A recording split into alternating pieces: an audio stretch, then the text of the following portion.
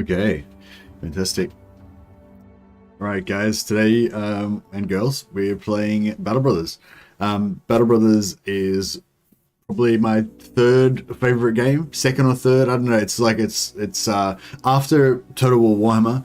Battle Brothers is like one of those like backup games. You know, I absolutely love it, but I just love Warhammer like a little bit more.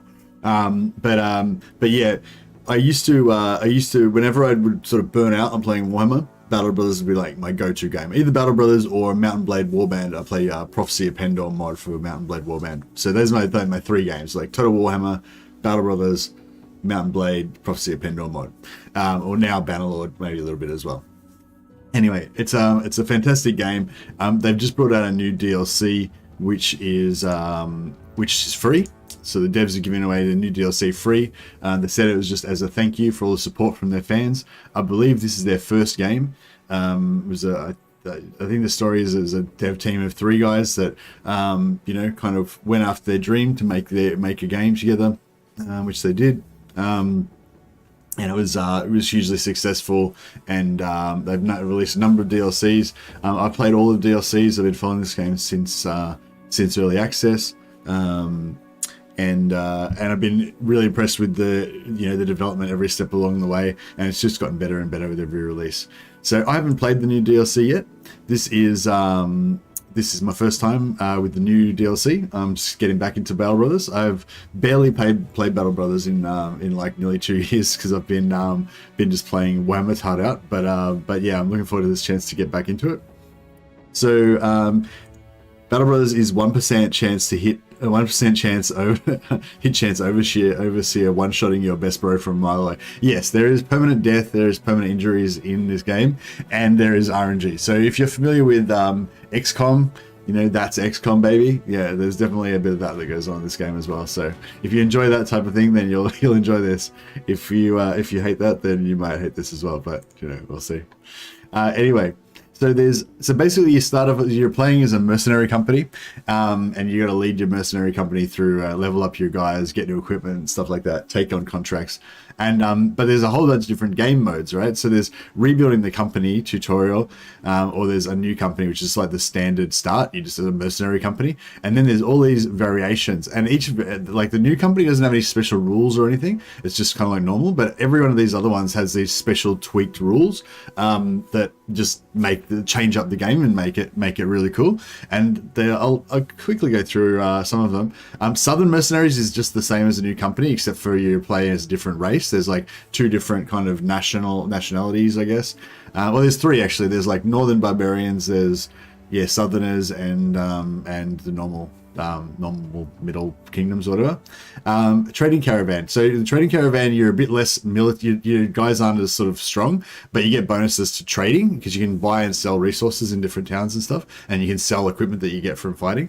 Peasant Militia, you actually get more guys. So normally you only get 12 men that you're allowed to take onto the battlefield. With Peasant Militia, you're allowed to take up to 16 men onto the battlefield, but you're not allowed to recruit certain backgrounds, like the stronger backgrounds. So there's different backgrounds that people that you hire can have. Like a farmer will typically be strong and have lots of endurance and fatigue. They're hard workers and stuff.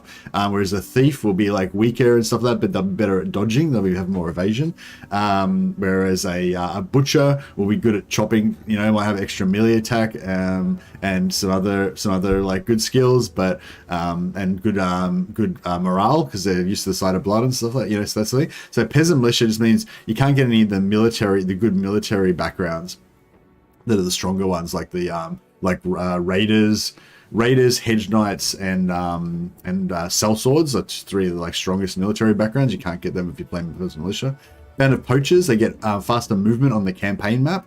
They have slightly fewer items in their inventory, but it doesn't really matter at all. I'd say that's actually one of the easier ones. If you want to play an easier campaign, there's it's quite advantageous to a Band of Poachers.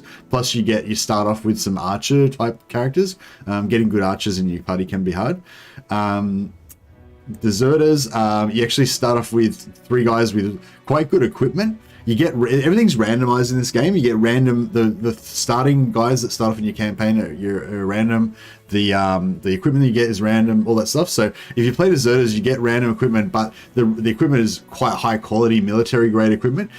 So if you want to get a good start, you can just start off. You can play. There's another one that's good for easy sort of play. We might actually have to play deserters if we lose too early. Yeah, you can play deserters, just re-roll your start a few times, and you'll end up with like chainmail shirts and like really good equipment that you can get on your starting guys. Also, they've got a special rule. They're always first to act in the very first round of combat.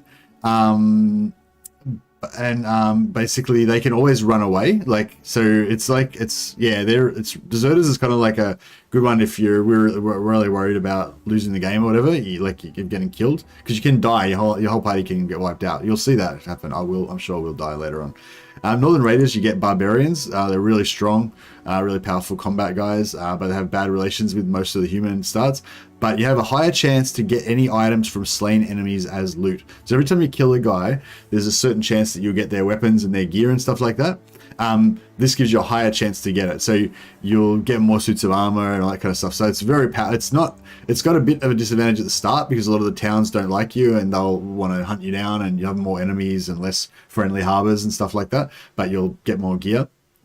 And gear is kind of what the whole game's all about. So this is like very much a strong kind of end game type of, type stuff. Davkul cultists, this is one of my favorite. You're actually cultists that are worshipping the evil god Davkul, and the special cultist background. Basically, what happens is if you have commoners that are in your party, they're like farmers, bakers, messengers, peasants, beggars, that sort of stuff. Then over time, there's a chance, every now and again, there's an event that'll pop up where the Davkul cultist will convert somebody to their religion. And if you've got the appropriate backgrounds in your party, like just most backgrounds are susceptible to it, then the cultist will convert them into a cultist. So you get more guys that are becoming this background of cultists.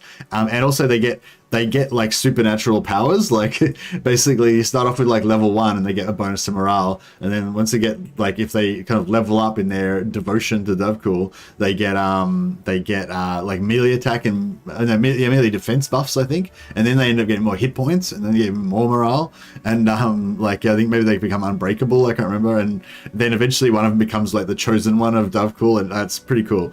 So it's like an evil playthrough. Manhunters is kind of like slavers. You basically have these guys indebted that you don't have to pay their wages, but they're capped at a certain level. They can't go above a certain level. So it's a totally different game gameplay style again. Beast slayers, you hunt animals. You get bonus money for animal products, they drop more stuff basically. Gladiators is another one where you get really strong warriors. You can actually go to the gladiatorial arena and fight in gladiatorial arenas for prizes and stuff like that. We might check that out. Lone Wolf is one of my other favorite starts. You basically start off with one really powerful elite knight with like really expensive powerful armor and weapon just by yourself. But you've got a special rule that you can, and so it's really hard to get such a powerful character, but you start off with this like one of the most powerful characters in the game, but you don't have to pay his wages because he's like you. It's like a first person version of the game. But if that one character ever dies, then that's it, because you're playing as the one guy. You can hire extra guys, but you can only ever have a maximum of 12. So you can have 12 characters on the field, but normally you can have reserves. So the Lone Wolf can only have 12 in total, so it's like a handicap. This one's more of like an advanced one, maybe. Hey, I've been watching your Warhammer 3 streams. Just wanted to say I appreciate your positive attitude about the game. No, it has issues, but still a lot of fun. Thanks a lot, Jacob. Much appreciate it, man. For fact, playing the game right now, day 403 already. Don't want to start again after the DLC. Okay. I feel like you should always start again. It's a new DLC. There's new events now, for fact. There's new events. There's 50 new events that can pop up in the game. You're playing like the old version that can never get the new events. You're just stuck in the past. Man, if you're enjoying it, like, just keep going, enjoy it. But I mean, there's nothing to stop you from saving your current campaign and starting a second one. I mean, we both know that once you start that new one, you'll never go back to the old one. But, in theory, there's nothing stopping you, Bonjour for Paris, hombres. Hey, Otto. How you going, man? Hey, Holy Roman. The trade system is nice. Yeah, well, we could be traders. You can make good money from trade. We can do that. I know it's not a Total War stream, but I finally got an alliance with Craven as Kugath. Excited to do some Craven Nurgle testing. Oh, fantastic, Lemon Pledge. Yeah, I did that in my last Kugath stream as well. I just got the Plague Claw catapults, I think. So it was pretty cool. This game looks cool as fuck. You play any Mech Warriors 5? Is Mech Warriors 5 the new one?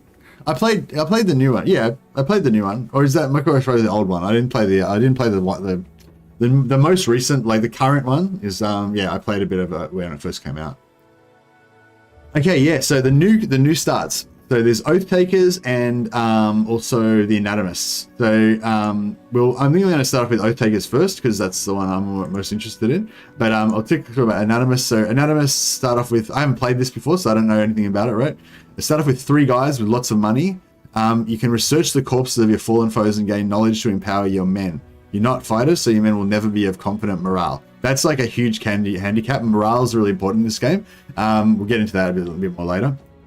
But basically, as I understand it, their special thing is every time you fight a certain new enemy, like just say you fight ghouls or whatever, you'll like learn how to make potions out of the ghoul juice or whatever, ghoul organs and stuff, and you drink those potions and they power you up with like mutagens and stuff, kind of like The Witcher, that kind of like. So these guys like evil scientists slash doctors, not evil, but you know, scientists slash doctors going around digging up corpses and killing things and studying them and making weird potions, and then they mutate themselves and it makes them sick. So they take like a debuff from being sick basically, but they get these like bonuses that I think they're permanent bonuses. I'm not sure about that. We'll check that out later on. That sounds pretty cool. But yeah, the Oath Takers is the one I'm interested in. Oath Takers are knightly warriors beholden to no liege lords, but the ideals and teachings of their founder, young Anselm. The order now finds itself in dire straits. They've turned to you to reverse their fortunes. Can you teach these zealots to become successful mercenaries? Start with 2 battle-hardened warriors and good equipment. If you want to young Anselm's teachings, you must take the oaths that confer various advantages and disadvantages until fulfilled. So basically you take these oaths and the oaths will like give you various bonuses and handicaps. Yeah.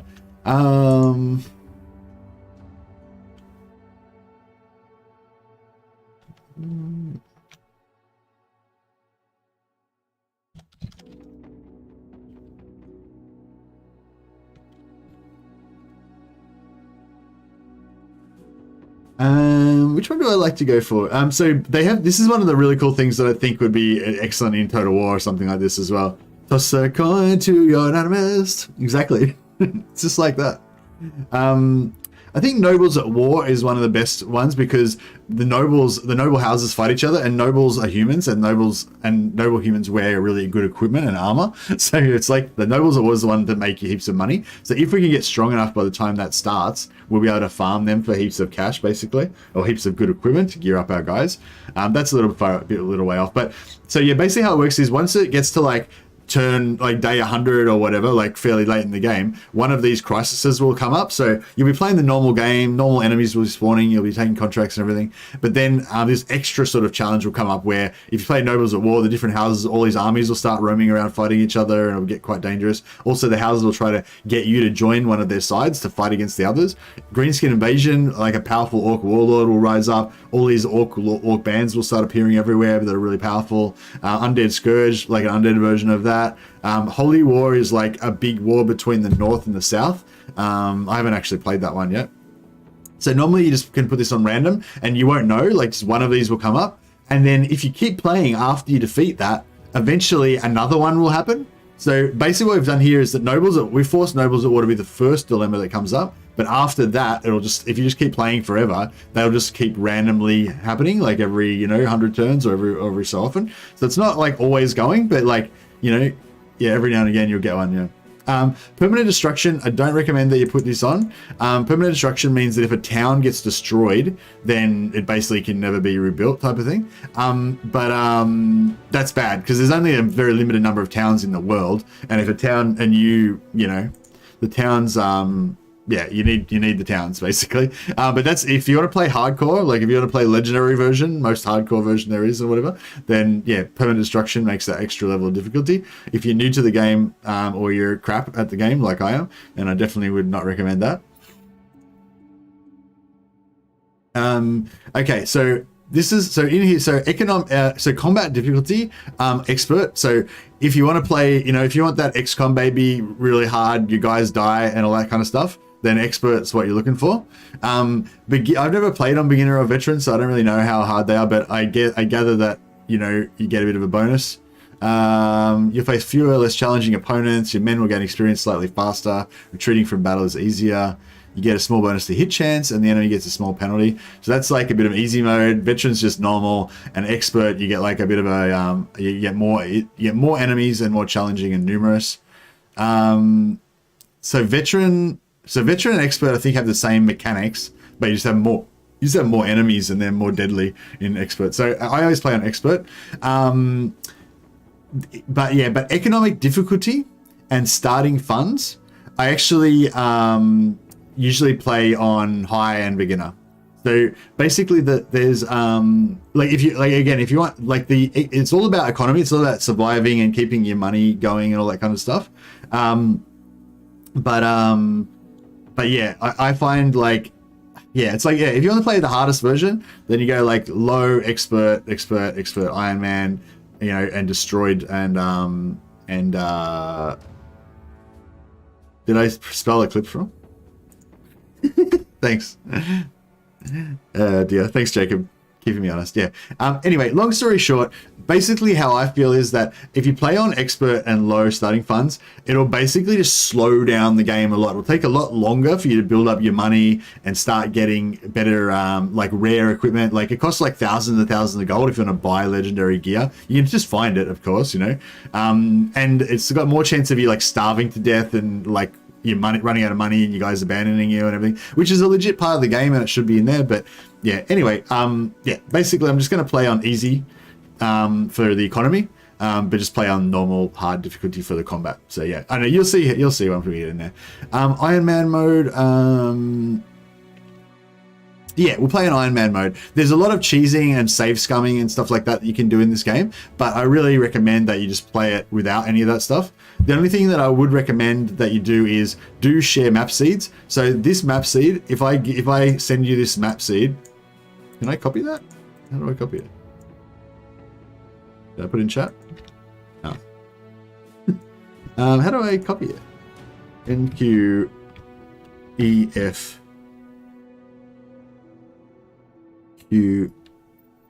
QCHTPS.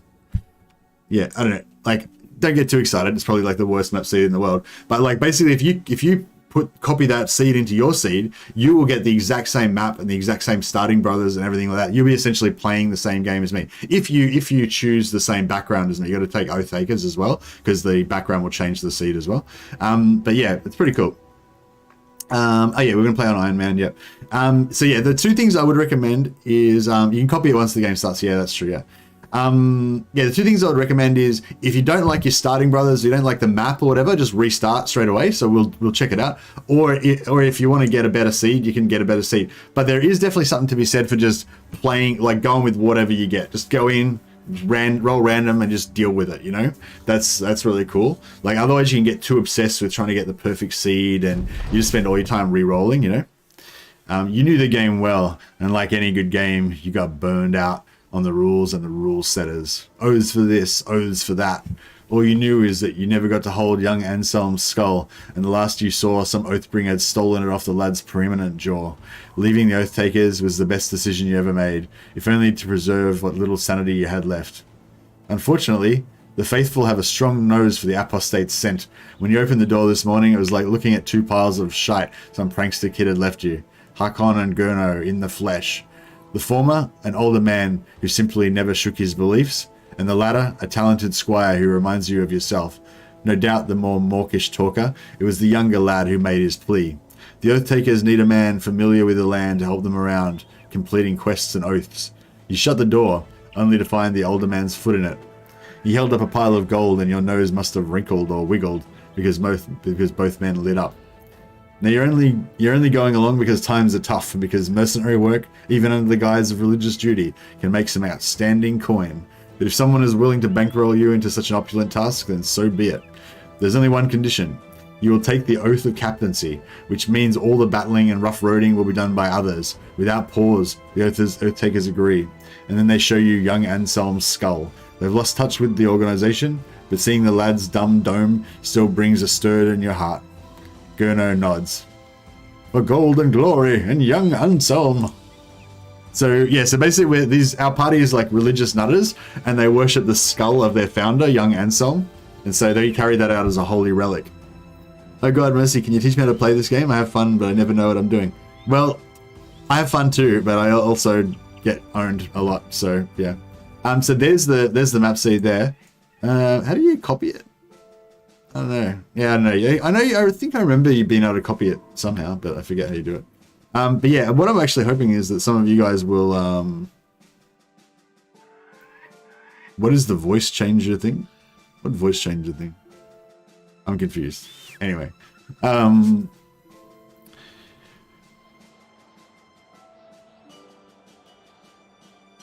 think normal would be best. WMD's got no faith in me.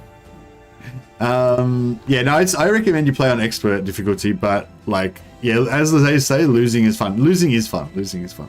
What am I trying to do here? Oh yeah, we're checking out our campaign party. So you click on this button up here, brings up your party. So these are our 2 party members. This is not me. I'm like the captain. I'm not in the game. Unless you play Lone Wolf, your character's not in the game. So this is Hakkon, the older gentleman that came to our door. He's got this buff, this debuff, I guess, old. Plus 10 resolve, minus 10 hit points, plus, you know, minus 10 max fatigue, minus 10 initiative, minus 1 vision. And he's always content with being in the reserves. Normally, characters, if you put them in reserves for too long, they get bummed out. So this guy, we can always put him in the reserves if we need to. This guy is pretty good. So what I like to do when I first get a character is actually strip them, so you can see what their stats are, like without all of their gear on. So yeah, so if you look at this guy, so yeah, minus 8 range is not great, but whatever. 6 melee defense is pretty good. 65 melee attack is extremely good. 65 melee hit points is really good. Fatigue's really good. Morale is super good. 116 morale, that's ridiculous. Normally, you guys, when we hire some new guys, you'll see how good these stats are. Normally, like, you hire a new guy, he'll have like 30 morale. He'll break as soon as an enemy looks at him or something. So this guy's like a religious nutbag that can't be stopped. He doesn't give a fuck. I like it. Oh no, sorry, that's his initiative. I got confused. That's his morale. That makes no sense. Resolve 49, yeah. I was going to say 116 initiative. 116 initiative is still pretty good though. And we look at Hakkon. Hakkon's got 7 melee defense. Oh yeah, these stars, right? That means that when you level up, you get more. Basically, I think if it's 2 stars, you basically always get the higher amount. If it's 1 star, oh, I forget now. Actually, I wish. Yeah, we need to. Maybe I should bring up the. Filthy Robot's got some good. Yeah, Filthy Robot has got some really good videos. Definitely recommend that. That's how I learned how to play the game initially, from watching Filthy Robot. Also, second that. Another thing that's really good to do is look up the wiki. I might actually get the wiki up with a few different pages because they're really good. What am I looking up? Brothers wiki stars.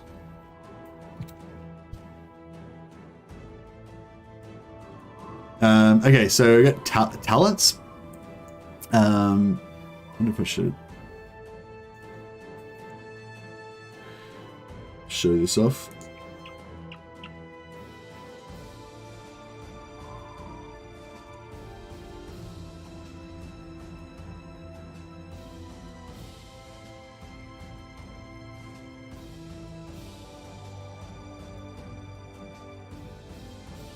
It's a bit just gonna do that now. Yeah. So yeah, 1 star and so on. Where am I? Yeah, I hope you can see that. We hire a new brother, you get a certain amount of stars.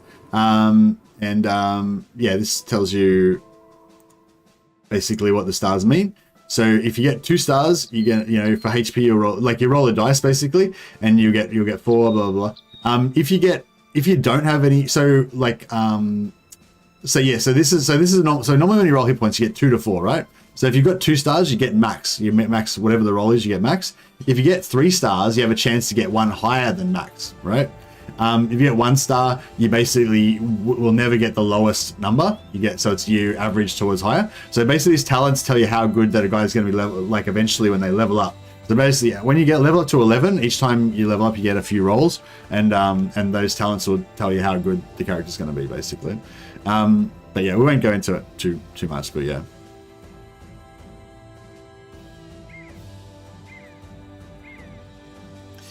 Anyway, so yeah, so you're never really going to get perfect guys to start off with unless you get a seed from somebody. People will kind of be sharing seeds for the game with like perfect stats for the new brothers or whatever, you know. We could even restart again. I'll show you again. So what you'll typically do if you're like me is you're like, oh, I don't like that guy. He's you know, he's got a trait that I don't like. Yeah, like this guy, he's perfect except for, I don't know, he's actually pretty good. I don't know, you know, he's perfect except for something about him that you don't like or whatever. So you re-roll, right?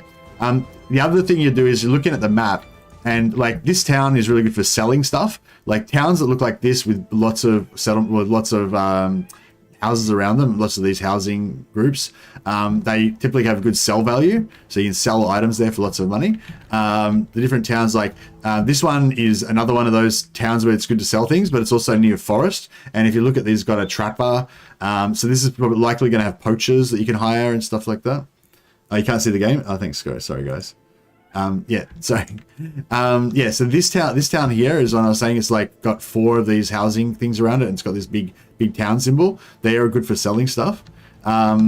This one is another one of the big towns again, but it's like a wooded area. So, and it's got like wooded related industries like trapper and stuff. It's more likely to have like poachers and hunters and stuff like that. This one's got salt mines, which is an expensive resource that you can buy, which you can then sell over, you know. So you want to go to like small villages like this, buy some salt, then go to like a big town like that and sell it if you want to do the trading game. But it's also, so yeah, when you're looking at the settlements, you're looking at what sort of trade resources if you want to trade early. Then you can also see like what sort of recruits that you can recruit in different areas. Like a lot of, yeah, ranged recruits and hunters is like a thing you definitely want to go for. Also, these this sort of city is a large citadel. So this is the top level military type settlement, and it's got nothing particularly good. So that's a crap citadel. You usually get 2 citadels. Where's a good citadel? Where's the other citadel?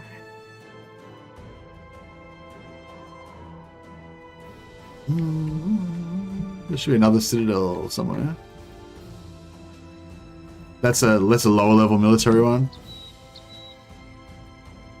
Here's the other citadel. The other citadel is pretty crap citadel as well. Okay, so both the citadels are not very good. You could get like, you know, weaponsmiths and like high level, like important buildings that can be there basically. It does actually have this building. This is the ruins that can be rebuilt over time. So you don't know what that building is because it just says ruins, but that's probably one of the buildings that I'm looking for. But anyway, yeah, so we'll just restart again. So to give you a quick idea. Someone pissing Simon's conflicts. Yeah, sorry guys. No, thanks for letting me know, guys. I don't want to like keep playing without you being able to see the game. So yeah, it saves your settings if you restart because it knows that you're going to restart a lot trying to get that perfect start. You know, so you don't have to do that. But now I've got a new seed here, right? So I've got this new seed here. Now I'll start again. This time it'll be a different map, procedurally generated, and it'll be new brothers. I'll still get 2 brothers. One will be old, one will be young. They'll both have good gear that'll be similar to the gear I just got before, but this time, you know, they'll be slightly different. So yeah, now I got, so the old guy is now a giant. So he's plus 10% melee damage, but he's got minus 5% melee and range defense. So his melee and range defense stats aren't as good. He's currently content, which is not, you know, not a great morale state, but it's not bad. It's just in the middle. That can go up and down. Our other guy is pretty much the same as he was before, except he's got even better stats.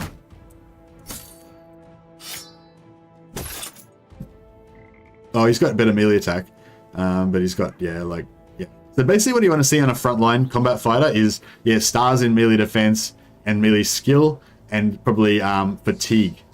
Melee strength, melee defense, melee skill, melee defense, and fatigue are probably your main combat things. You need a little bit of a resolve as well, and obviously some HP.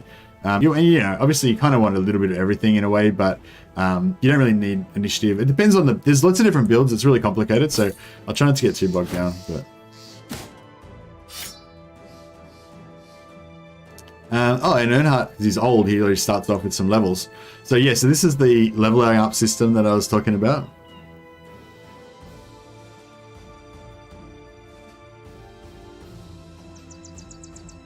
Do you want to know the voice change? I don't know. Maybe my voice just changed. But yeah,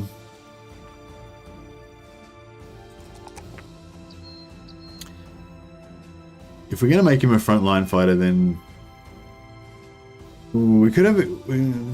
So you do want to have a sergeant that's going to be your main guy that kind of keeps everyone's morale up and stuff, and that's basically this guy at the moment. So everyone gets like a little bit of his resolve, but we could make him an early sergeant, and we'll give him some more melee defense, I guess. He needs more health, I guess, as well, but yeah, I don't know. I won't worry about it too much. So you get all these different perks. Colossus is a good one if you want to just if you want a new guy just to survive for a while. Student is my voice does change a bit sometimes. That could be what it is as well.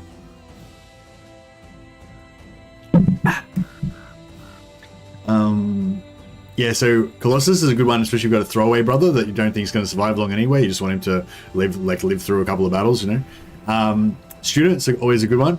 20% extra experience per battle. So you miss out on your first perk, so you're kind of at a disadvantage because you're taking student instead of your first perk, but you get an extra perk when you get to level 11, so you kind of get it back in the end, but you're kind of a bit weaker at the start, but it helps you to get more stat points quicker, because every level you get more stat points, like the stats that we just rolled. So we could give him that, or maybe we should give him Colossus so he doesn't die.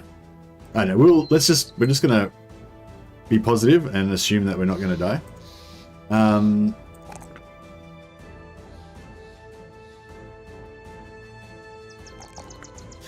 gonna take, if I get the 2 for melee defense. If that was a 1, then maybe I would have taken the range defense.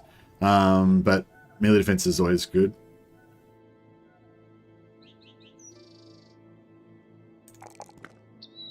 Yeah, these numbers are going to be slightly randomized, so you might choose different ones depending what's going on.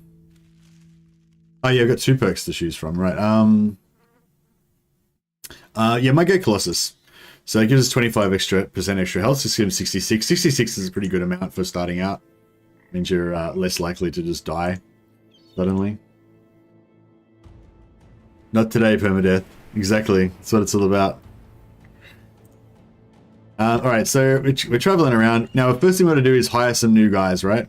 Okay, well, not necessarily. Actually, you can just go around. There's lots of different ways to do this. Actually going around with just 2 guys and trying to like duo everything will mean that these guys will level up super fast, because your experience is divided by whoever takes part in the battle. So you could actually go around with just 2 guys. If you want to do that, I recommend the Lone Wolf start, because he starts off with super heavy armor and a really good weapon. So if you want to play like this crazy one man against the world mode, that's pretty cool. So you can do that.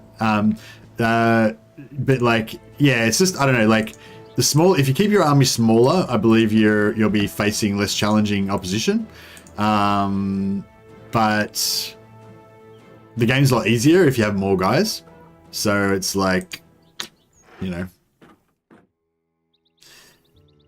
So basically what we're doing at the moment is we're gonna hire a bunch of like crap guys that are gonna have much worse stats than the ones that we just hired.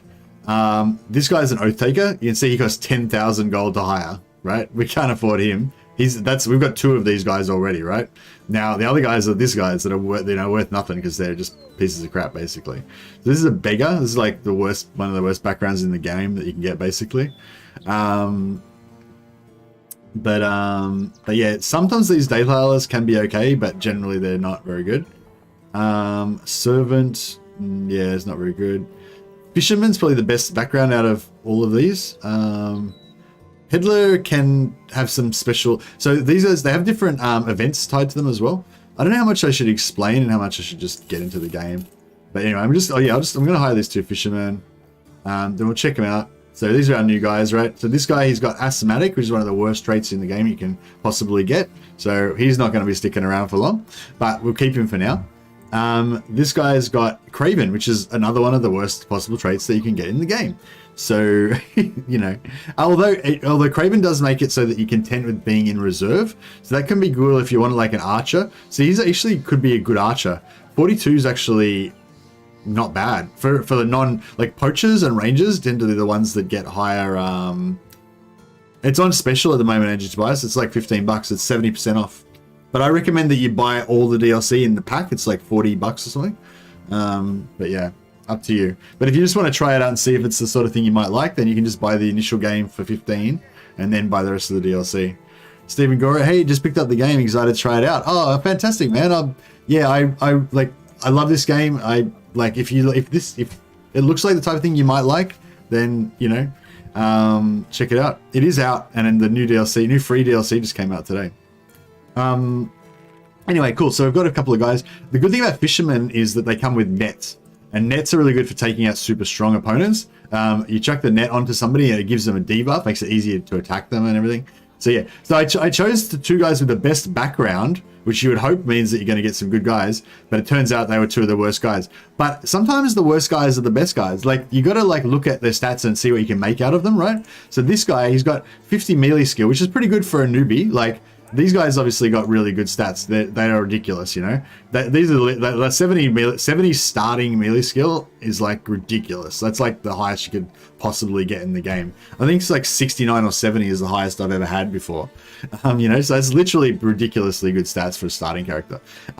Whereas like this guy, he's got 50. 50 is actually really good for a starting character of a common background. You know, it's not bad. Like, you know, it gets much worse.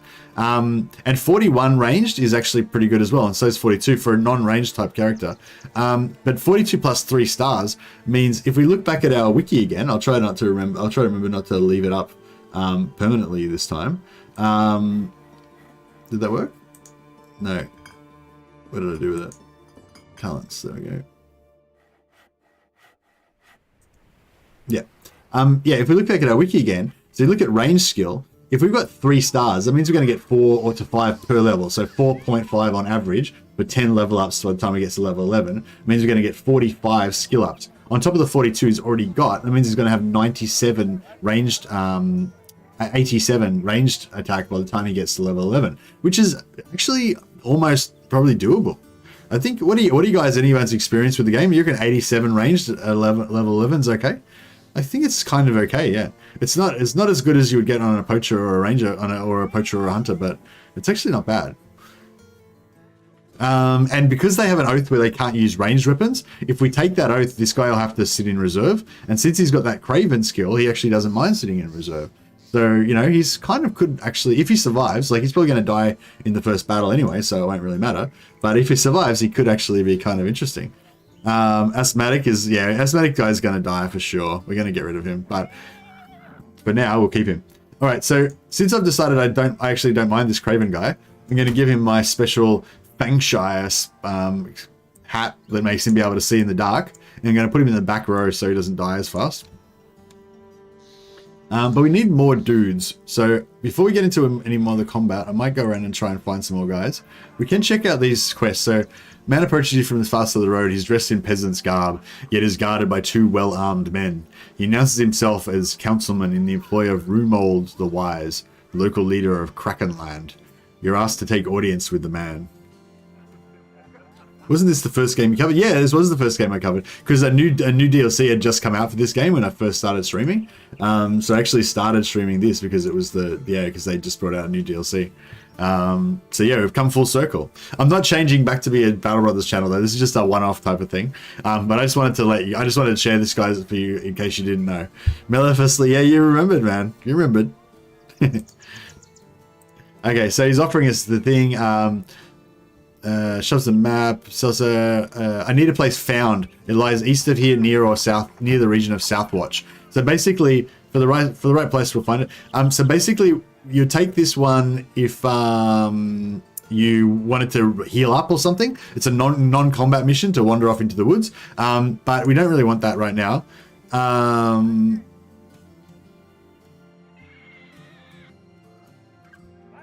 I can't remember how you...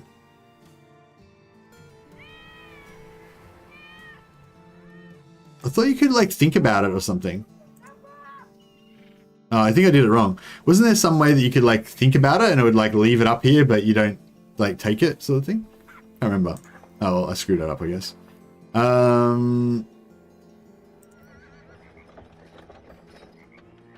So, what was the... I forgot what the mission was, damn it. Follow the tracks. Okay, you're right. Yeah, it's a combat mission. Oh yeah, this is what you do. So you do accept, and then you go, I need some time to think about this, right? So that means we don't take the mission, but it's sort of like just saved there in case we want to come back. Yeah, you say yes, and then you think about it. That's right, Raken. Yeah, thanks, man.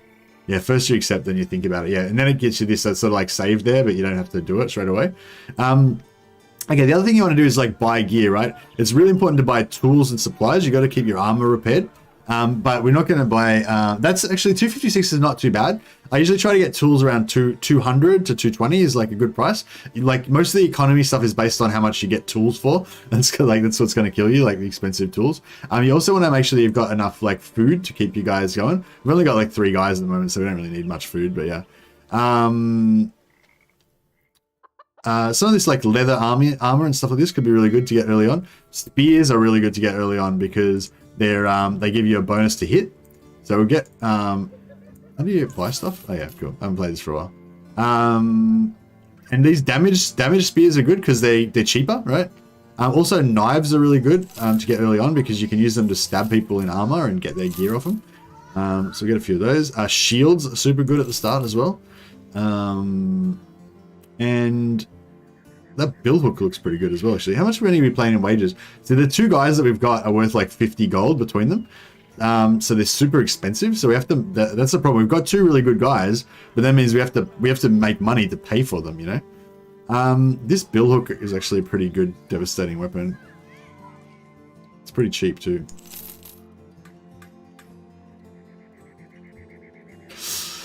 Yeah, we're kind of broke now, so that's bad, but yeah. Oh, here we go. So we've got to take an oath. We cannot live up to young Alpha Psalm's example if we obsess over worldly matters. Let us take the oath of sacrifice. None of your men take any crowns as wages. Your renown will increase, which means a higher pay for contracts, potentially unlocking. You gain extra renown for suffering no more than 4 combat injuries. Your men do not heal. What the fuck?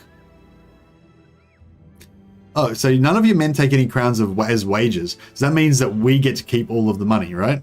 We don't. So that's really cool. Your renown will increase, which means that higher pay for contracts and potentially unlocking new types of contracts. That's really cool. And you get an extra renown for suffering no more than 4 combat injuries in total. So by the end of it, and your men do not heal injuries. So that's pretty bad. I'm guessing though you could still, because you guys will heal the injuries naturally, especially if you put them in reserves. Don't put them in the fighting line. But you can also take them to town and use like temples to pay money to heal your injuries. But I'm guessing that won't work. Even when you got that, even the temple healing won't work probably for that. Yeah. So Oath of Wrath.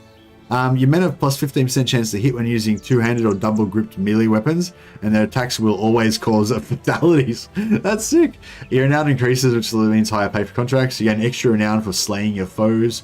Your men have -5 melee defense and -10 range defense. Oh shit, that's hardcore. Your men build up 25% less fatigue when using shields. Knockback staggers. Your men cannot move on the first round of combat. I don't know, that's hectic. I don't know which one to take. The injuries? Yeah, let's take the injuries one. Fuck it. If anyone gets an injury, we just kill them. We just get rid of them. I'd go shield wall. Yeah, shield wall would have been good. Shield wall would have been good. Sorry, I should have let you guys have a bit longer to like decide. Next time we'll do like we'll have a break and we'll have like a vote on it or something. Okay, so I think I'm gonna look for like these towns for starters, so we can try to get some good backgrounds. So farmers are probably one of the ones I'm looking for the most, and also cheap shields. This is here you can buy copper ingots are a really good trade resource. So if you want to do a trading start, there's more fishermen down here. There's amber as well, another good trading source. Maybe we'll do a trading run later on. Like I'm probably going to die, you know, and not get very far in this campaign. So, oh no, that's not. How do you fast forward in this game again? Oh yeah, press 2, and it's fast. It speeds up the combat. You can pause it whenever you want, and the AI will enemies only move when you move, unless you do wait. Oh yeah, brawlers are good. Brawlers are a bit more expensive, but they're good. Oh, they're one of the more expensive backgrounds. Not one of the more expensive cheap backgrounds, you know. More fishermen. Fishermen are good. Thieves can be good defensive players if you're lucky with stats, you know. I don't know if I'm got to be burned on those previous fishermen. We don't really have enough money to hire any of these dudes. Let's see what we get with the with this. We're gonna need money, so we're gonna run out of money. Fuck it. Whatever it is, we'll just take it. Let's do this. Where is the temple? Can we get there in one day? It's over there. Shit, how long is it going to take us to get there?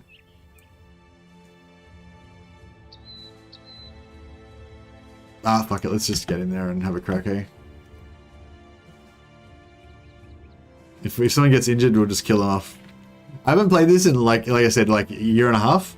So I can't really remember how hard it is now. But I think it's probably going to be bad. Maybe I should equip some of this gear on people. How do you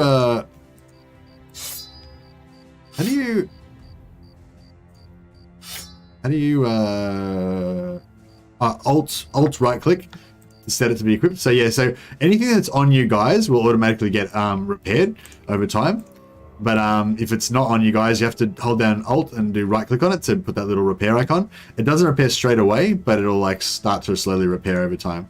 Now we're going to put daggers on everybody. So that if we get a chance later on, we can like surround the enemy and just start daggering the shit out of them.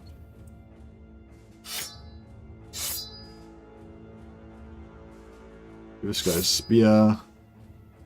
I should really give the shield to this guy, but I want this guy to. Oh, actually, no. You know what we'll do? Put him in the back row.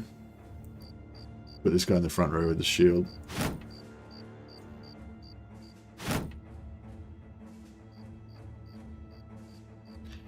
This is going to be brutal. Positive thinking? That's right. Yeah, so we've still got 17 tools left, so that should be enough to heal everything that we've got. But after this battle, we might need to buy some more. Alright, here we go, guys. Moment of truth. We're in the graveyard. So is this the one we can't move? I forget what our thing. Oh no, we can't heal. That's right, we can't heal. Okay, it's typically pretty good to let them come to you anyway. What we might do is get in between. Yeah, so that and that. These things are blocking movement. So we can get in between those things. And that should hopefully make it harder for them to get surrounds on us.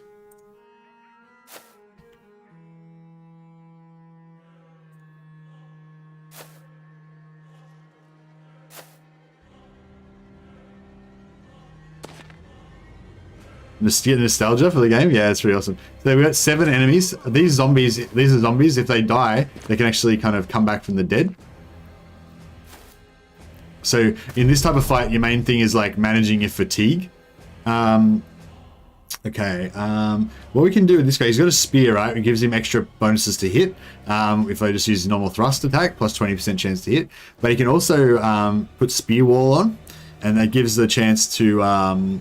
it gives the chance for them to, like, if they try and move into these 2 squares, he's covering both of these 2 squares, then there's a chance for him to, like, repel them with his spear.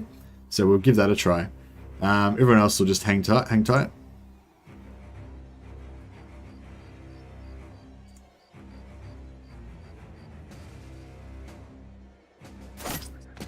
See, he repelled that guy. Repelled that guy.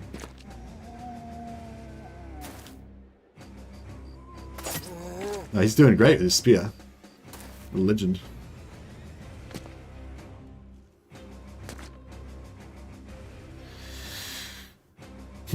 So what I should have done is saved this guy's movement, and then I ended his turn, so I could have moved him forward, and then this guy could have come forward and hacked them maybe, but I stuffed up. Yeah, so he can attack two. Oh, sorry, these guys with the back in the back line. The reason I put him in the back line is because they've got pole arms. They can attack 2 squares away.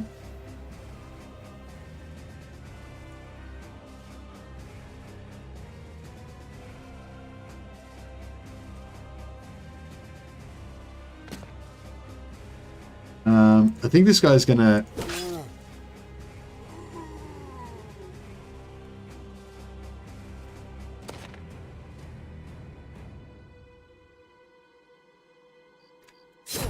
I was hoping to get a kill on one of those, but that's okay. Alright, we're going to put this guy's spear wall up again. This time I'm just going to wait, so he'll get a chance to act again later on. Wait on him. Yep, getting more free damage with the spear. The spear's doing good work. Just wrecking their armor. He blocked that with his shield. Oof. Oh no. This is not good. This guy's dead. He's dead for sure. Alright. Let's head to take this guy out. This guy, we basically just don't want this guy to get killed, right? So, this guy's nearly dead, right? So we'll get rid of him, so that gives him one less attack next turn. So that's worthwhile. And, yeah, he can just end turn. He's gonna miss. Hopefully he's got bad, okay, so now this guy's nearly dead, right? So what we're gonna do is, put him into shield wall. Oh, actually, I shouldn't have done that because he's gonna go before them. So basically, I could have left him out of shield wall, and then he would have gone before them in the next turn. So I wasted that stamina on him. That's okay though. Now, if this guy attacks, if I attack this guy, I got a 55% chance to hit. I get a negative because he's like next to me. But if I attack this guy, I got 70% chance to hit, right? So even though this guy's more threatening, it's actually better to hit that guy. So we'll do that. Oh, actually, now, oh, right, because our, the thing is, as well, if you use up their fatigue, then yeah, he's tired, exactly, Raken, yeah. Because he's tired, it made him go down the initiative order, so your initiative is based on your initiative and also your tiredness, so the more, as you get tireder and tireder, you go down the initiative order, but I think these zombies don't suffer from that, right? So eventually they start to get faster than you, I guess. It's pretty crap. Alright. Boom. Excellent. Good work.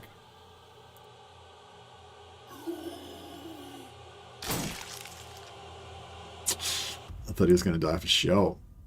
So yeah, this guy's got a he's got some melee defense, and that shield is really powerful. I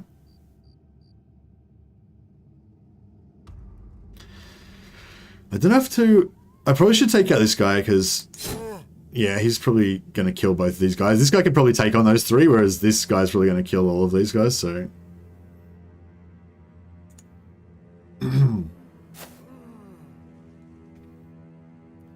Okay, I want to take out... I want to finish that guy off, because that weapon can actually do a bit of damage. That's why I was kind of trying to get rid of it. Okay, he actually hit me, and my armor soaked some damage. I'm putting his shield wall up again to make him so he's just trying to survive. Just trying to tank hits and just survive.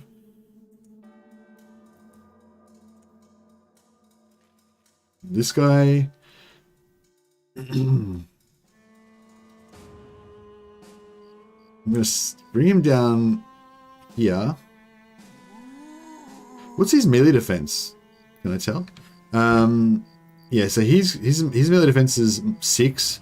This guy's melee defense is 31. So even though if this guy gets hit, he's probably going to die, but he's much less likely to get hit than this guy. So I might just leave him tanking because I'd rather this guy die than this guy take damage.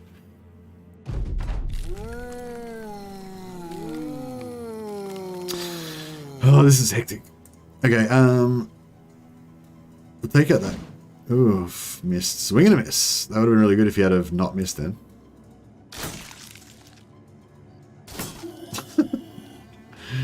But yeah, he can tank another. He can tank one more hit. Yeah, for sure. If you notice that they've all come back to life now, so even though we killed a couple of them early on, I think one's still dead. The rest have all come back to life. So we're not doing awesome. Miss. Okay, he's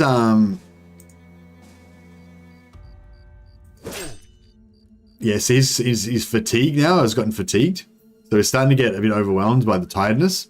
So normally he can do 2 attacks in a turn, but I haven't got enough fatigue to hit again. So he's just going to have to wait. This guy doesn't have enough fatigue left to go into shield wall mode, so all I can do is attack. Or I could wait till next turn and hopefully gets enough, and then he would get enough fatigue back to go into shield wall next turn. But I might just let him do a brave suicide stab that missed. Yeah, he's going to probably die next turn, but that's okay. Get this guy to move up here.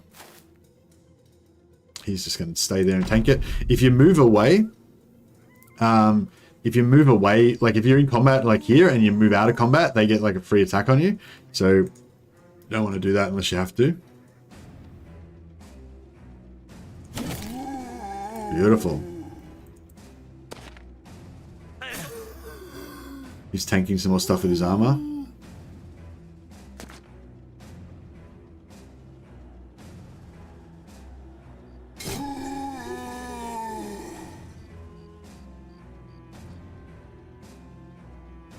Yeah. So this guy, he's got this injury, exposed ribs. So this is what they're talking about. That'll never heal. So now he's got minus 35% hit points. So his normal hit points was like 59, but from now on he's going to start off with only 40 hit points. So he's going to be really weak. Sounds like Raken knows what he's talking about. I think Raken's played a bit of Battle Brothers. Raken's our like main go-to guy now for now. If we ever have to ask any questions, just ask Raken. I nominate Raken. I nominate you as main primary stream assistant.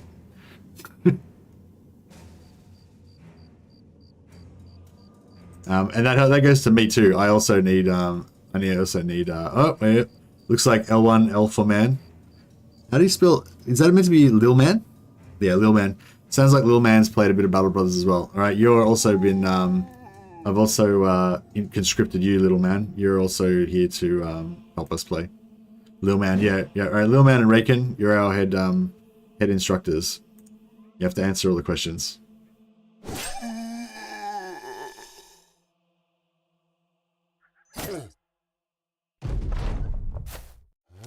Right, that's it. Well, we got one. There's one come back to life, but we killed 2 last turn. So maybe the tide's turning now. We're getting there.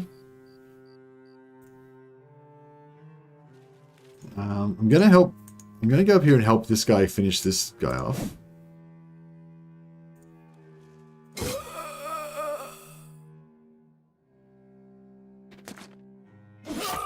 Ooh. Yeah, he's fucked.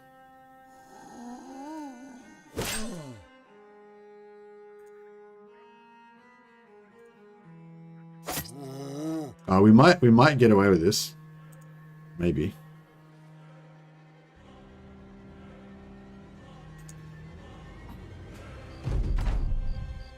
Okay. Do I want to kill him or him first? I think I want to kill him. Oh, but I can't because I don't have movement. Crap. Alright, I'll do that.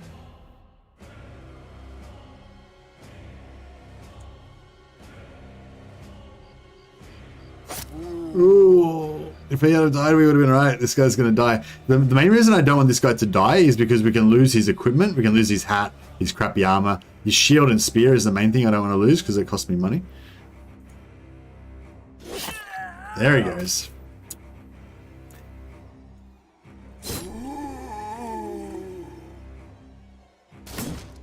Didn't do any damage to my helmet, but that did some damage to my shield still.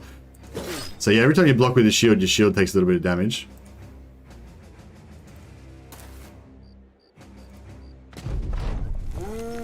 One back up again. Okay.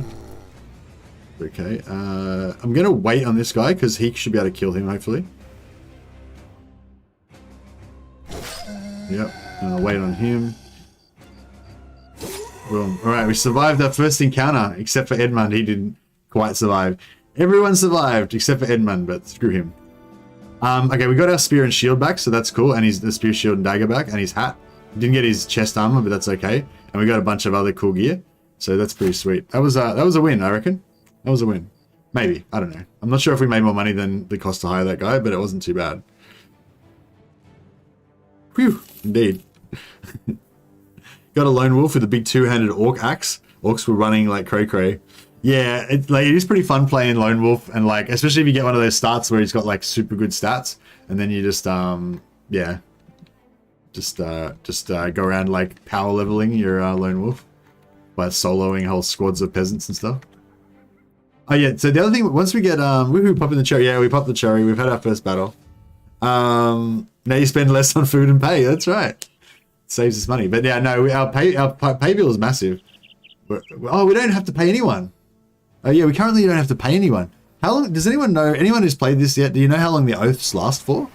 Like, is it just for like a couple of days, or do they last for like ages, or what? Oh, it's at 10 days, 10 days. Okay, that's really cool. So we don't have to pay any wages for 10 days. We should hire really expensive backgrounds. Okay, oh yeah, so they had this, I didn't show that before, they had this debuff, terrified villagers on the village, which means that basically the prices are worse, they don't have as much staff and blah blah. This one's actually good on ambush trade routes. It means that you get more expensive, like if you sell stuff here, you get more money, but it means that if you buy anything here, it's really expensive, so it's really bad to buy anything from here. But on the plus side, we can get, we can hire some more guys. Okay, this guy is dumb. It means minus 15% experience gain. That's probably one of the worst things you can get as well. And Oath of Sacrifice. Oh, everyone's got the Oath of Sacrifice, yeah. But apart from that, he's got 2 stars in fatigue, which is pretty good. He's got 3 stars in archery again, so another archer type character. He's not bad actually. He's not bad. I don't mind him. We'll give him a shield, and actually we'll take these nets off. If we're not going to use the nets. Hopefully I'll remember to put the nets back on when we actually need them. But until we actually use them, they just cause an extra fatigue anyway. So yeah, he's going to be our new frontline sacrifice guy. Actually, maybe he's better. He's better than this guy almost, really, isn't he? Oh, really? This guy's pretty good. Kind of. So they're both. These guys are both pretty good. It's hard to get an idea of the scale, but yeah, like for just newbies that we've just hired, these guys aren't too bad. This is pretty good starting helmets as well.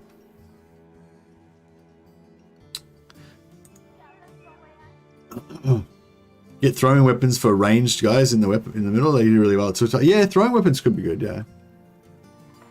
I'm not sure if I should buy some tools or I probably won't buy any tools here because it's too expensive.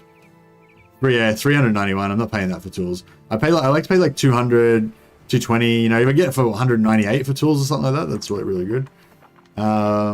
We are playing on easy economy, by the way, guys. So some of you guys that are used to playing on super hard economy or whatever might have forgotten that. We're not playing on the higher economy difficulty. Right, we should need to like hire as many dudes as possible. 391, greedy bastard. 391 is ridiculous. That's super expensive for tools. We don't want to pay that. I should have dropped in there probably to see if they had another quest for us, but it's all right. We're getting run low on food as well. It'll tell you when you hover over this, it's red. That means that you got less than 1 day's worth of provisions, right? So we're going to go hungry in less than 1 day. That you can see tracks to see where other people have gone past before and stuff. This one's ambush trade route, so it's gonna be expensive to buy stuff here again. But we need to buy some food.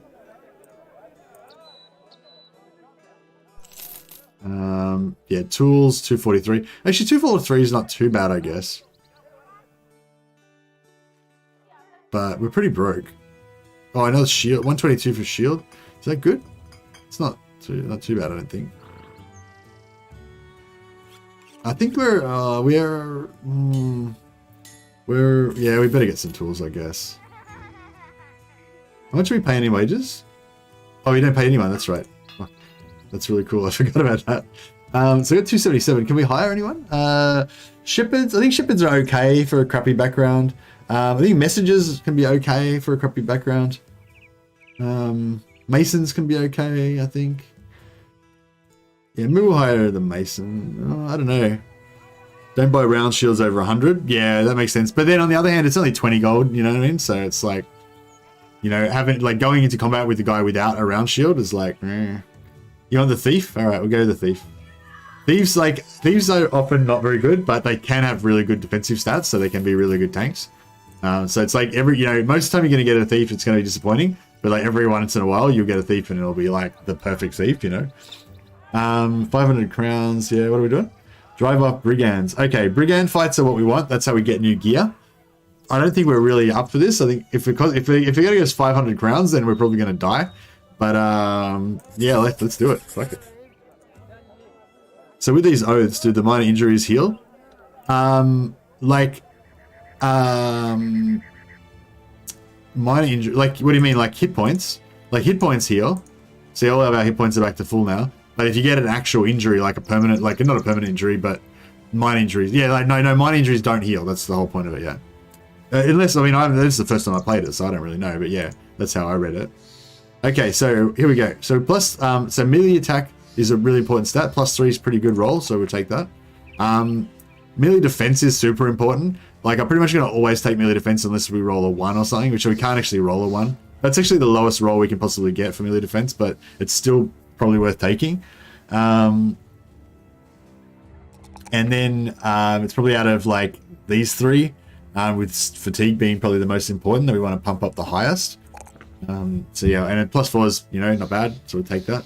Each different stat's got its own different range. So like, you know, like a 4 in 1 versus a 2 in, like, you know, like a 3 in, like a 3 in melee defense is worth more than like a 4 in initiative, say, you know what I mean? Like, it's just, yeah, it's like you get the hang of it. Like, I don't know, there's a lot of depth to learn in this game. Yeah. So yeah, 95 fatigue he's got, so it's not bad. He's pretty good all round, really. It's just that what do you call it? He doesn't have much melee defense. His melee defense is good, but he's only got 1 star. Like, I don't know, he's a pretty good, like, this guy's pretty good. Like, he's pretty good. Like, I don't know. It's yeah, I don't know. It's he's probably like he's probably not like best in slot. You know, he's probably like the best you could possibly get, but he's pretty fucking solid. Like, we're unlikely to see it. He's probably the best guy we're going to see in this whole campaign. But put it that way. And we're going to give him student. We're going to invest in his future. Oh yeah, we need to check out our new recruit. What's our new recruit? He is disloyal. So that means he's always content to being in reserve. But if we ever don't have enough money to pay him, or we don't have enough food, then he's going to leave straight away. Optimist means he's got more chance to get good morale. Yeah, 5 melee defense. So this is what we got him for, this melee defense. He got 5, which is pretty, you know, it's okay. And he's got 1 star. So he's actually going to be okay as a shield bearer.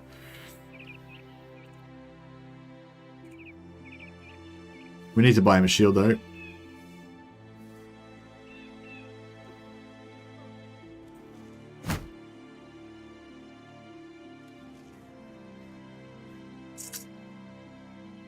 We might.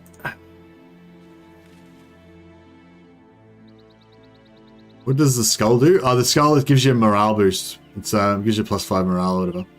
So basically you got a standard, right? And the standard gives all allies within 4 tiles 10% of this character's resolve. So this guy's current resolve is 79. So that means everyone around here gets +7 resolve, right? Get 10% of his resolve. Or maybe it rounds up. Maybe they get 8 resolve. I'm not sure. And yeah, this just gives this personal guy 7 more resolve. So if I take that off, he's going to get 72, and then the banner is only given 10% of 72. We put that on, and now the banner is given 10% of 79. So that's the whole point. So he's our like sergeant. He's our banner bearer guy. He rallies the troops and inspires everybody and stuff. Yeah, so this guy's going to be our new frontline guy.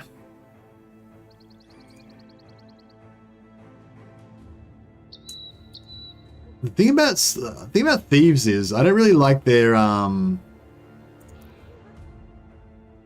don't really like how they steal stuff. You know, I don't really like their event. So thieves get an event where they steal from the party. And yeah, I'm not sure how I feel about that. So I don't know, 2 front line and 3 back line is probably a bit dangerous, but we'll give it a shot. How much fatigue is the thief naked? Naked, he is 95, so it's not bad.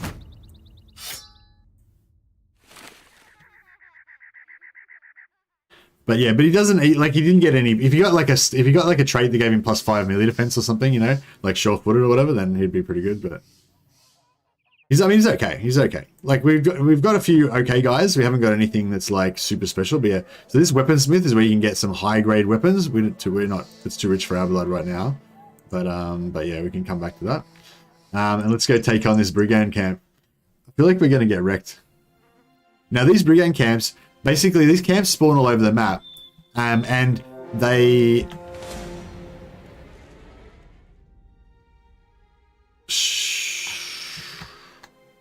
I don't know if we can take on 9 Narcrisers. What's our oath again? Your men can only take no renown. You get extra renown if we suffer no injuries. We've taken 2 injuries already. All right, we're definitely not going to get the extra renown for not suffering any injuries. Nux run. Yeah, the Nux are not good. Nux are not good. I don't know if we can deal with that. But maybe we can run around them and take the camp. That's what I'm thinking.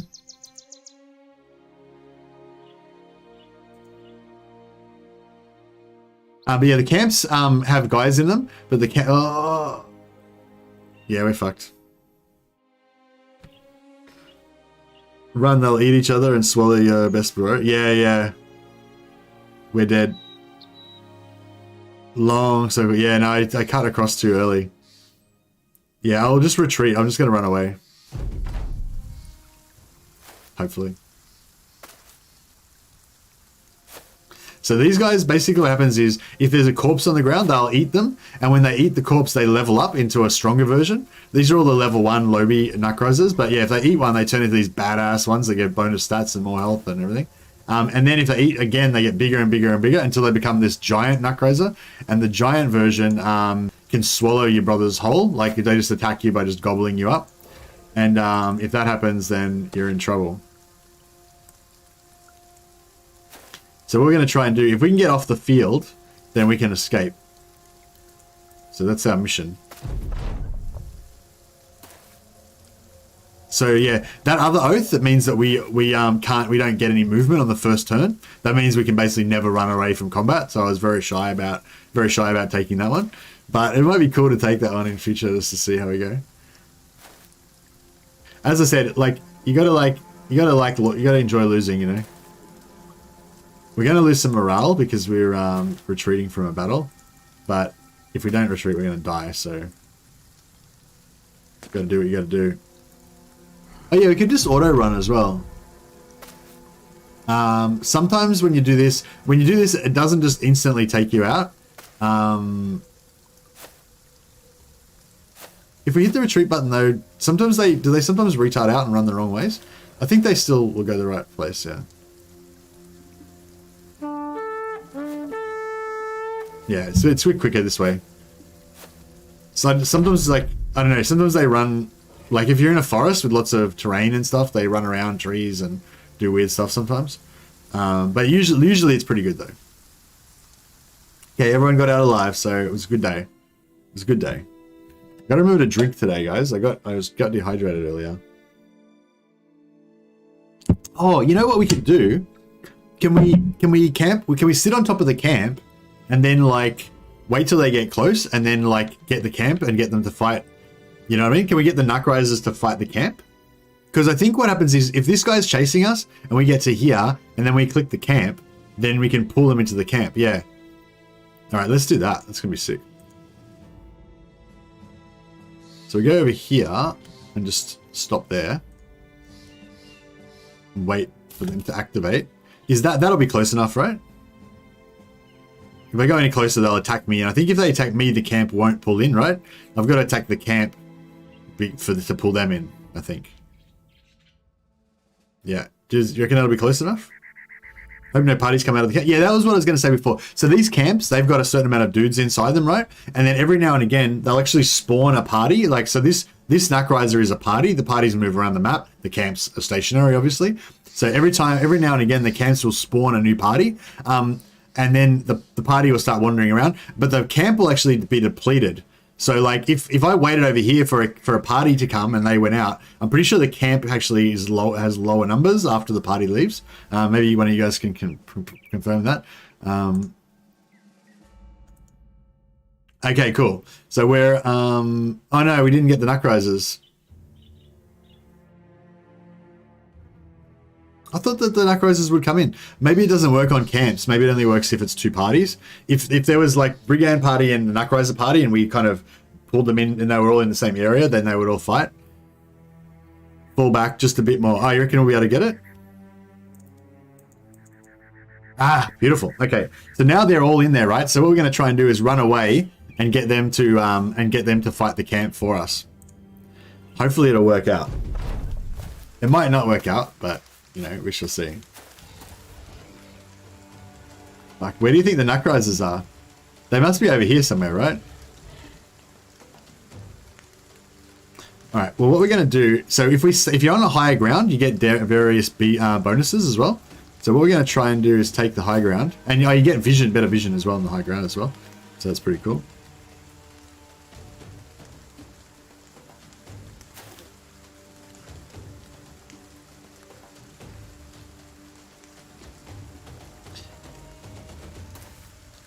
There they are, there. Okay, cool. So we want to get away from them. Hopefully they'll just beeline straight into these dudes.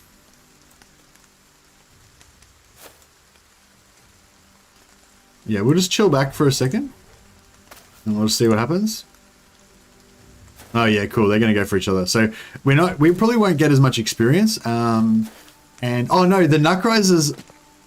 Oh shit, the Nackrisers are going to wreck those... The Nackrisers are going to eat them though.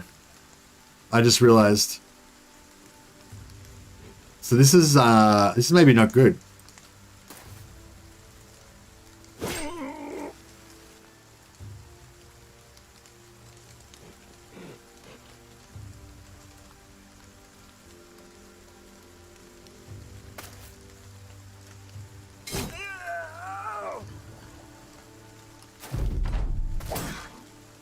There's a lot of Nackrisers, right? And there's not that many of these there's not many of these guys, so they're going to eat the corpses and then they're going to be like super strong. If the Nackrisers kill all of them and then we run away, will we then like win? Okay, so basically if we want to come out of this alive, we've got to help them kill the Nackrisers. So we got to get in there and try to like stop this from going sideways. Yeah, this guy's gonna get eaten. For sure. Okay, so now there's a corpse. Now the other oh yeah, perfect. This guy's big brain. He's been the big brain move. If you take a corpse, you got to step on it. Otherwise, the Nackrisers will jump in and eat it. And then when they eat it, then that means that they get super buffs.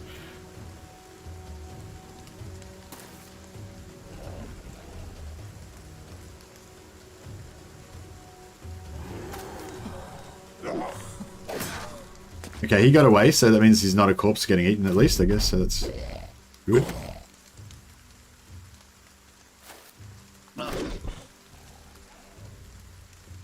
Oh. So this every time they get that white flag gets bigger, their morale goes down and their combat stats also go down. So it's not good. Yeah, just moving next to somebody makes them take a morale check.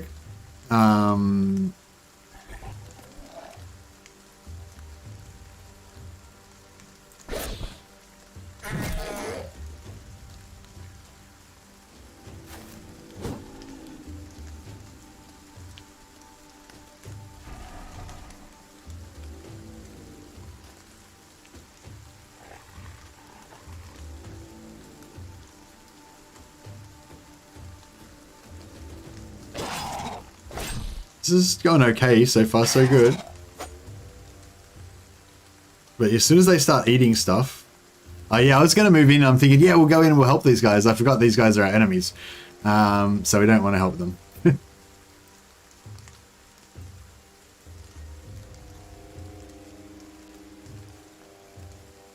many? So wait, 1, 2, 3, 4, 5, 6, 7, 8, 9, and there's one more.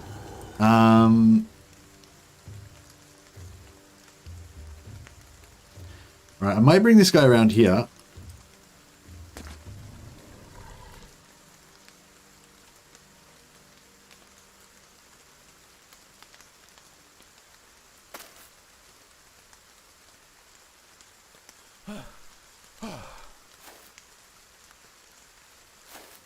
All right.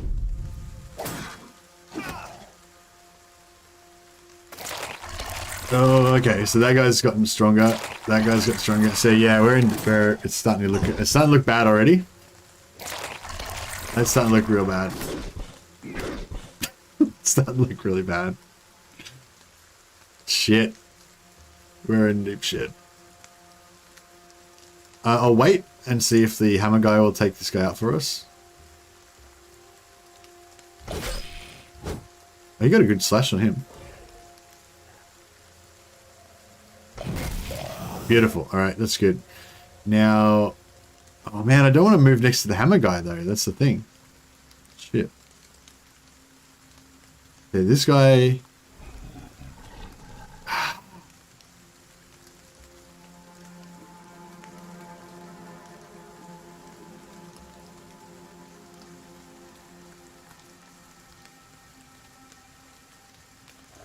I don't want to, I don't want them to waste their attacks. If I move next to them and they attack me, they'll probably miss, but they're wasting attacks they could use to kill them.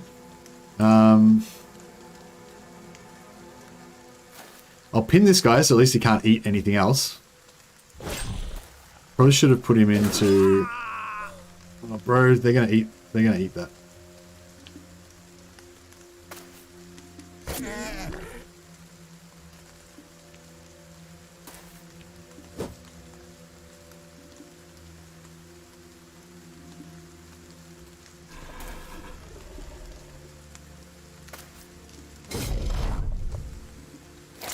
Ugh, okay, this is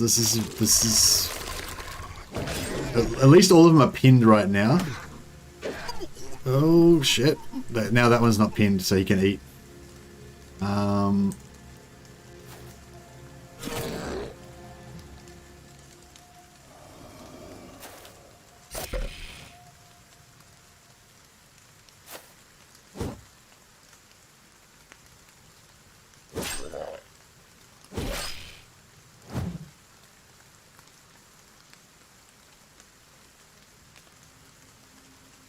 I don't know what to do now. I want to kill that guy, but I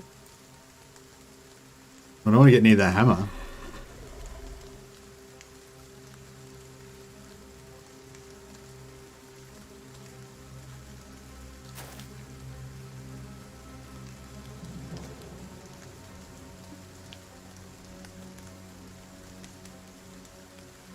Right, at least I'm covering up.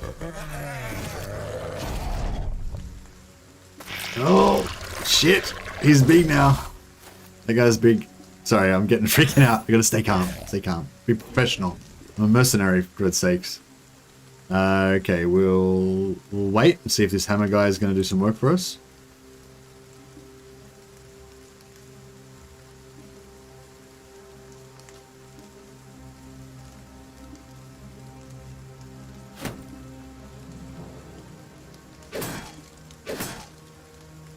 Put the shield up for that.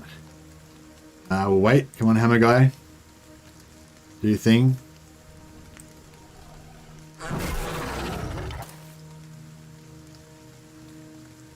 What just happened then?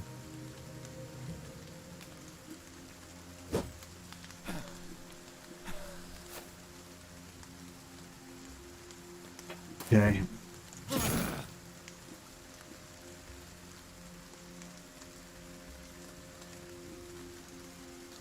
I was hoping that was going to break his morale, but it did not. Oh, fuck.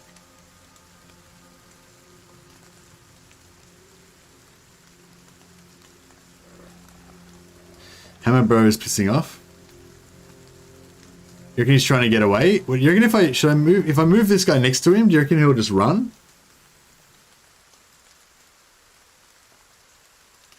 Because the Hammer Bro's got the best armor, so this is the guy that we want, right?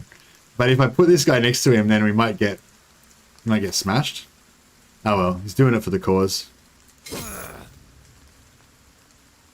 Oh, the armor's gonna get wrecked anyway. Oh, the armor's destroyed, so we aren't gonna get the armor anyway. Damn it! I should have let him go. Now we might die. Okay, luckily our armor held on that. I should have used that on this guy. Damn it.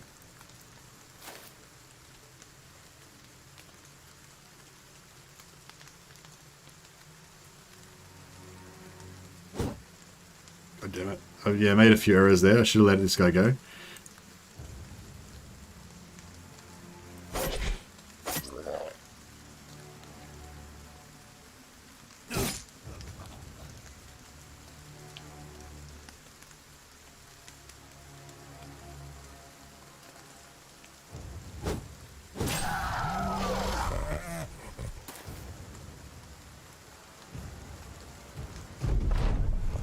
Okay, let's do this.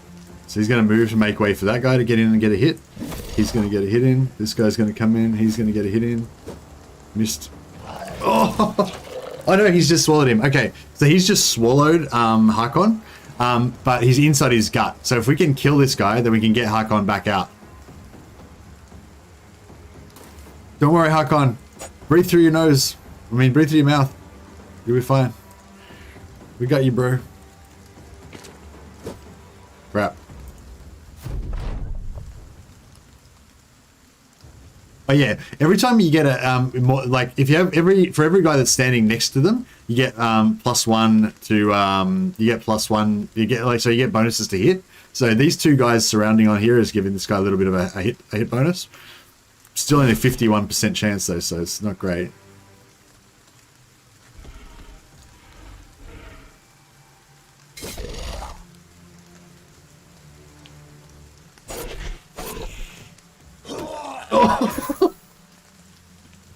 Okay, that dude, he's I feel like, you know, it's just a flesh wound, you know. He's just gonna be okay if we just get the head from over here and put it back over here with his body.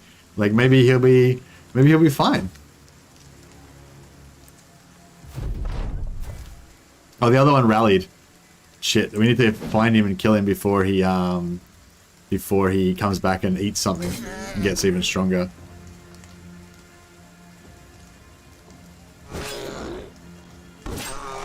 Okay, Hakkon's back. Run them down. No, it's over. Okay, so there's one more enemy, and now the other enemy's going to flee, but we're just going to let them go. So you could extend the battle and try and chase them, but yeah. Does that count as an injury for our Does that count as an injury for our thing? Okay, so we didn't get any of the armor off the hammer, bro. We got the hammer, but the hammer's not really that great. We got our shield and spear back. This shield and spear's been on. This shield and spear might be a bit cursed, I reckon, because like everyone who's carried this shield and spear has died. And we got a dagger. Dagger's quite nice for plunging into armored foes. So yeah, that was all right. I mean, each battle's cost us 1 human life, but has gotten us, you know, loots. So it's all working out. Yeah, so you can see our economy is not doing so great. And this is on like easy, like good starting money, easy economy. So you can see how it's like you very slowly build up your power level and your gear and all that kind of stuff. So yeah, that's why I like to play on the easier economy, just because it makes it just a bit faster to get going. And you know, it's not because I suck. I mean, maybe I do suck, but yeah, not because I suck. It's just because I think it's a more fun way to play the game. Oh, this is a Rondelle Dagger, which is like an even better dagger that you can get. That'd be pretty cool for these. The daggers are all use daggers for taking the enemy's armor basically without hurting them, because the daggers have like an armor avoiding stab that you can do that doesn't damage their armor but kills the guy inside. 490 Rondelle is cheap. Yeah, I know the 490 it was pretty cheap. So if you get good relations with a town, if you do quests for the towns, it raises your relations, and raising the relations lowers the prices of the goods. So there's all these different things that play into it. So the fact that it's a small village means that the price is going to be cheaper. The fact that they like us a bit more now because we did a quest for them. You can check your relations here. You know, so with Rheinberg we're up to like a little bit friendlier than neutral now. and what else? Like if they have like a thing like this copper mine, that means copper is going to be cheaper here. You know, stuff like that. Oh, actually, it screwed around too long and they closed.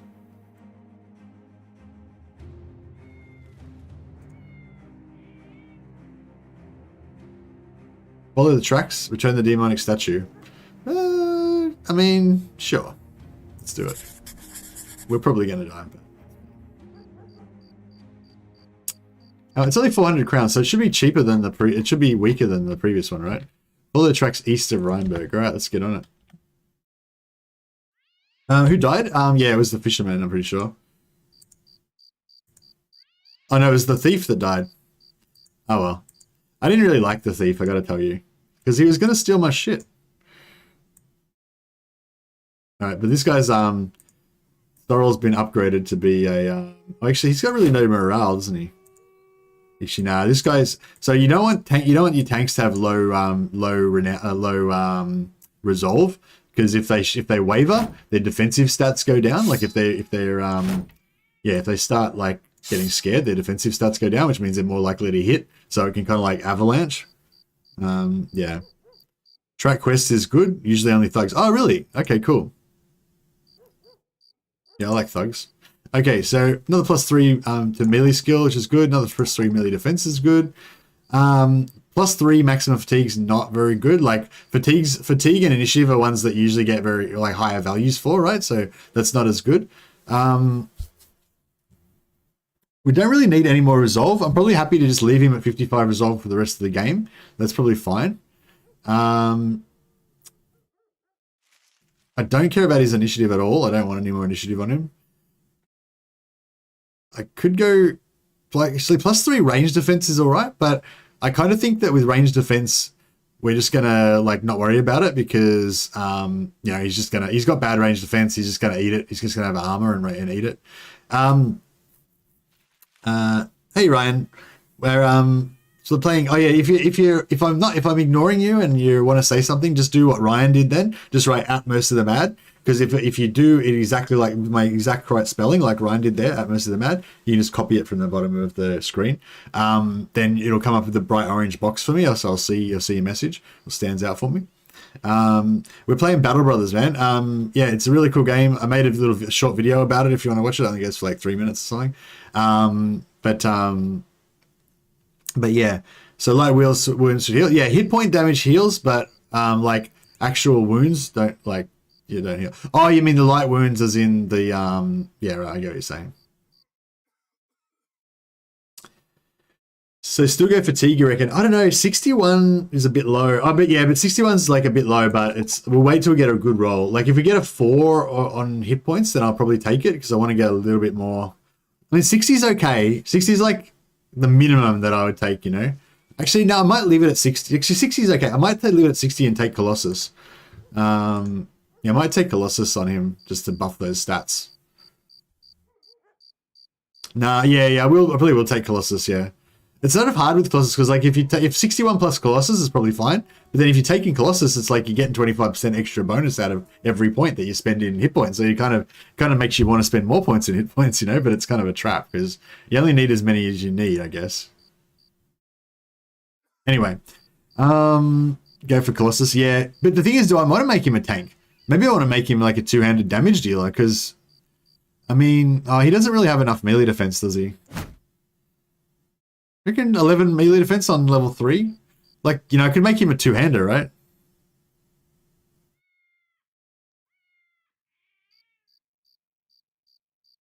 Or do you think do you reckon he's got enough stamina and stuff to be a two-hander? He doesn't have super high stamina.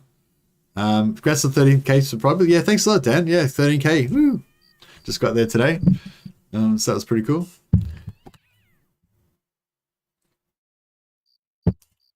If two-handing, you need high HP even more. Yeah, true.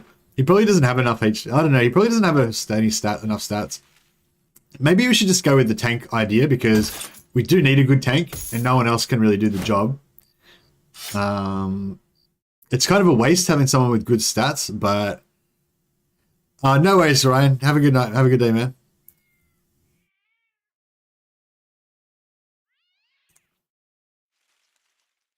Yeah, no, if you're not having fun, I don't expect anyone to hang out of loyalty or whatever.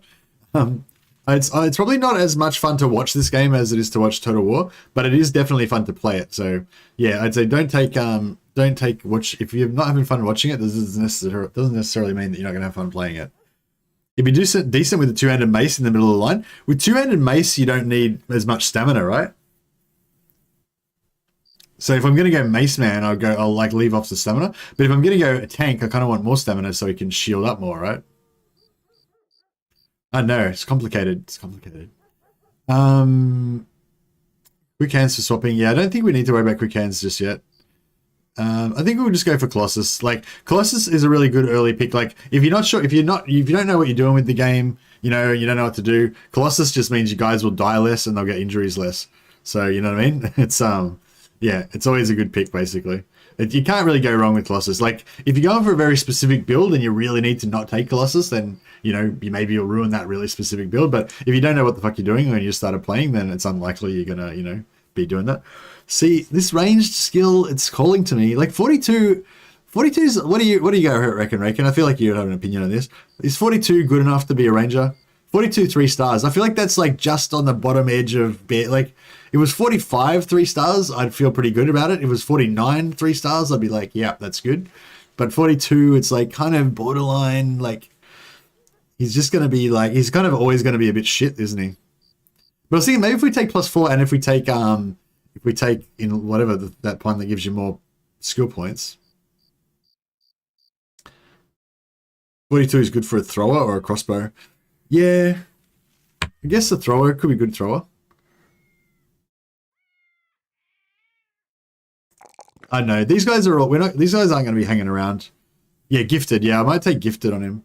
These guys aren't going to be around long anyway, so it's like, do you want ranged defense? I don't know if we want ranged. We'll do for a bowman with gifted. Yeah, I might take him with gifted. He's not going to be like an end game character anyway, but do you want stamina or ranged defense? And resolve, or the dude's going to bolt. Yeah, I'm going to wait till I get a good resolve roll for him, though. Whereas, like, the 4 range defense is really nice. I might take the range defense just while we've got a 4, And if he's going to be a ranger, you need him. If you're going to be an archer, you need him to level up fast. So you want to take student and gifted, yeah. All right, cool. So, yeah, the light wounds... Light wounds content 1 day. Yeah, I'm pretty sure the light wounds... Actually, light wounds doesn't mean anything, right? Light wounds just means he's got some hit points missing. Is that right? Yeah, light wounds definitely heal, because we had light wounds before and they healed. Throw and duelist is pretty good DPS. He's got nowhere near the stats to be a duelist.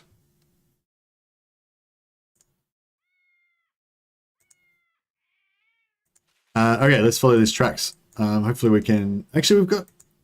Can we hire some more dudes? How long till daytime? How long till daybreak? It's ages.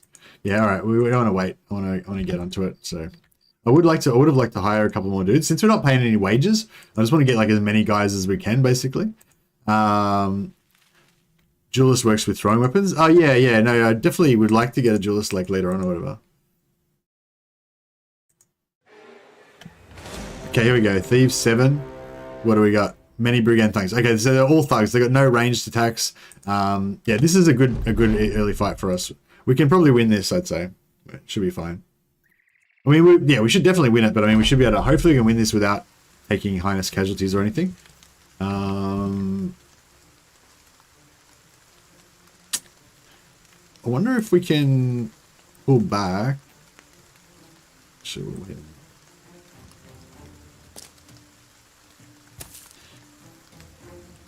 I was going to think about pulling back to the high ground, but since they came forward, they've made themselves vulnerable. So now we'll kill them.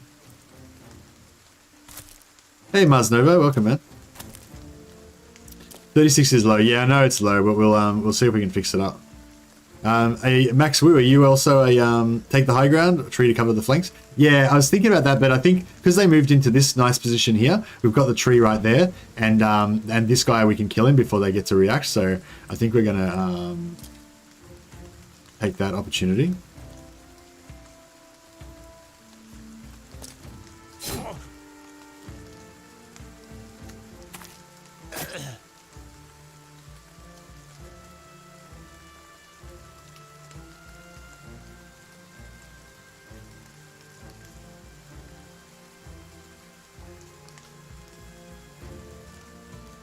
Might just tank some armor. Oh, no, she'll just, yeah, we can't move. We'll have to leave him there. That's fine. We'll bring this guy in. And maybe I'll put this, I don't know if I should put this guy in riposte. No, I'll put him in, actually no. They're probably just going to go for that guy anyway. Oh, actually, maybe not. Let's riposte. I'll show off riposte. So riposte means that every time they attack me, if they miss, then I get to attack them for free. So hopefully you'll get to see some riposte action here. No, he's going to hit that guy. Yeah, no, that's okay. But now they'll have to attack me. Cool. Ow, they hit me. God. This can go around shields as well, so that's kind of bad for us. Okay. We'll take him out first. See, everyone, because his head got chopped off, that was like an extra, you know, made everyone take a morale check, so it was like extra bad for them. So that was quite good.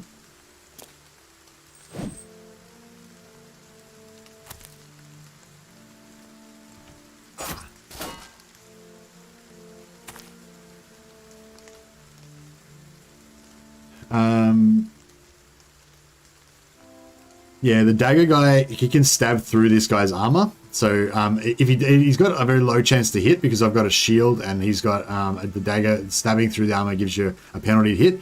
But, you know, he could potentially do some pretty serious damage to him. I feel like if he daggers me though, it's going to be, yeah, it's going to be a very low chance to hit. So if I gamble and play the odds, I feel like, you know, this guy, I can possibly kill him in a couple more hits.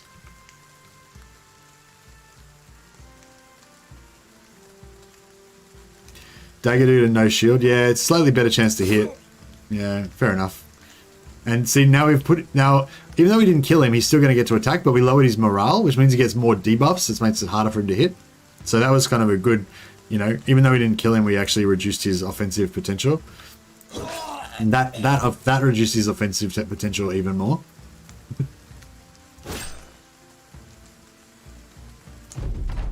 Yeah, they're going to start running away pretty soon, I would say. No, they're not broken yet. They're still... Okay. I thought they would actually do a runner by now, but no. They're still in this fight. He's trying to run, so when he runs on his initiative, both these guys are going to get free attacks on him. So I could move... Because he's fleeing, I can move away without getting an attack of opportunity. But if I move away, then I don't get an attack of opportunity on him when he moves. So I'm going to wait for his turn before I move away. And same here. I don't want to move him until after this guy moves. So we'll just wait. Cool. This guy can't really do anything. He's going to have to wait. This guy, he can stay where he is. And he can come around here. Lap.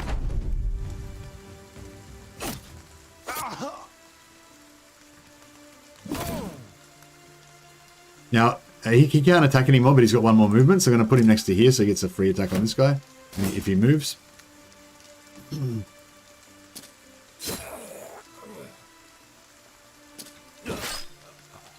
that'd be that. That was pretty good, pretty good. Oh no. Oh no. Okay, he got an injury that gives him minus 25% damage inflicted, and none of our wounds heal for 10 days. So, so yeah, so that's pretty bad. That would have been from the dagger that you guys were warning me about too. I think he must have daggered me through the armor, right? And got that, and that's why he got that injury on me. Yeah, that was bad. Actually, I should have. Well, he'd already hit me with the. He didn't. Yeah, he'd already hit me with that that shot. Anyway, I mean, I did listen to you. I killed him as fast as I could, but.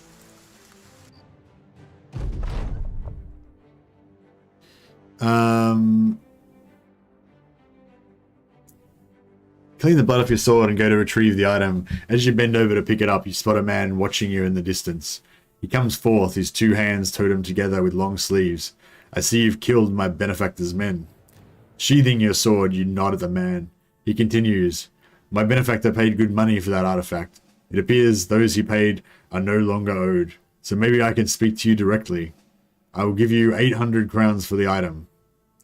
Okay, so basically we can betray our original employer and sell the money to this guy. But we're oath takers, right? So we never do that. We're paladins. We uphold the righteousness. I'm basically going to play these guys like Black Templars, fantasy Black Templars. We're paid to return it, so that's what we'll do. And if we see any witches on the way, we're going to like burn them as well. Now we have a dagger. That's right. So now we have this. We have 2 daggers now, actually. I have to repair this other one as well. So we definitely want a dagger on this guy. He's got really good melee attack.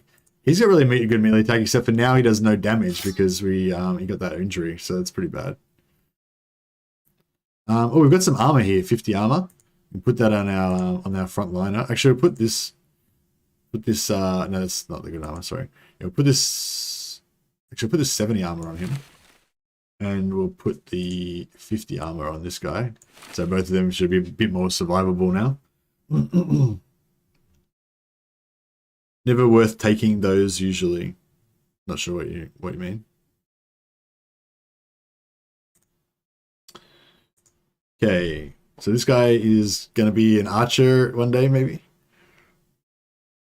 I don't know. All these guys like want to be archers, but like the +4, I can't. It's really hard to resist it.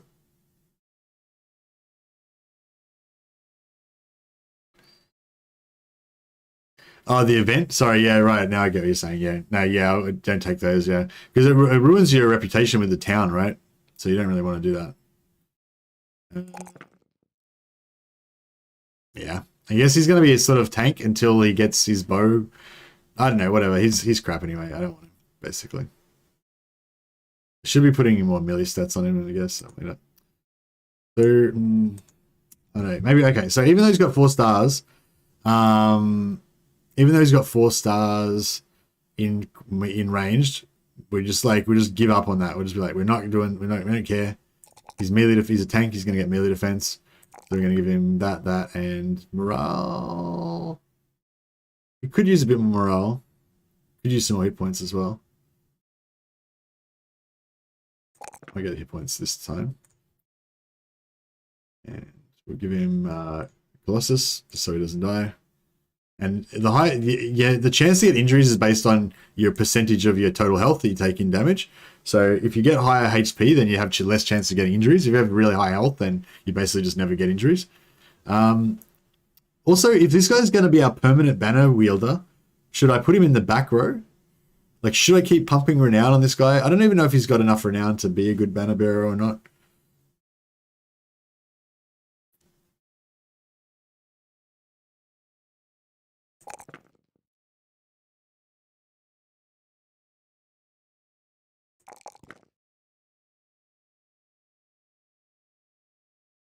I feel like maybe we should go some ranged defense because he's not going to have a shield. He is a good sergeant, yeah.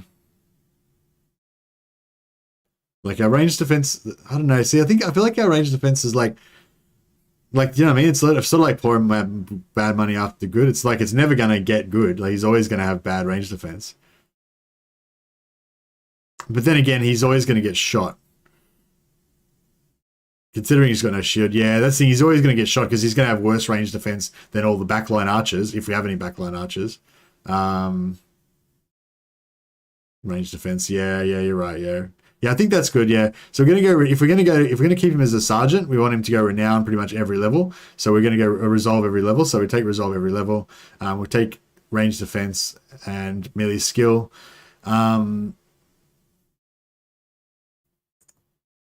That's good. Gifted gives him extra resolve as well, and it gives him a chance. Actually, we could use gifted to fix. I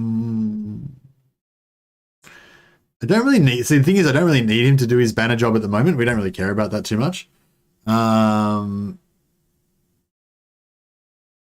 maybe if we go for gifted. Oh, we want him to have recover at some point, don't we? Fortified mind for the banner. Yeah, I want fortified mind eventually, but right now I don't really need the banner that much. Whereas more stats is good. Like we're going to want both fortified mind and gifted so we can max out his leadership, right? His resolve. just shy of 1,000 hours in the game. I don't usually play Iron Man. I save quite a bit because of the RNG. Oh yeah, I think. Well, I don't know. I think both ways of playing are both valid. I play both ways, but I probably play more often. I play more often with Iron Man because it's just more fun. Like it's funny. Like even though you die more, you get worse stuff. You miss out on the really important things. Somehow it's still just better, you know. Because when you do get the good stuff, it's like I don't know. Just I find it better anyway. Yeah. I think I'm going to go gifted. I'm taking it under advisement though. I still want to get all those other traits you mentioned, but I'm just thinking if we go gifted, then we can pump our resolve up even more. We can get some more hit points, and do I want to keep going with? Not sure whether I want to put this one. Maybe we were fatigue. Do you need a lot of? You don't need a lot of fatigue for a Bannerman, do you? You just need like enough. So I just go more melee skill because I kind of always want more melee skill, right?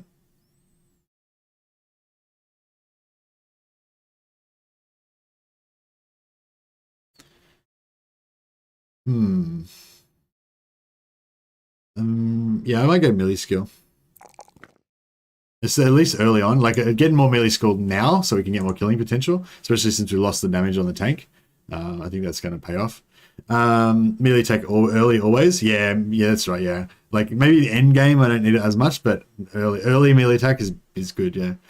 So this guy this guy's got good melee attack as well. Maybe should I maybe make this guy a thrower because he's got decent. His melee attack's pretty shit actually, isn't it?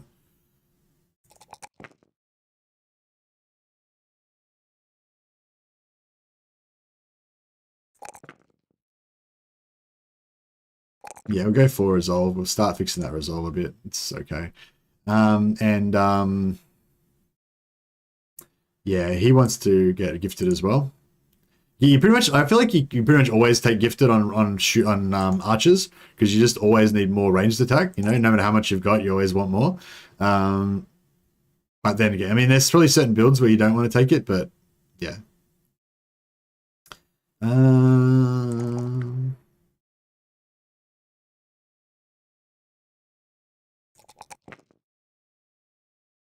Yeah, okay. He's gonna be. I think he's gonna be an okay archer-ish. No, he's gonna be crap. He's gonna be terrible. But maybe we can give him a crossbow to start with, and then later on we can give him a bow or something. Or maybe we give him throwing weapons to start off with, and then maybe later on give him a bow or something like that. All right, let's get back to town and get our thing. Yeah. So has anyone else bought the game apart from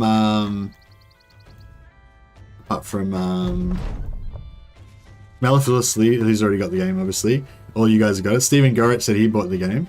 Don't know if you're still in the chat, Stephen, but yeah. Hi, if you're still in. We've got our 400 gold. Now, I want to hire more guys because we're still getting free wages, right? So the more guys we can hire, the more sort of value we're getting out of those free wages, I figure. I feel like shepherds are okay, right? Physical labor, wolf obey. Yeah, I feel like shepherds are pretty good for starting guys, and I feel like masons are okay. And masons can be smart quite a lot. Gary Dag, you're not buying it yet. You're still thinking about it. That's all right. Did Total Warhammer 3 graphics improve? I'm not sure if they did or not.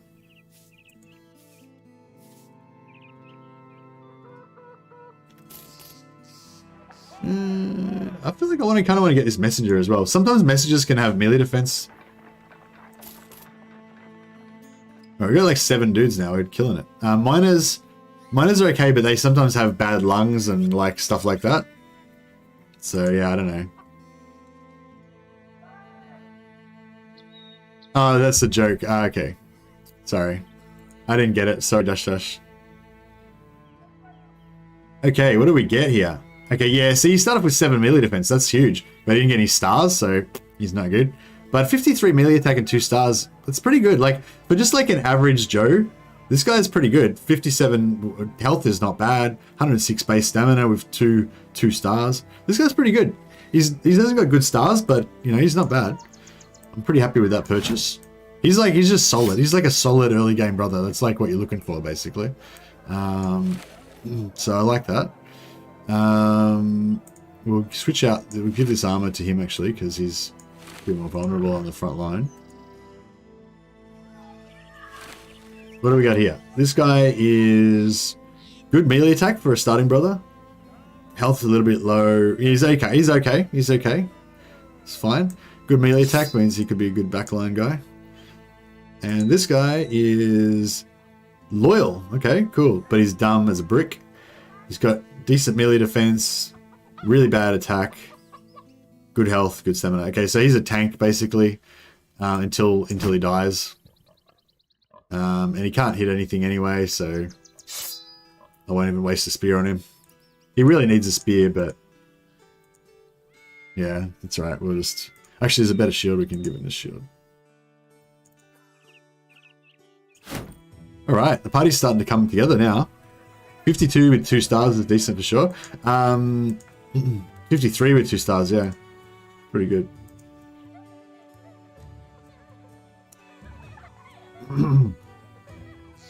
Alright, I think we're doing pretty well now. We need some more food though. We're using 14 per day. Yeah, it's not too bad, but I might just... Is 53 cheap? Is that good?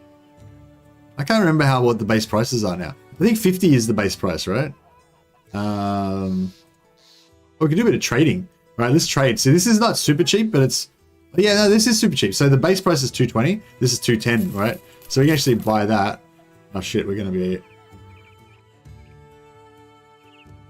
Oh, we don't pay wages yet. Cool. I'm sorry, I'm having trouble keeping all this stuff going in my brain. Okay, so now we bought 53 is good for grain. Yeah, okay, cool. We'll buy some more grain then. Yeah, so we're gonna run out of tools soon though. That's the only issue. But yeah, basically we've bought these 2 copper ingots for 210, and now we want to take them to like, I don't know, where's somewhere good we could sell them at? Yeah, we could sell them at this place, right? Especially if this has got like damaged trade routes or something, we might get a really good price. So we'll try and sell it here for... So yeah, so they're 210 each. We'll try and get it... I haven't ever seen a Bard Beach before. Bard Beach in DLC. Yeah, maybe. Gave me a scare there before saying no wages. Yeah, I keep forgetting. We've got another 8 days of no wages. So we have to figure out how to make money before then. But yeah, if you go around with no money and you run out of... And when it's on... you have to pay wages once per day. And when you do, if you don't have enough money, then people start leaving.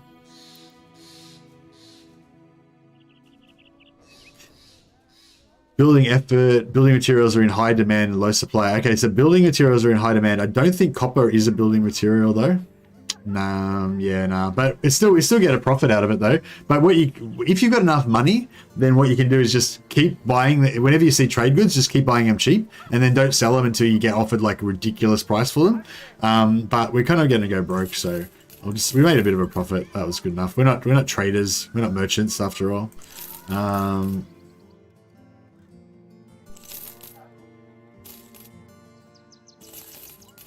Get rid of some of these weapons.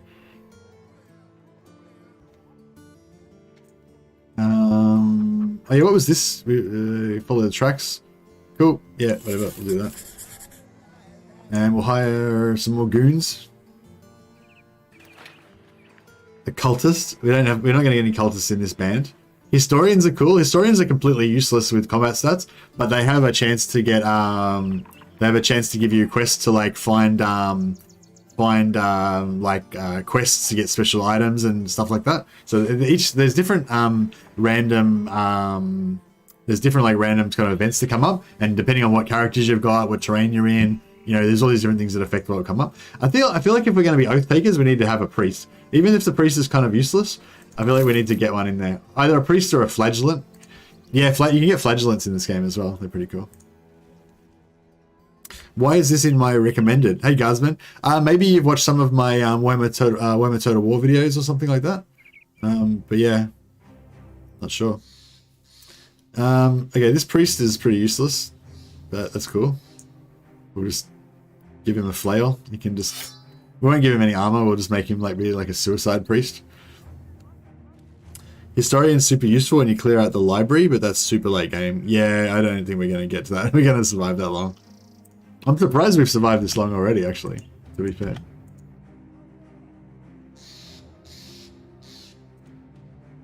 Oh yeah, all of the DLC is like 40% off or something like that at the moment. So yeah, if you're thinking about buying this game, it's like 70% off at the moment. The base game, so it's only like 15 bucks or something. And the new DLC that just came out is free. And I think there's a couple of other free DLCs as well. And if you want to buy all the other DLC, which I recommend you buy everything for this game if you're interested, if you like it. It's like just get everything, just makes it better. Please check the temple, maybe you can heal. Oh yeah, cool. Yeah, I should have done that. Wow, what is this, a 24-hour stream? No, this is a different stream. Like, can't you tell it's a different game, Phoenix? Playing a different game now. Many brigand thugs. All right, let's do it. All DLCs are really good. Yeah, all the DLCs are really good. There's some that are like really, really, really good, but even the other ones are really good as well. Like, they're just all good. It's definitely worth it. And also, like, the developers are just like perfect examples of what you want a good developer to be, you know? So like it's like almost, it's not like a charity, but it's like, I don't know, like when people do good stuff, you want to encourage them, you know, and like these guys are doing good stuff. Like even if I stopped playing this game, I would just keep buying all the DLC anyway, just because I think they're fucking awesome, you know, like. Well, I guess that's essentially what I am doing, because I'm probably not going to have much time to play this because I'm pretty obsessed with Warhammer. But I'm still gonna, yeah, I've still bought the DLC anyway. Well, no, actually it was a free DLC, so I didn't have to buy it. I'll give you a like if you answer this question right. Is the Empire the best faction? Yes or no? Yes, the Empire is the best faction. That was an easy question. Did I get my like?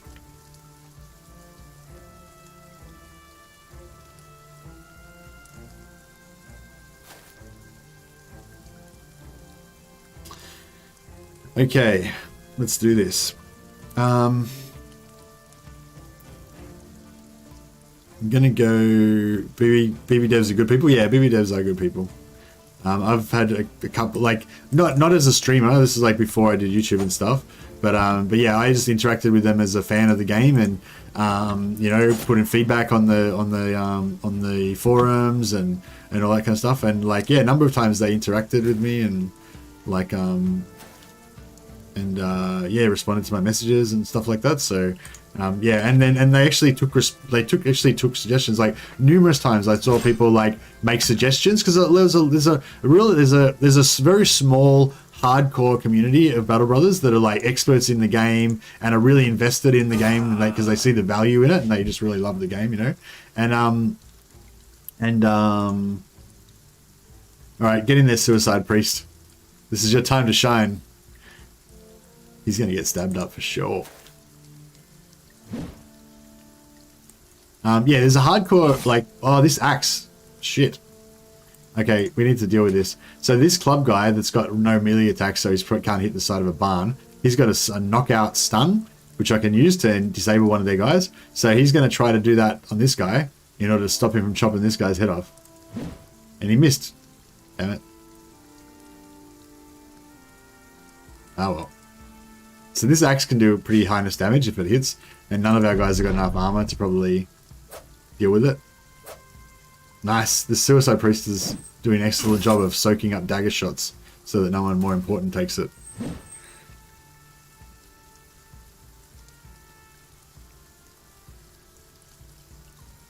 Oh yeah, this flail weapon is quite interesting as well. It's good. You mainly want to match up flails with shields, because the normal attack does whatever, but the normal attack, yeah, ignores bonus melee defense granted by shields. So basically, it's just normal attack, ignores shields. The lash is cool. It has a 100% chance to hit the head. So like this guy, oh no, actually, I don't know, like whatever. Has anyone got? No one's got a helmet. This guy, right? He's got a helmet, right? So you might not want to hit the head. But all these other guys, no helmet, so you want to hit the head, right? So if we just do this attack, then that means if he hits, boom, headshot. And headshots are crits in this game, by the way, in case you didn't know. I'm going to move him in here.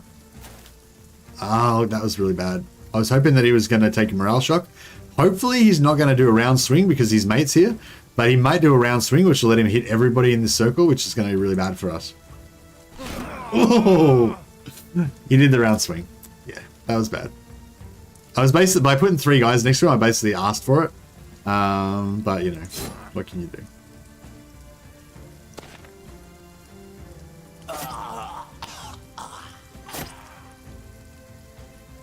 Move this guy. Try and get rid of this axe guy before he gets another swing. You have to also take out this second axe guy as well.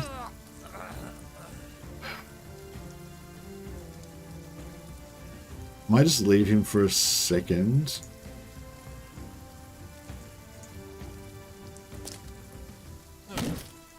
Yes, we got the stun on him, so no axe swing this turn. So that's going to be really good.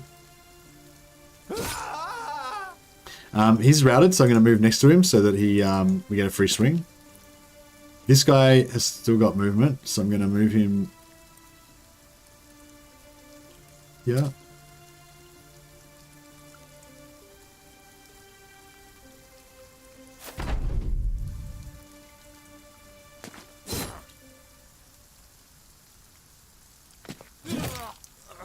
All right, and we've got this covered.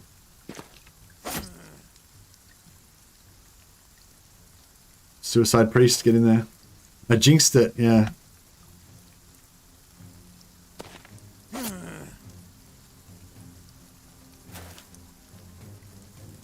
this guy's gonna have a bad day. It's not fun. Alright. Got another dagger, very nice. As long as, Gary Dag, you're a legend. As long as there are men like you, the Empire will never fall. That's right. Yeah, that headshot was nice, wasn't it? I love the Suicide Priest. My favorite. Alright, let's get back to town. This run's actually going pretty well. This is the first time I played this game in like a year and a half. So I was like extremely rusty and not really sure of how it works or anything. And I've never played this faction before. So like, this is, I mean, I've had better starts, I guess, but I've definitely had a lot of worse starts. Like, this is going pretty well. I don't think I want to take on a two-part contract. We could run down there. Have we been here? We haven't been to this place yet. Maybe let's go and try and get some militia. You know, what do you think about militia, guys? I feel like militia are kind of like, you know, you're never going to get a militiaman that's like top tier. Like, your militiaman is never going to be one of your like end game guys, I think. But they're like quite often pretty decent to hold the line, you know. Like, I feel like a thief, if you get a really good thief, like a super good thief, he could be like an end game tank. Whereas militia, I guess you could get a militia that could be a tank. We need to get some tools. Where do we get those cheap tools from? We need to go back there and get some more cheap tools. Tools are cheap here, 222. So what's this town got? We got to remember to keep it on pause. I keep forgetting. So the workshop, I think the workshop gives you cheaper tools. Expert combat, yeah, expert combat difficulty, but I've got easy economy.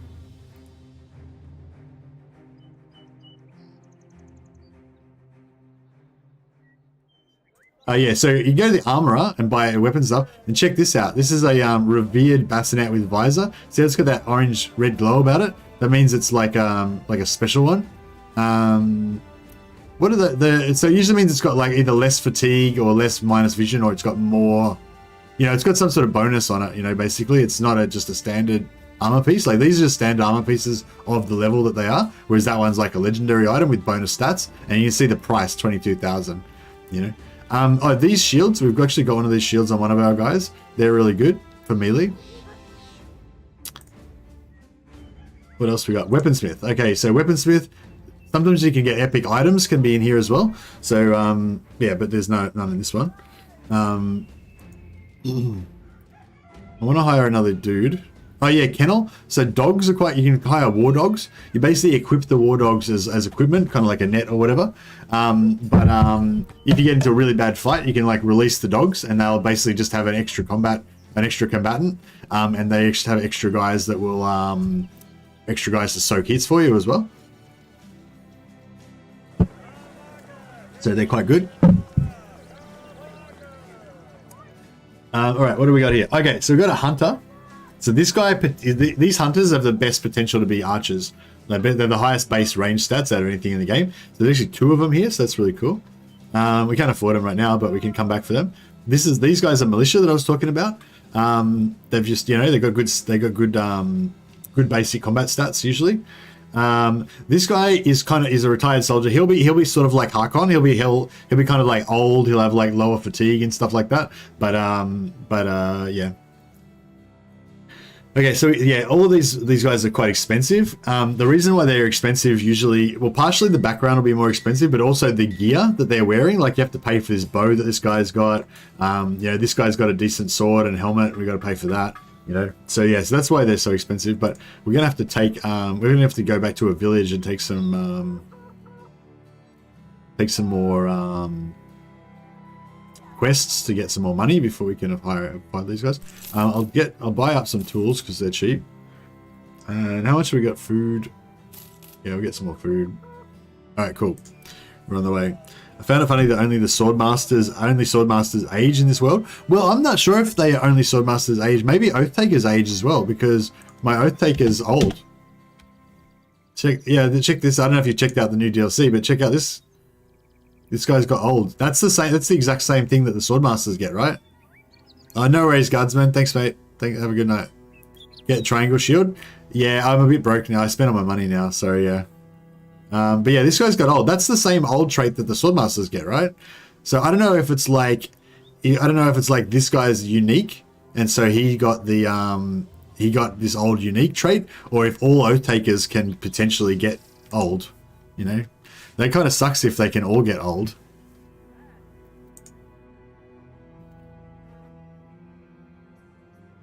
Oh, these are southern cities. So southern cities are different. I haven't played that much of the Southern Realms, so I don't remember what's good about the southern cities. The southern cities have arenas in them, though. We can go fight in the arena.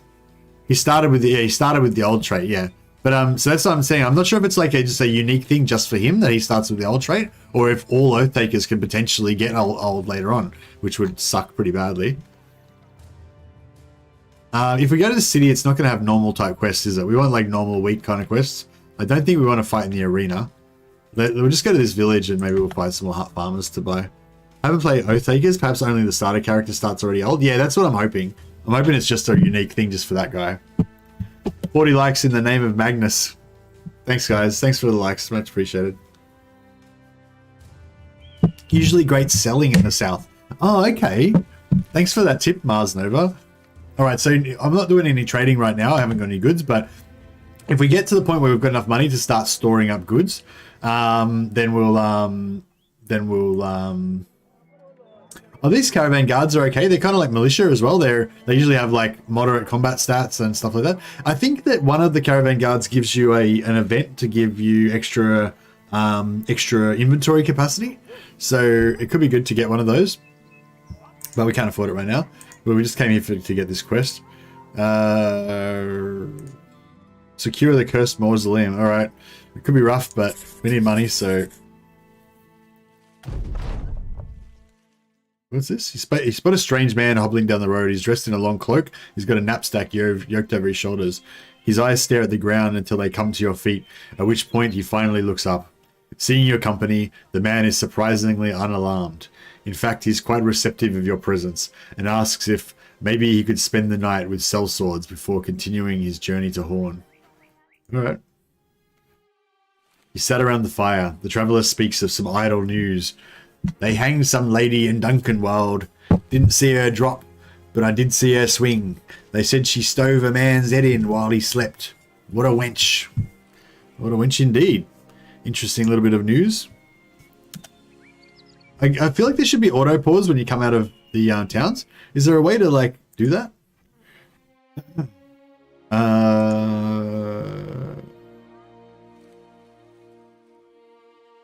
Auto pause after leaving city. Yeah, that's the one. I always think because I'm not moving, I don't realize that I'm not paused. So yeah, I think that's what I need to do. That'll be good. Because I've wasted a fair bit of time by just sitting there and not paused. All right, let's go and take out this thing. Hopefully this is going to work out in our favor. Sad that there is only one water skin. Would have been nice if there was a way to get more. What's the water skin? Is that the potion of the thing that makes you not be old anymore?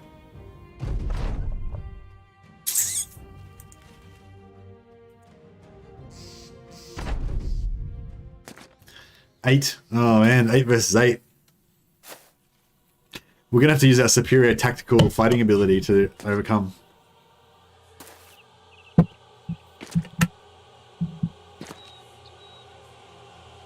Yeah, so there's like, you can make like one character not be old anymore. There's a special elixir that you can get that gets rid of bad traits, I think. Is that right? Or it gets rid of injuries, or yeah, it gets rid of permanent injuries, is that right? But I think it's really hard to get. I don't know what we want to do here. Well, we want to wait for starters. See if we can get them to come forward. They're not going to come forward.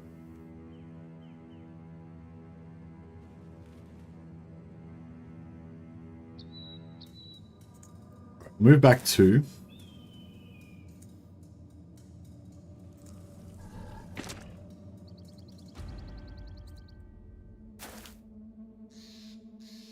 Do Knuckrisers have stamina? I assume they should. I don't usually take Swordmasters because I feel like I can't keep them alive. They always, because they're low health, like they always seem to die. Yeah, I feel like Swordmasters are a hard, they're kind of a hard choice because they're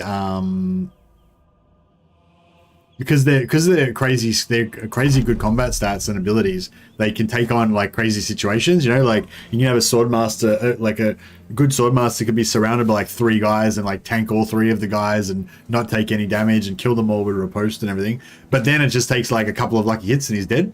So it's like, it's hard to like, yeah, I don't know. I feel like Swordmasters don't really fit my skill set or, you know, my game style or whatever, you know, because yeah, I tend to get into the,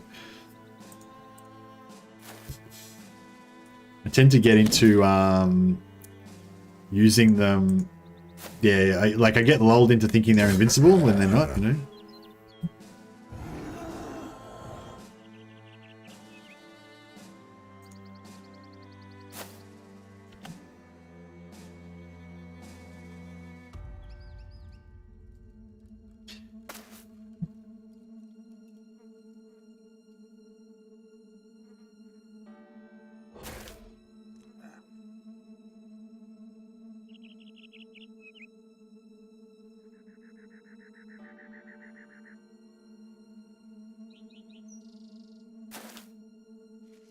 Sorry, I'm getting intense now. Intense. God damn it. Suicide Priest. Get in there. You got this, bro. You got this. Oof.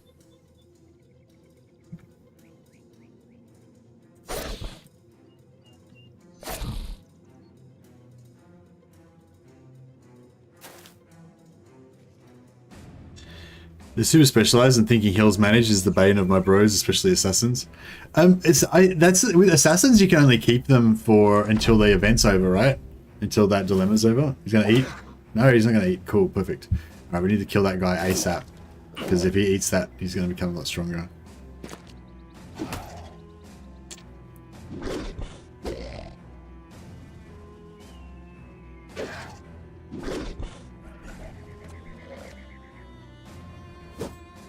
Crap.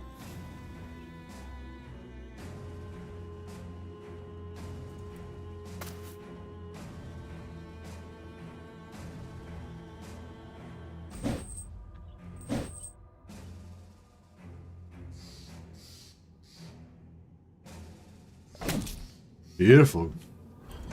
Oh, this guy's beautiful. He's got like no melee skill, but he's somehow managing to hit everything he touches. He's going for it. Love it. Crap. Unlike that guy, he's a great disappointment to me.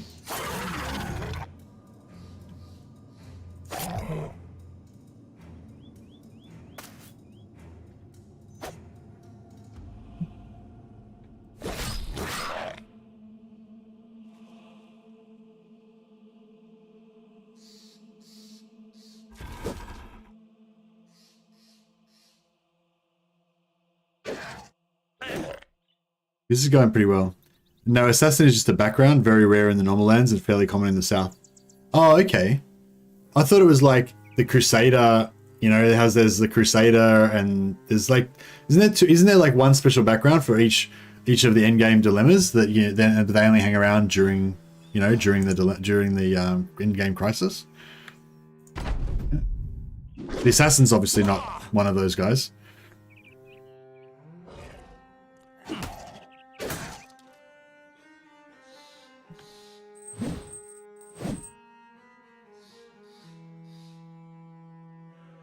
See you, Otto. Thanks for dropping by, man. Much appreciated. God damn it.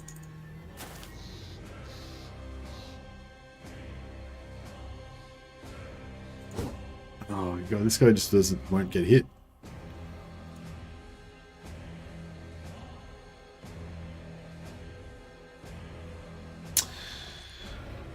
I really want to stab this guy, but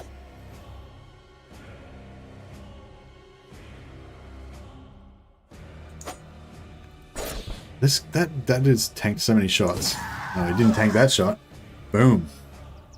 I'll learn ya.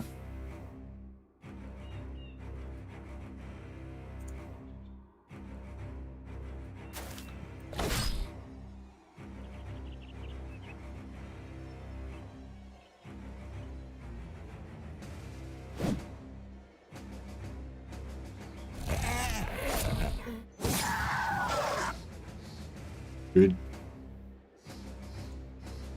By the way, looking at Southern aesthetic in Battle Brothers makes me thirsty for Araby DLC in Total War 3. Yeah, I can get that. It used to be only a bastard background event. You could get him killed and get the assassin instead. Oh, that's right. That's where the assassin comes from. Yeah.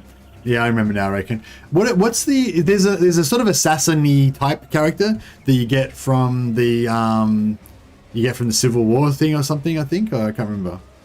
You know what I'm talking about?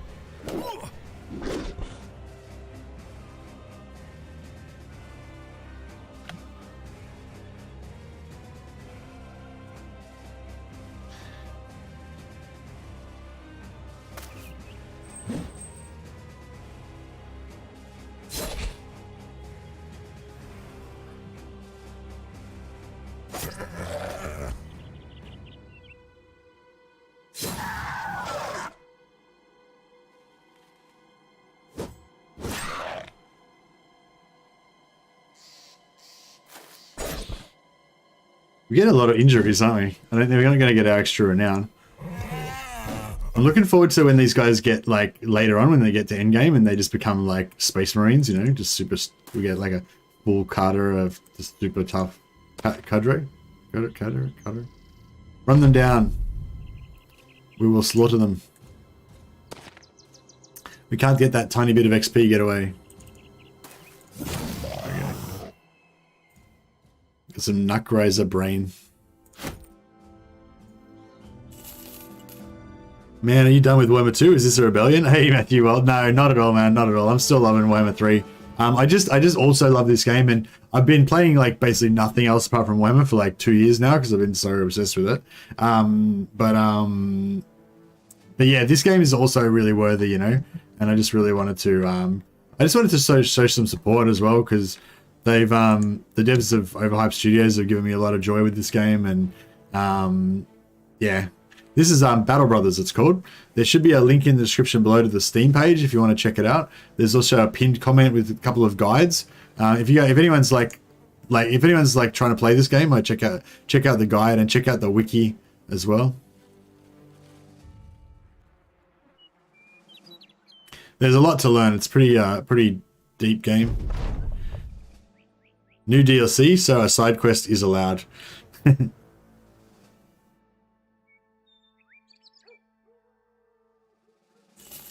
Look at us, we're just solving everyone's problems, just rescuing people and stuff. Okay, so we could afford Wolfgang. Yeah, should we get a Caravan Guard? I think, yeah, correct me if I'm wrong, but there's a Caravan Guard quest that you can get that gives you extra carrying capacity. Oh. Nah, faint-hearted. It's only -5 resolve. I mean, it's bad. It's bad. Don't get me wrong. It's not that bad. But he's got 5 melee defense and 2 stars. So he's potentially, I don't know. Nah, he's pretty average, isn't he? He's not that great. He's okay though. He's not bad. He's got good fatigue and good melee defense. But you need high resolve for a good tank. So yeah, he could. I mean, maybe if we can patch his resolve, he could eventually become good. More of a specific summary. Well, maybe I put up a video today, Matthew, if you want to check it out. It's called Emotional Review of Battle Brothers. If you want to give that a quick check out. But yeah, basically it's got procedurally generated maps, procedurally generated enemies. So everything's like different. Each game you play, you get a new experience. It's man,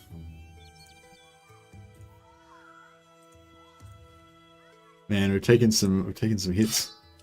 Oh, it's just like there's just so much like. So I don't know. There's just so many things. Like I could just talk non-stop about how good the game is, but because I'm streaming right now, I'm trying to kind of like have a bit of a narrative of what I'm doing and all that, you know. But yeah, I'd say yeah, it's got, like I said, procedurally generated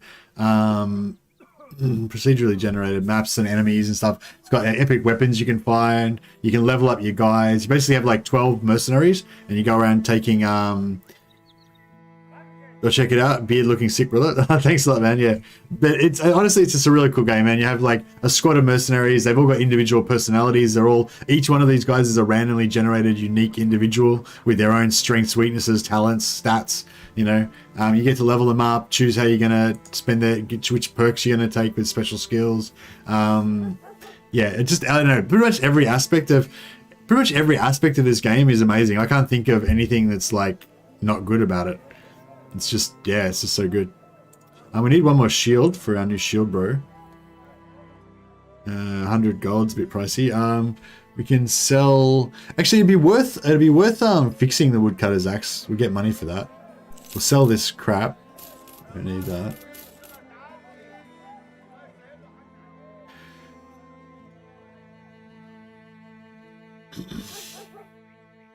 Cleavers are kind of, they're not really worth fixing, are they? No, they're probably a bit borderline. Nutcracker horn. Should we say we don't need Nutcracker horn for anything, do we? All the barking is sending me dogs mad. Hey, I like how you going, man. We're playing some Battle Brothers. Should we sell this Nutcracker horn? I don't know. Yeah, I'll sell these brains and things.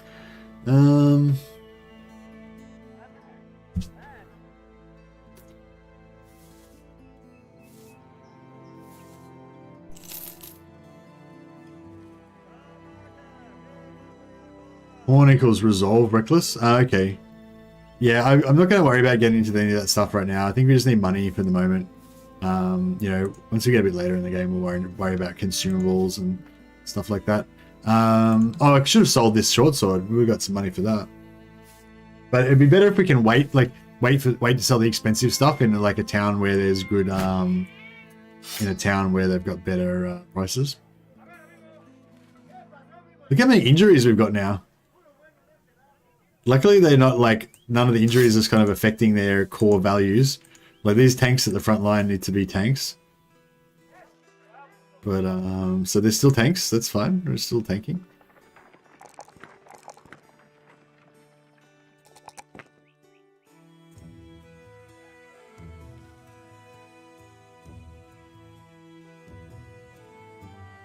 Geller.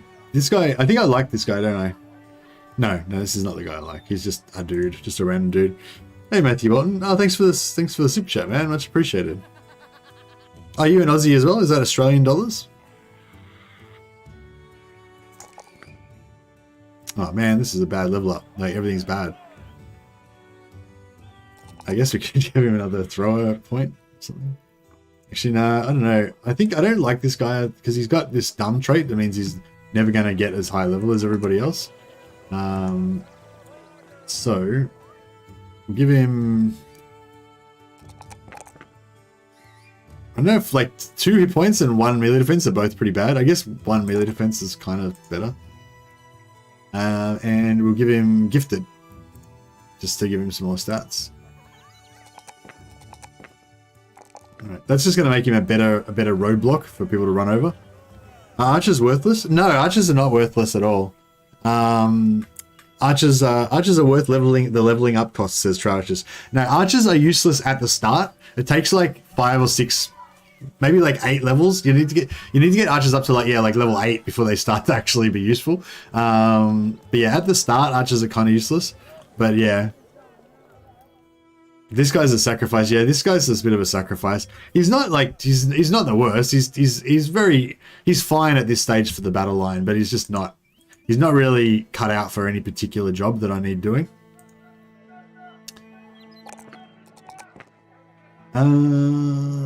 Man, keep rolling really bad on this second roll. I guess the 2 hit points is probably the. Oh no, they're all bad.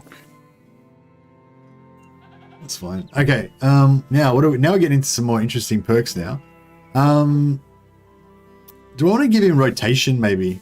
Because rotation is good if he's a two-hander, but it's especially good if he's a tank. I think an early rotation can be good. Early shield expert can be good. You know, like Steel Brow's kind of like an optional. If you want to make a super tank or something, like maybe Steel Brow. Steel Brow's like it's like a contentious, like it kind of makes him extra super strong, but it's kind of not really needed. Brawny, less fatigue for wearing heavy armor. That's also a classic tank skill, which also we would take if we're going to go two-hander. Yeah, I feel like rotation and Brawny, we're going to go either way, whether we take two-hander or not, whereas shield is only if we go tank. Colossus is better than Steel Brow. Yeah, Colossus is better than Steel Brow for sure. Well, so we're definitely going to take Brawny, no matter what. We're definitely going to take Brawny eventually. I'm just trying to think if right now Steel Brow is better.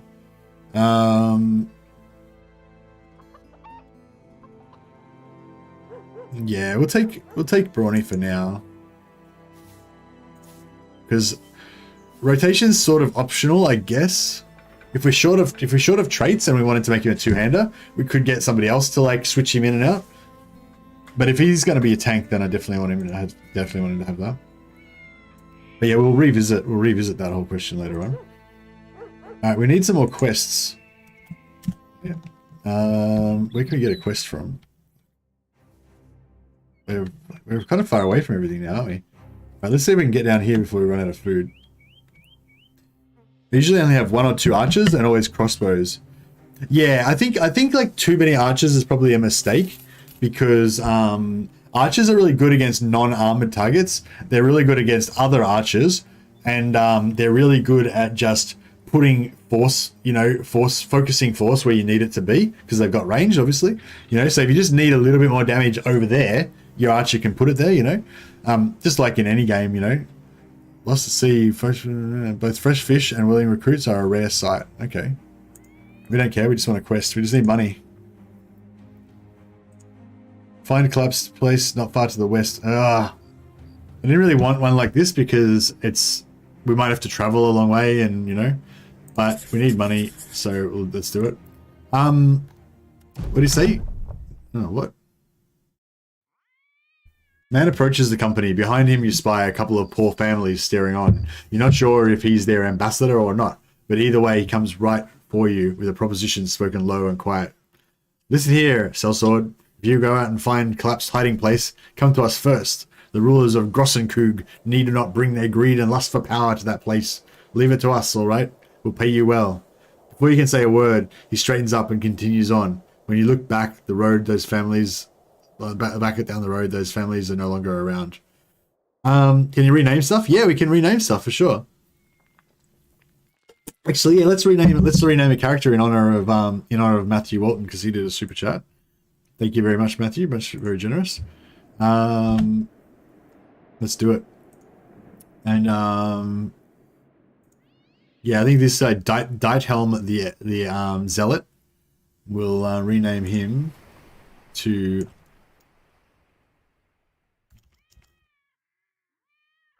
Walton. Walton the Zealot. So he spelled different. His name's spelled different because it's in fantasy. But yeah. Actually, maybe we should just make it Walton. That'd be a bit less confusing, so no, I won't forget. There you go, Walton the Zealot, and that was a really good idea, Cluck Monkey. So, yeah, you've got a really shit name though. I was gonna say we could rename this guy in your honor, but you've got a crap name. It's not like law appropriate. Proudest moment of my life. That's swathy. Classic. I'm glad I can look, bro. I'm glad I could make this dream come true for you. All right. Yeah, Clock Monkey. Edard, the timekeeper. It's the best I can do. It's the best I can do, Clock Monkey. You got a shit name. I don't know what I can say. Well, it's good in certain situations, I guess, but it's not great in this situation. That's all. But thank you for that suggestion. That was a timely and good suggestion. The great thing about renames in this game is that there's like a very high chance that your character's going to die. So I feel like it makes it a lot more like exciting, you know? If you get a rename, that basically means you're now no longer immortal and you can die. Fair enough. I had a worse name. You did have a worse name. I feel like you changed it. I feel like I didn't pressure you into it, but I feel like you kind of changed it for my benefit. So I thank you for that. I appreciate that.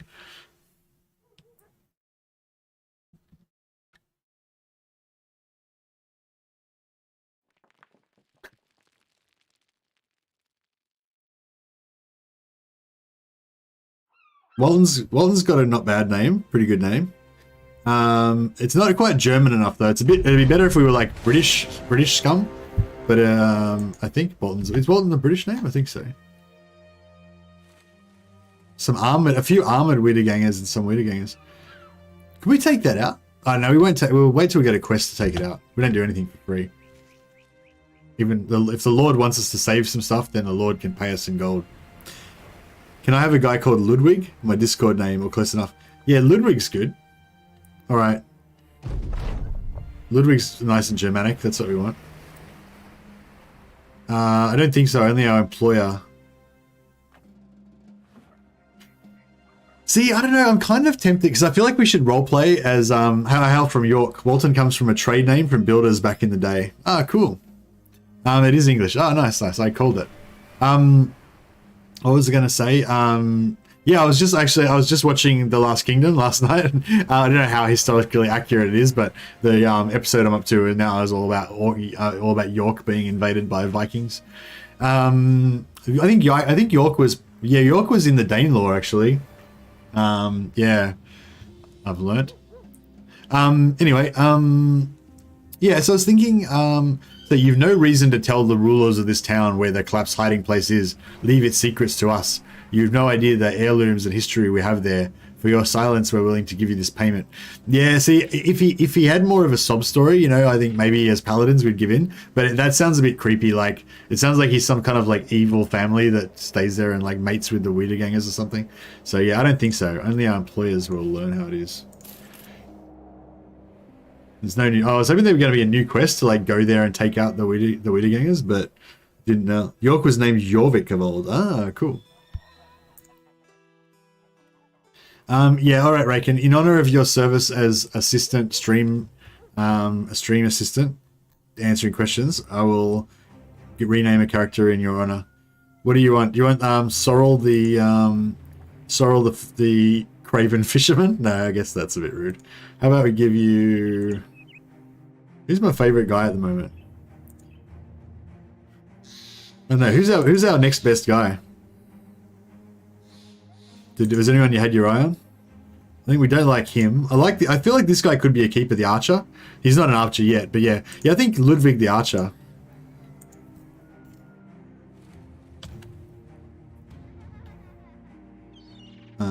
Was it, you were spelling with a V or a W? I lost it. With a W, alright, yeah, Ludwig. I'm gonna call you Ludwig 2 strings. Because he always keeps a second string in case his bowstring gets wet. But then he lost his bow though, so now he's just got the 2 strings and no bow. Better Germanics. Yeah, it works. It works well. All right. Now we need some more quests. Well, yeah, I did the so you can do it where you don't know where the towns are, but I did it so all the towns are uncovered, so we know where they all are. We have to just go back to this town, I guess. Where are the mercenaries? Like usually I mean the bandits. There's usually a spot on the map where there's kind of like around here, I reckon.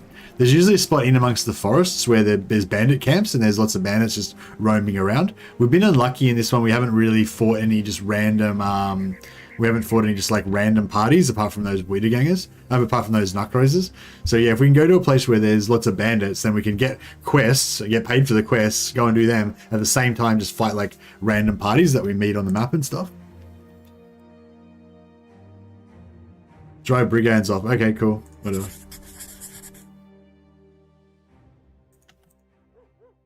We really need this. Our dudes are all getting busted. Like none of their injuries are healing, so they're all just getting more and more wrecked. I like it. I kind of want to give this guy the hammer to see how he goes with that.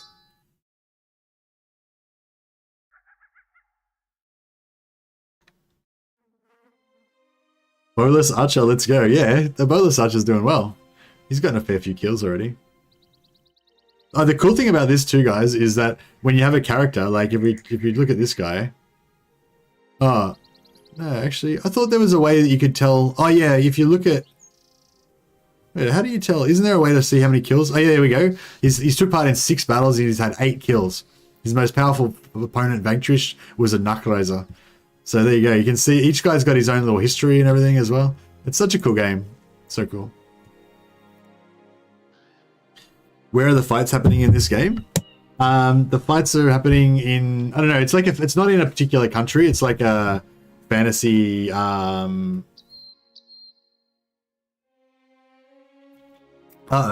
got archers. There's many this is many thugs and a few archers, so yeah, I don't know if this is gonna be fun. Which background did we choose? I choose the new one, yeah, chose the new Oathbound, is that what they're called? Yeah, Oathbound. Yeah, the fights, it's like a kind of Germanic, low fantasy, medieval background. Mercy, did you ever like MGS, or are you strictly into strategy games? What's an MGS?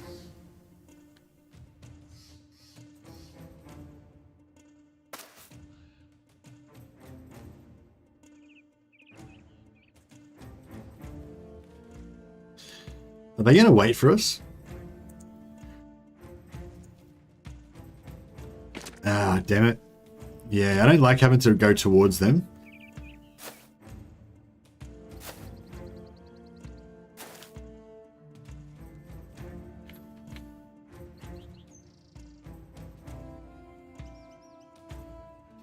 No, we might try and pile onto the left side and see if we can...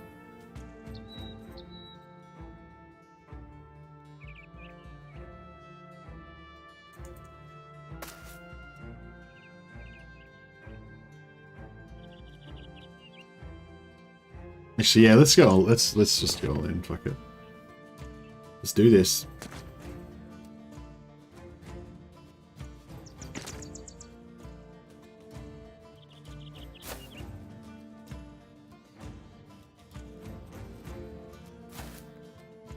This is where I die. Yeah, Clock Monkey, you're not gonna last through this. No, Clock Monkey, you'll be right. Like you've got heavy armor, Clock Monkey, so you're alright. There you go. Walton's protecting you with his heavy shield. He's got you, bro. He's got you.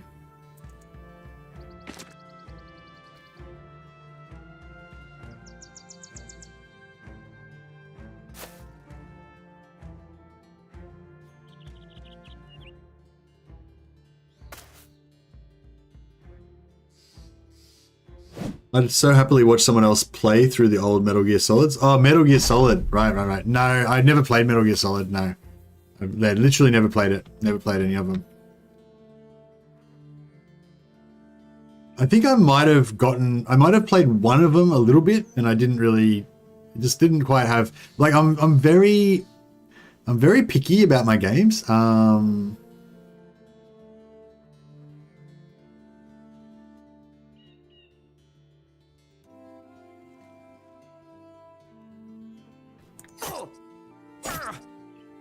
Yeah, I'm very picky about my games, and I think with Metal Gear Solid there was something about it that I didn't like. Maybe it was not.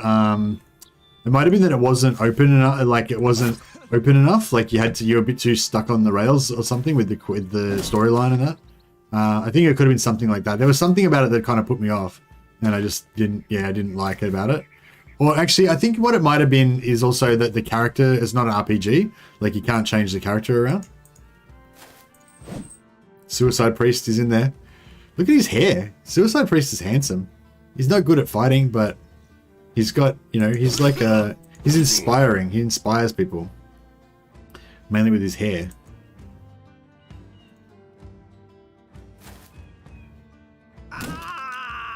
Blap.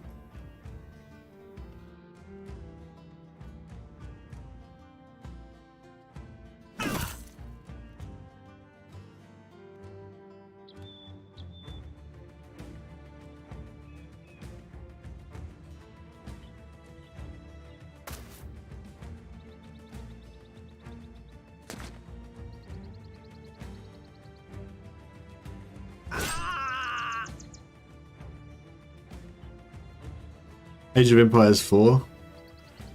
Went to Japan and did a Metal Gear Solid escape room. That sounds cool.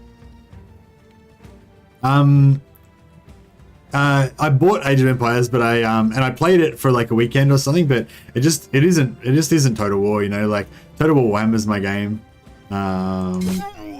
Yeah. Oh wow, there's an axe dude there. That's not great.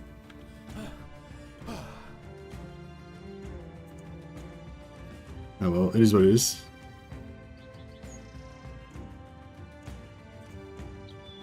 Suicide Priest. Go to God. Kill them all. We sure will. We sure will.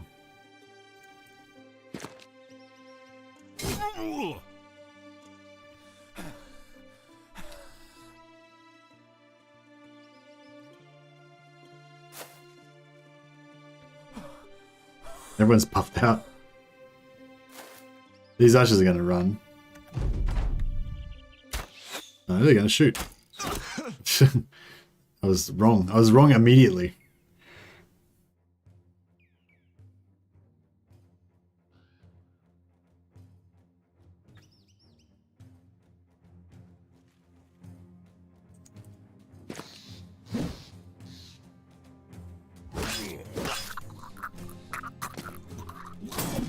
Oh, I thought he was going to round swing and like take them both out.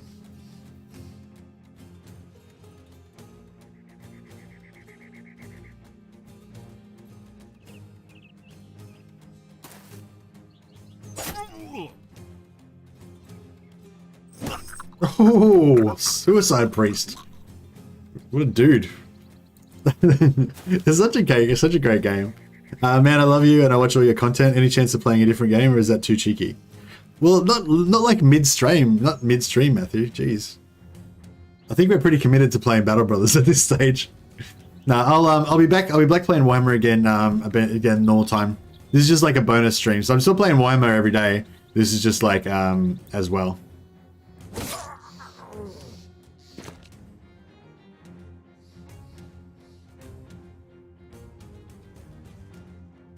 Yes, we are coming for you.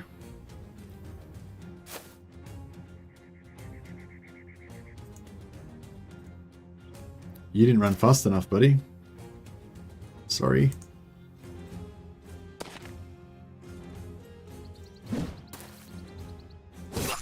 Splat. That was you, Clock Monkey. You just smashed that dude. Good work.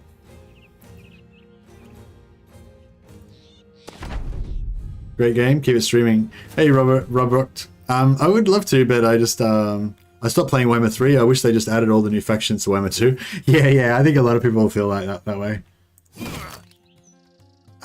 Yeah. Well, I hope that you come back to Warhammer 3. I'd say if you really don't want to, like, I've been trying to upload content about how you can kind of manage, how you can enjoy the Warhammer 3, you know, kind of just ignore the bad parts or avoid the bad parts. And there's actually some really good stuff in Warhammer 3 that you can, that's like a lot better than Warhammer 2. It's just that people are like kind of focusing on the things that are worse, you know, and so they're not seeing all the good stuff, I think. But yeah, I'm trying to make some content to like show how awesome the rifts actually can be, and how you can avoid like the bad things about it and stuff like that. But I understand that's not going to make it. That's not going to, you know, that's not going to fix it for most people. Yeah, so I understand if you don't want to play it for now. But if I can't lure you back, we'll let the rest run. If I can't lure you back right now, just wait till the balance patch comes out in a month. From what they've said, basically the balance patch is addressing like every single issue that everybody's got, every single complaint, except for the actual most important one, which is that it's not Immortal Empires. You know, basically it doesn't matter what they do, the game's not going to be Immortal Empires until Immortal Empires comes out. You know what I mean? So yeah. The battle's over, but decisions are still yet to be made. A few brigands survive the battle. Wolfgang stands over one, his sword to the prisoner's neck, and he asks you what you wish to do. We can slit their throats, or we can take their arms and chase them away. I feel like I could go either way on this, because we are paladins, but we're like grim oath-taking paladins, very much modeled after the Black Templars of the Warhammer 40,000 universe. You know, we don't suffer heretics, traitors, etc. to live, or witches. So yeah, these guys aren't heretics, traitors, or witches. They're just kind of like, yeah. I feel like we can take their arms. I mean, they fought pretty honorably. Like, none of them ran. They fought to the death. So that's pretty good. Well, I mean, a couple of guys tried to win, but like a couple of guys tried to run, but we just killed them.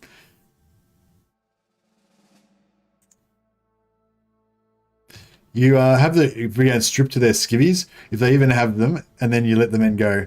Wolfgang rummages through the equipment was left, and you see a group of half-naked men hurry away. We're not paid for killing them. Exactly.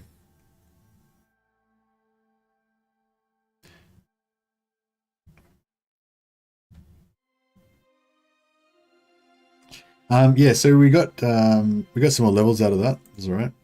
At this point, I'm really wishing that this oath would be over so that we could get some healing done. But yeah, I don't think we really got any weapons that were too exciting or anything out of that. We'll just level up this guy some more. So this guy is this guy's our tank. This is the tank that I actually like, I think.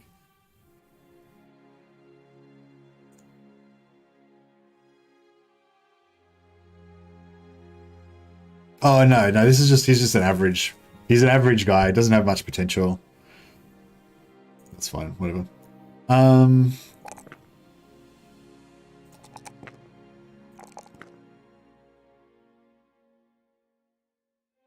He's just a meat shield, basically.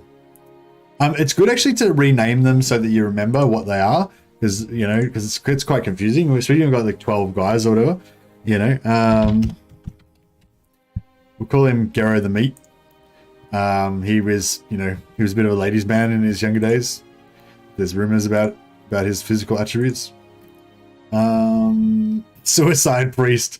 I love this guy. He's got like, his stats are terrible, but he just seems to come out clutch and just kill stuff, you know, with his flail. I'm just gonna give him more health. Give him more resolve because he just doesn't care. We won't give him any more melee skill because he can't hit anything, but that's fine. And then we'll give him Colossus so that he maybe lives another bit longer. What's he got? Minus 25% hit point. Oh yeah, he's dead. Once you get like minus 25% hit points and you got to go back into a battle again, it's not good. Not good times. This guy is not that great, but he's got 55. He's got okay melee attack stat at the moment, but yeah, he's trying hard to not have good melee stats. 35 resolve is really bad, but 2+2 is really bad as well.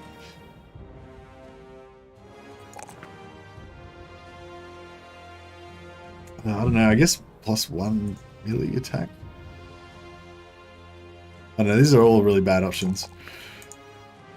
It's fine. And we'll give him more health. Ludwig 2 strings. +5 to range skill. Oh yeah. If we get a +5, it's pretty good. Could Suicide Priest's name be Suicide Priest? It's a good name.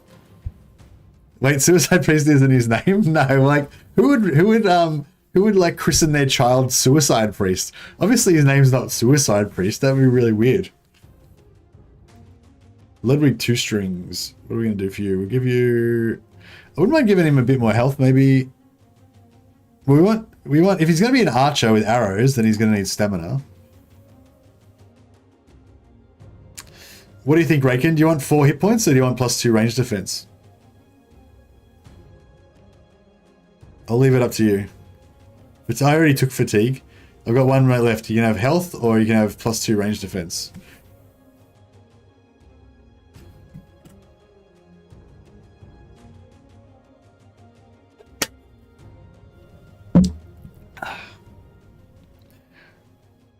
Alright, yeah, HP, so you don't get those headshots. And perks. Oh, what are we going to do for perks? Do you want Colossus? Or do you want to take Bullseye or something? We will. You probably want to have Recover on him eventually. Yeah. Go Colossus? Yeah, right. Alright, let's do this. And Humbert, he's Humbert the Pious. We don't call him Suicide Priest to his face, alright guys? You gotta be sensitive.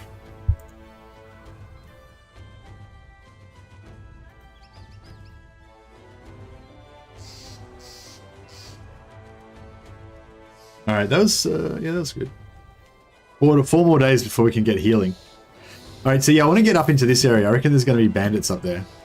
So even if we can't get a quest to go there, I'm just gonna go there anyway.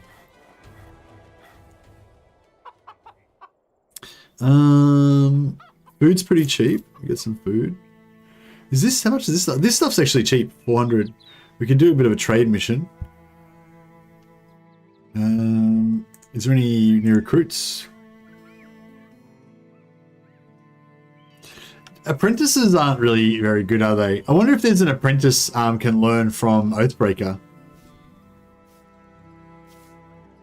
Yeah, apprentices, I don't know, apprentices are supposed to be okay, but they're not really, I don't think. I might just save it. I might just wait for now.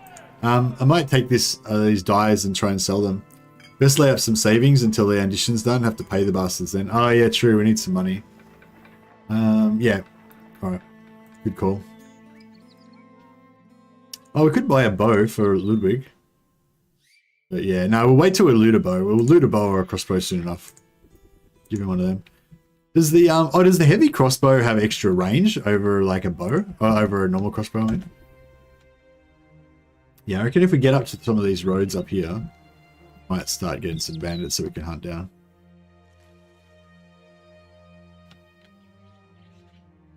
Thanks a lot for all the advice and stuff, by the way. The YOLO priest, yeah.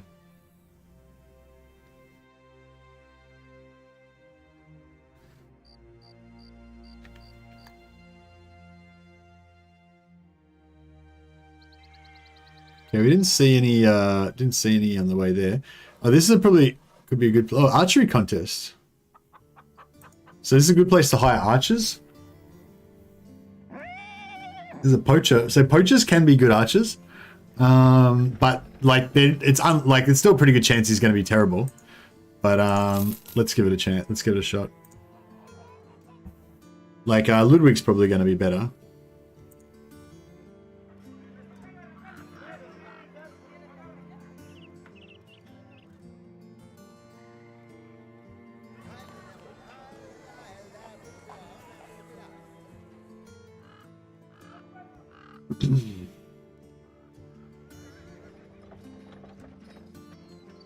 Need parcel delivered. Oh, where do they want it delivered to?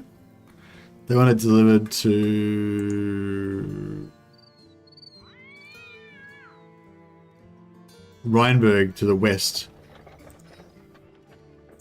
Where's Rheinberg? There. I mean, nah. I want to leave it open in case we get another quest up here.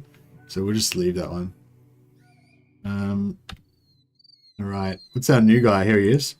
Nah. See, this guy with 48 and no stars, I feel like is worse than than 2 strings, who was 42 with 3 stars, you know? So, like, yeah, this guy, I don't think he's got the potential to actually be a good archer. It's a bummer because, yeah, it's a bummer, but what can you do? He's okay, he's decent line, he's okay line material, I guess. We can just give him, you know, whatever, buckler. There you go, bro. How about it?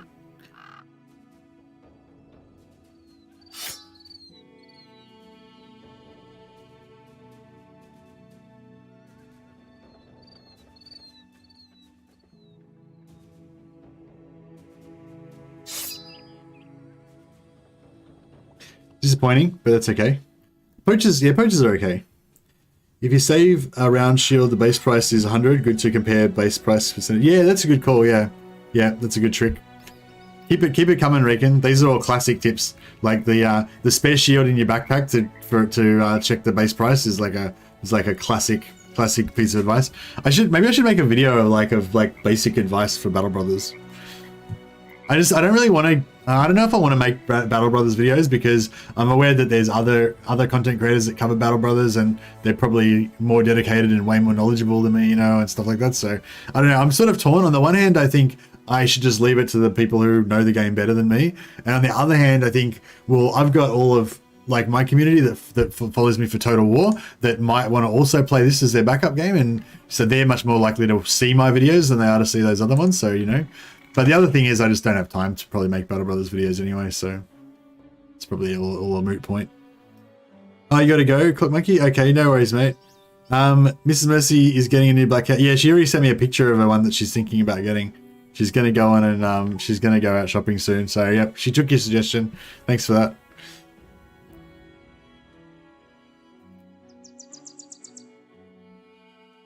The bow that I got from the bandits is a very low level bow. It's not very strong weapon. Doesn't do much damage. Direwolves are nasty. There's only 3, but yeah. Yeah, if I get a normal bow, I might give it to him, but that's like the crappy bow. Like, it's not even like the basic bow. It's like the even crappier than basic, if you know what I mean. No idea if it would help the channel though. Yeah, no, it probably wouldn't help the channel much, but I mean, I don't know. It might help the channel. Who knows? Whatever.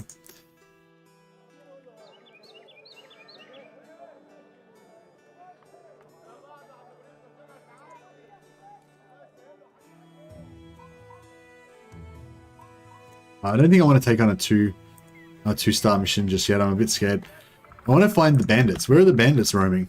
Like, I want to see bandit parties roaming around the roads. Wherever that is, that's going to be like my new plan, my new place that I hang out.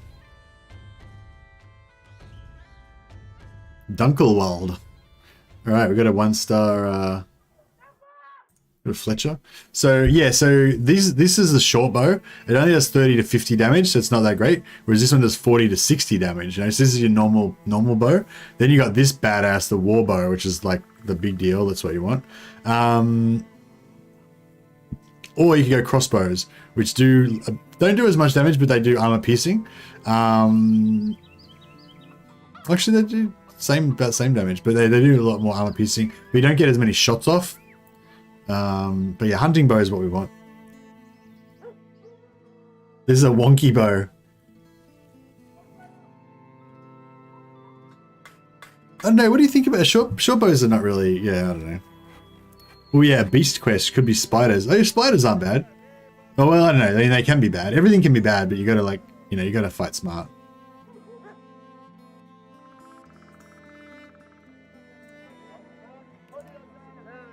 Webnecks, yeah, spiders it is. Alright, let's do it. We've got a fair few, guys with long weapons and stuff, so...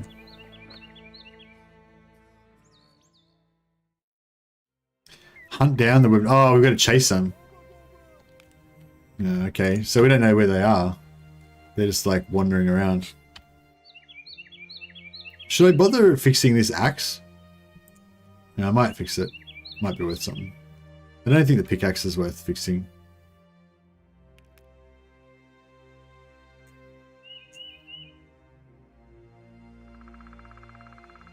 I'm trying to think if any of these guys are actually worth keeping. No, not really. No, not really. This guy's alright, isn't he? Apart from his faint-heartedness.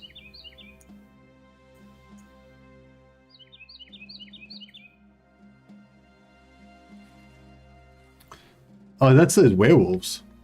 Is it the werewolves or is that... Stumble across a dead cow with its flesh sucked to its very bones. Its hide does not carry any sign of being sundried. Humbert the Pious crouches and runs his finger along the number of puncture wounds. He nods. It's the work of a webnet, no doubt to it. I'd say they poisoned it and then fed upon its paralyzed corpse. The fresh corpse means they're close. That's not the right voice. I don't think that Suicide Priest would talk that way. So yeah, I'll take that back. We'll pretend I never did that. We'll think of a new voice for him later on.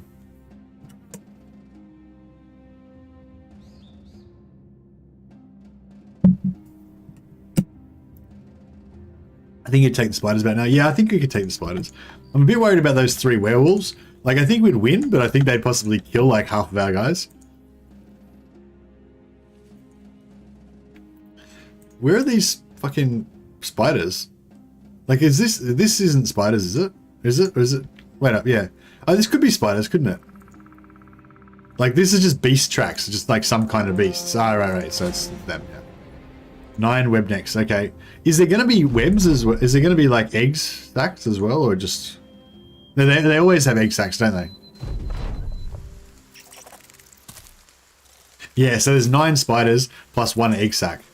And the egg sack will keep like spawning new spiders until we find it and destroy it. Do you get extra XP from the extra... Yeah, there's always... Yeah, we know there's only 1 egg, right, though, because there's 9 spiders. There was said there was 9 spiders. Do we know... We don't know where the egg is. I will... yeah, no, we don't know where it is.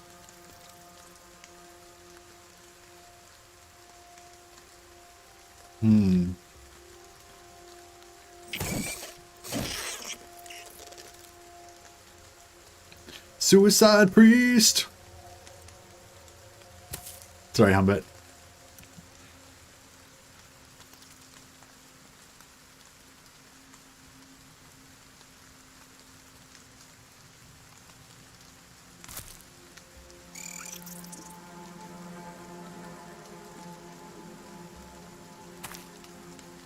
I was hoping that was going to make it break.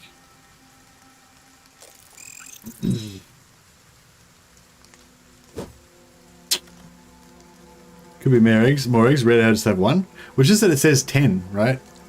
Or do the eggs not count as does the eggs not count as like troops? There's actually 10 spiders. Oh yeah, I was gonna say, do we get XP for the spiders that spawn during the match? Or do we only get XP for the like starting ones?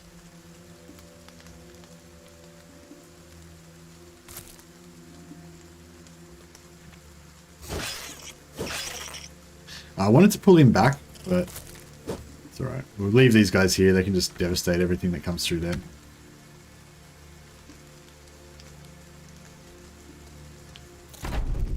Eggs don't show in numbers? Not sure about that. Okay, so maybe one of the eggs spawned. Yeah, the eggs might have spawned... Oh, okay, yes, there was 9 at the start, and then the eggs spawned 1 at the start, so there was 10. And now they spawned another one, so there's 11.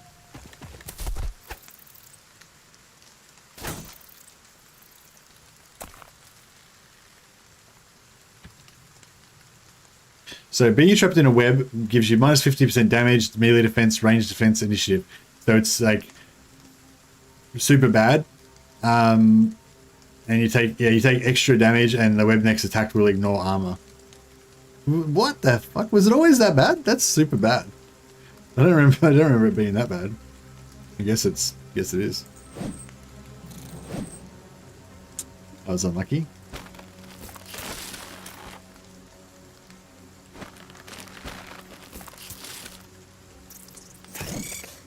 Suicide Priest. Look at him. He's keen now. He's got his. When you get that blue flag, it means that your guy is quite good. Good morale. But yeah, we are a bit spread out. That's true. I feel like basically my theory is these guys can hold the line here. Well, actually, no, not really. Sort of. If I can pull him back into here, I think we'll be alright. Then, yeah, I don't know. It is kind of looking a bit dicey. I agree.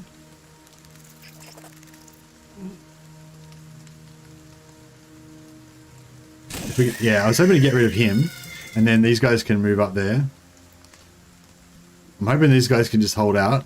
But if he's going to take double damage, ignore armor, that might be not great.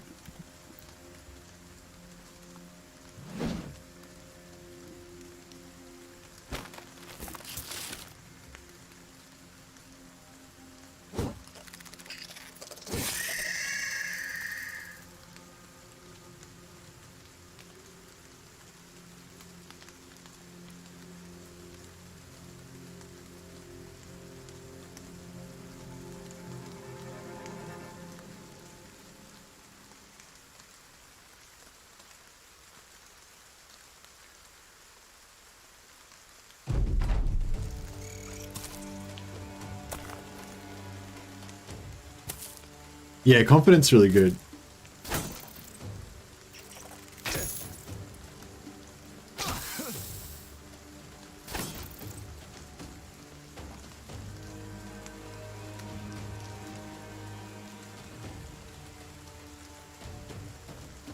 Suicide Priest. He's so good. Like, why is he so good? He just, like, his stats are shit, but he just dominates. He's like our best guy. This doesn't make any sense.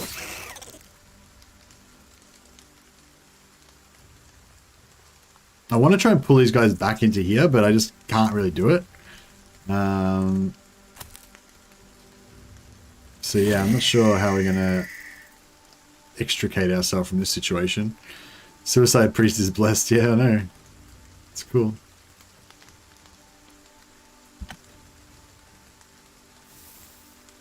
He's poisoned. I don't know, should I bring this? I was going to bring him back, but maybe we should push into here. Because we're not going to be able to pull out of there, are we?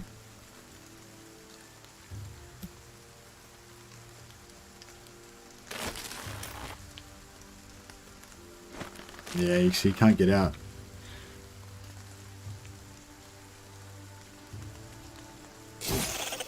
Yeah, I think we're going to be stuck here. We're going to need everyone else to come around. Got to do what we got to do. Oh, fuck, that was... Shit, I didn't even see that dude was like there. Crap, okay. That's not good.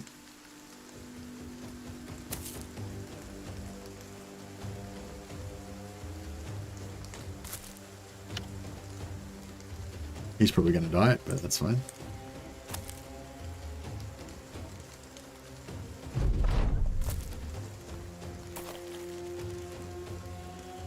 Okay, so I think there must be a web over there. I mean, must be a egg over there. Yeah, I'm not liking how much damage this guy's going to take.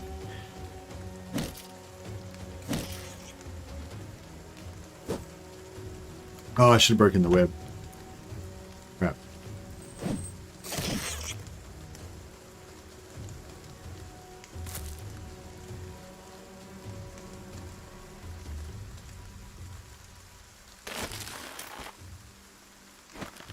Crap. What the hell? Alright, don't worry. Suicide Priest has got this.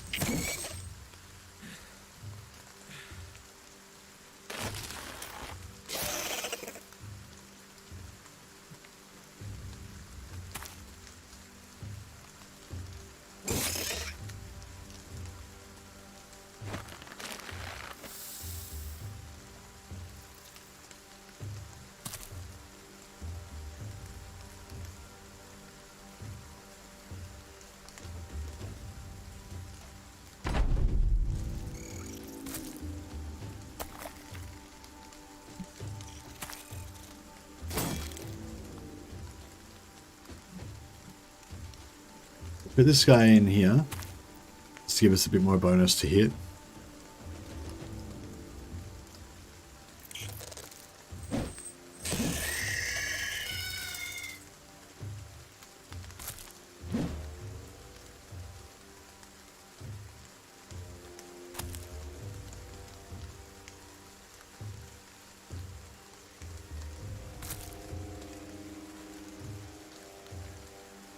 My Suicide Priest, he wants to get in there.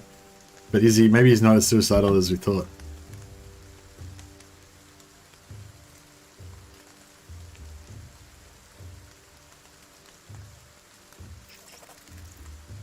If I have a crap guy that I want to kill, I strip him, give him a crap weapon, and then all of a sudden he's Rambo and won't die. He hits all the time and won't die. It happens so often, it's hilarious. Yeah, I know. I know. Yeah, so basically this guy we've nominated as Suicide Priest because he's kind of useless, but he just seems to just go around and always hit, even though he's got really bad stats. He's just like Rambo, exactly. He's exactly what Mars Nova just said.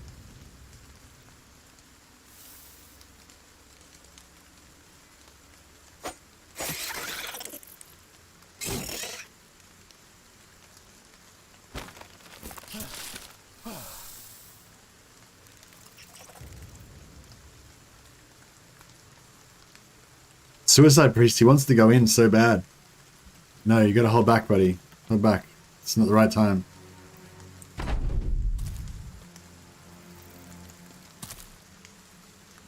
Are they fleeing? They're fleeing. Brain damage, missing eye. How to go with 3 injuries like that? He kept him as mascot. Brain damage, missing eye, missing fingers. Well, yeah. It's really like that. Suicide Priest is like, smells blood. He's like, come back here, you heathens. You foul abominations. Demons from hell.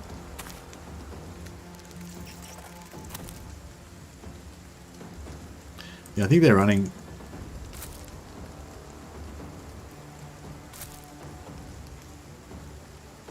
There's no like base amount of XP that you get for like fighting a battle or anything, is there? It's just only for the kills.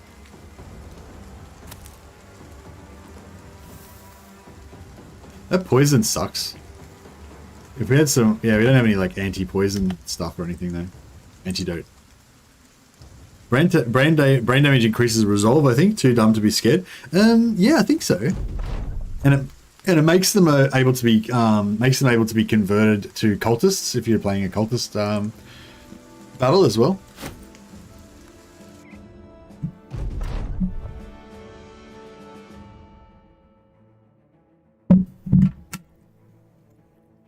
You get per kill for all of them and bonus for killing blow for the guy doing it.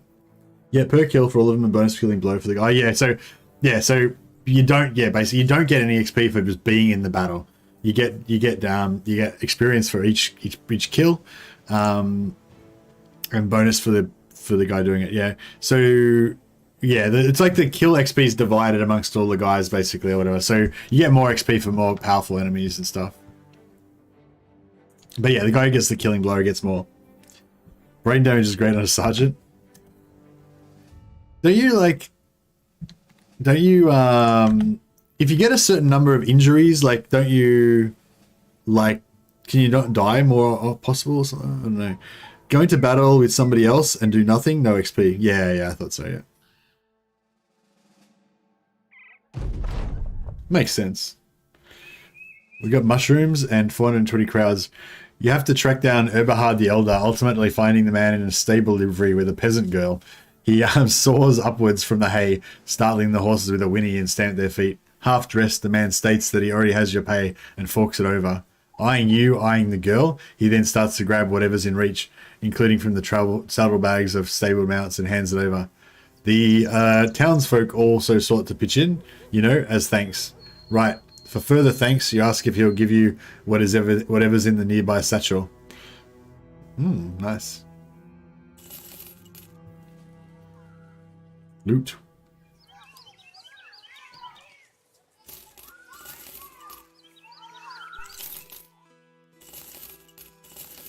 I'm just going to sell all this crap that I'm not going to bother repairing. That armor's actually not bad. We might repair that and put that on somebody. I mean, it's not, it's good for where we're up to at the moment. We didn't find any brigands though. We'll go to this town, rat-assed. No, everyone's lazy here. No one can be rat-assed doing anything. I don't know if everyone gets that, but yeah, I don't know if they have it in America, but yeah, if you can't be like rat-assed, that's sort of like you can't be bothered. Lazy. After 2 wounds, they end up nude on the battlefield. Yeah, I thought, isn't there... Oh, fourth injury always kills them. Right, yeah. I thought there was some reason why I didn't like brain damage, yeah. That's 4th permanent injury, right? So they can get those temporary ones and get them healed and stuff. That's fine. I've got only one more day if we get to choose a new oath. I wonder what new crazy oath we'll have this time.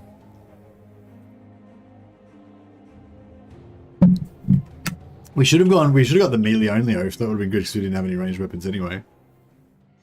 Oh yeah, was there a temple? There's no temple here. Oh, there is a temple, yeah. Injured shoulder. Oh, we can heal them. Oh, they heal faster and don't worsen while on the road. Yeah, I'm a bit dubious about this. Like, I reckon if we do this, we'll get the buff saying that our injuries heal faster, but they still won't heal because we have no healing. You know what I mean?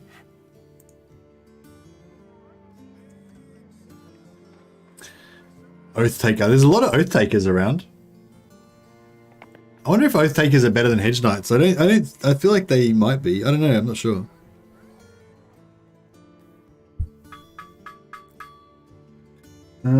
Oh, this guy, I like these wild mans. They can be pretty good sometimes.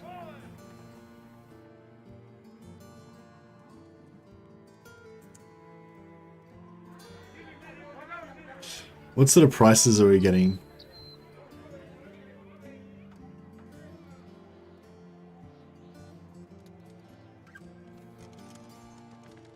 I don't think the prices are particularly great.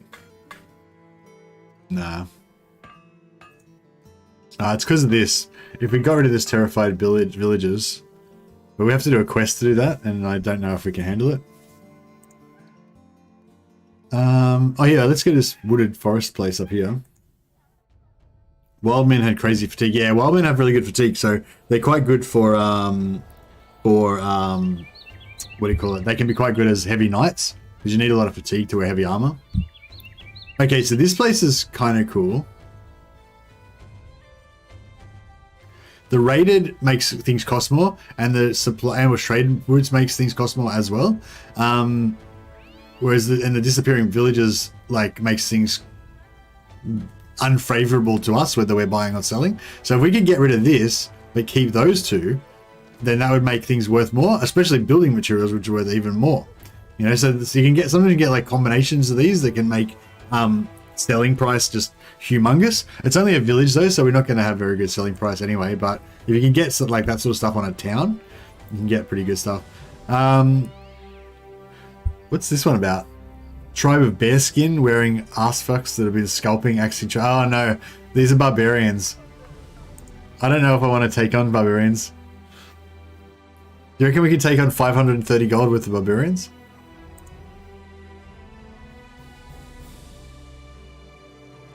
Slave takers rest east of Tabernmoos. I might just go and check it out and see how strong it looks. Oh, where is it? Oh, we don't get the marker unless we actually go there. Alright, we'll go check out this one. Now we're going to run into barbarian parties wandering around. Wallace is like, do it! Alright. We'll come back to that one. We might do it.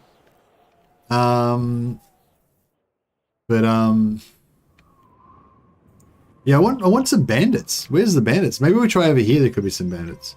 You have to wait for a bandit camp to spawn, and then you have to like not kill it. So we actually Humbert the pious monk enters your tent with a vial in hand. The flask is topped with a bark stopper and a wreath of greenery. Inside the vial is goldish liquid. Blessed water to fight the undead. You ask if it's a gift from the old gods. He nods. You ask if it's really a gift from the old gods, though. He purses his lips. No, not exactly. The monasteries know how to make it, but it's an ancient recipe protected under penalty of death. Of course, you thank the man for taking such a risk to contribute and tell him to put it in the inventory. Alright. Suicide Priest is actually a valuable member of the team. He's giving us anti-undead bombs. Remember the spawn changes when you take the quest. Oh, with the quests does it actually spawn it at the time? I was okay. I was confused about that. I thought the quests just like marked out a camp that already is there. Oh, you mean the camp's already there, but when I take the quest, that means there'll be extra troops in the camp. Is that what you mean? Or it just changes what's in the camp? Yeah.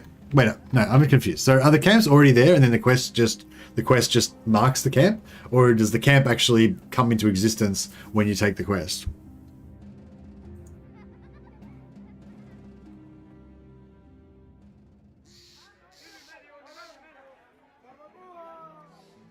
Kill those brigands. Okay. They sometimes overwrite the existing camp, but they can spawn a new one. So both. Oh, okay. So basically they just spawn a new one, but in some rare cases there could be a camp in that exact spot or whatever. So normally it's like they just spawn a new one, right? Okay, so basically what I'm saying is, it's like if I just take all the brigand killing, camp killing quests, I'm not like wiping out the brigands on the map. You know, it's only if I go and kill other non-quest brigand camps that I'm actually reducing the amount of brigands. Now, this is a pretty easy quest, so it should be a nice one for us to take. This is another retired soldier. He's probably going to be old though. Butcher's not a bad background. Could be good. Yeah, we're going to start running out of money soon.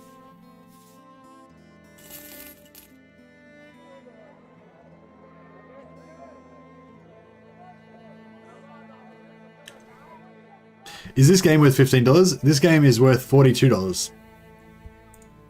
So yeah, I'd say don't just buy the game, buy all the DLC as well, Wallace. Buy everything. It's fucking good.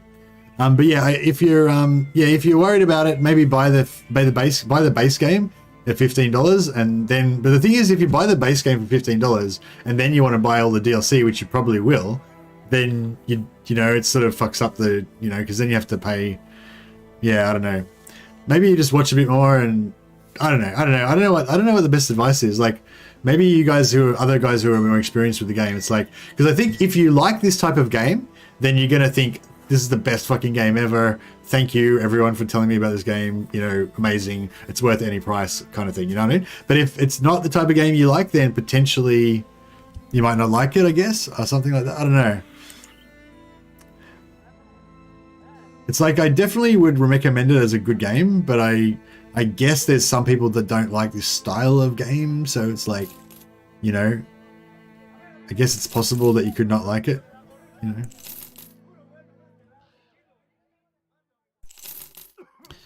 Just gonna, yeah, I got bad prices for all that stuff, but I just wanted a bit of a buffer of money, just so that we don't go broke. All right, what do we get here? Rizzo, the brawler. He's got Drunkard, so he has plus 10 damage, plus 5 resolve, but he's got minus 5 melee skill and range skill.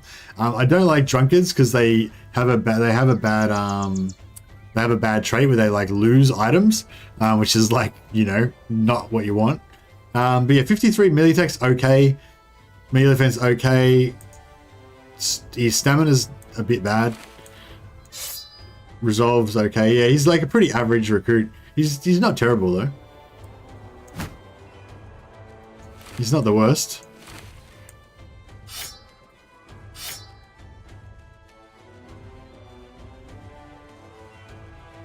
What's Wolfgang's deal? Oh, Wolfgang the Caravan hand. He's got 2 stars in melee defense. That's not bad.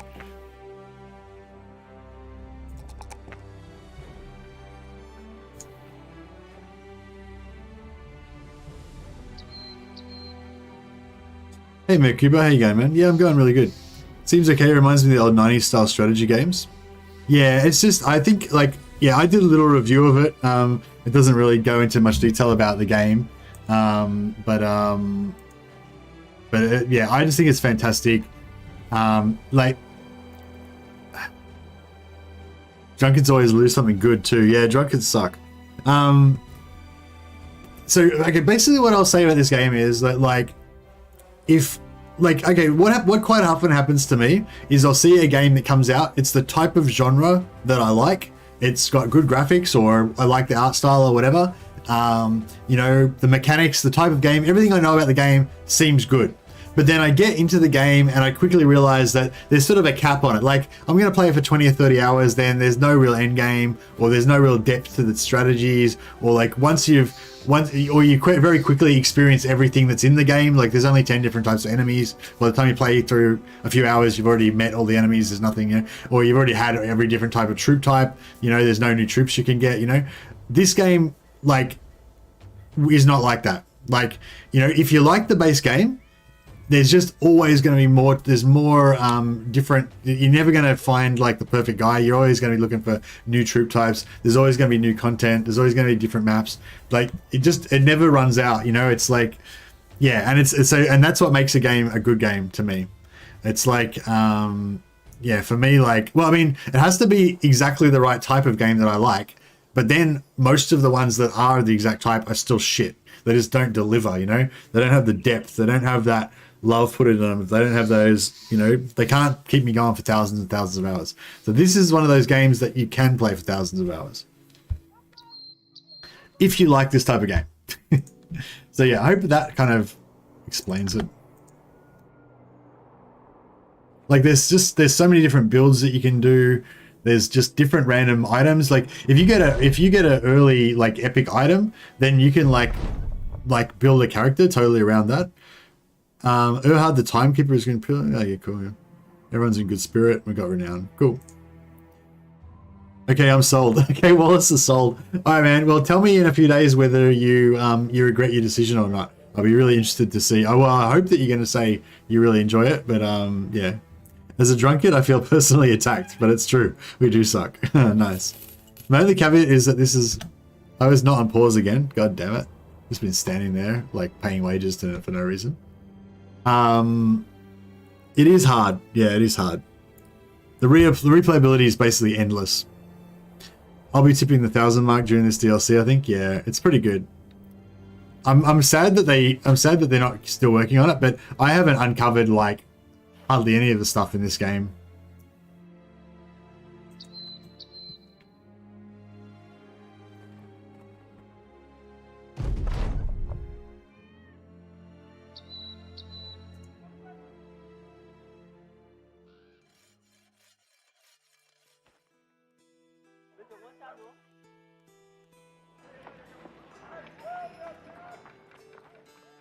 Yeah, I want some more of these cheap tools, but we were kind of broke-ish. How much are we paying now? 130 pounds per day. It's pretty rough. All right. Well, we'll go and fight these brigands and then see where we're at. Oh, wait. No, that was what we were doing. Just keeping those guys company. There's also a Legends mod that adds even more stuff. Yeah, I never played the Legends mod. I was sort of tempted a few times, but yeah, I don't really like mods. I kind of like playing the base game. Unless the only time I get into mods is if the game is no longer under development. Like if it's finished, you know, like it's an old game. It was like a really like Mountain Blade. You know, it's an old game that was really great, and then they just built Prophecy of Pendor, just kept getting better. You know, or like look at that, 10 barbarians. These 10 barbarians would fuck us up. I don't want any part of that shit. I want to get the fuck out of here. In fact, after we get to this town, I'm gonna stay the hell out of the north. I'm not even gonna come up here because I don't want to deal with barbarians. They hit hard. They do a lot of damage. Hey, Battle Brother, have you ever tried XCOM? I thought you might like it. Great to see you playing Battle Brothers. Yeah, I love XCOM, man. I don't know if I love XCOM or Battle Brothers more. Like, I've forgotten about Battle Brothers. Like, I've forgotten about XCOM. I'd say yeah. So, right at the moment, the only 4 games that I can think of that actually fit. Like how that little blurb I said about how fucking awesome Battle Brothers is and how it's just you just keep playing it forever and it's got that, it delivers on that depth, you know. It's not just what it says on the box, it's like it delivers, you know. And there's only like 4 games really that I can think of now. It's like XCOM, Total War, Battle Brothers, and Mountain Blade. Like they're only the 4 games that I can think of. I can't really think of any other on the top of my head. If anyone else understands what the fuck I'm talking about and can think of any other games, I'd love to hear about it. But yeah, those 4, like they just have that. There's a few different things about you need tactical depth, you need character, you need all the other things. But you also need procedurally generated stuff, and you need it to kind of create like an emergent storyline at the same time. You know, and all those things together just are like perfect. And those 4 games all do it. They all just nail it, you know. Oh, here we go. We got a farmhand. Farmhands are like the basic, like standard, like good background that you want to get. You know, like they just have good health, good fatigue. They can be okay in melee, but they're usually not very good. I can't really afford to hire him, but he's the first one we've seen, so I felt like we should just do it. Just pull the trigger. Alright, we're getting pretty broke now. We could buy these furs to sell. Okay, you can buy furs in the north and then sell them down in the south and get really good. Oh yeah, RimWorld's pretty cool, but RimWorld is a bit, I don't know, RimWorld is kind of in that same category, but, and I did play a fair bit of RimWorld, but it isn't quite, I don't know. Yeah, I don't know. I don't know. It just didn't grab me as much for some reason. What? What the? I was just clicking on the screen. I was trying to move and then it just popped up under my cursor. What do we even get? Shit. Okay, our guys will get 10% more experience. 25% fewer crowns. Oh, shit. Man, we're going to get 25% less money. Stellaris, EU4, and to some extent CK. Yeah, those games are all sort of in the same realm. I think, yeah, RimWorld's pretty good. Endless fun and depth. Yeah, it is pretty good. Yeah, RimWorld's good. Do you know there is a Battle Brothers inspired mod for RimWorld? No, I didn't. I played the Imperial Guard mods for RimWorld, like 40k and stuff. I pretend that my dudes are like Imperial Guard settlements, or that they're like Adeptus Mechanicus outposts or research outposts or something like that. Oh, we ran out of food. Shit. Get there before we run out of food. There we go. Alright, better not hire any more dudes. I just definitely cannot afford it. We're about to go completely broke. Can't even afford to buy food. Crap. What can I sell? I've got nothing that's worth anything. I can't afford to pay their wages for one more day. Shit. Oh, we got webbed valuables. Alright, we're gonna have to sell the webbed valuables. That'll let us go. We got 2 more days of wages.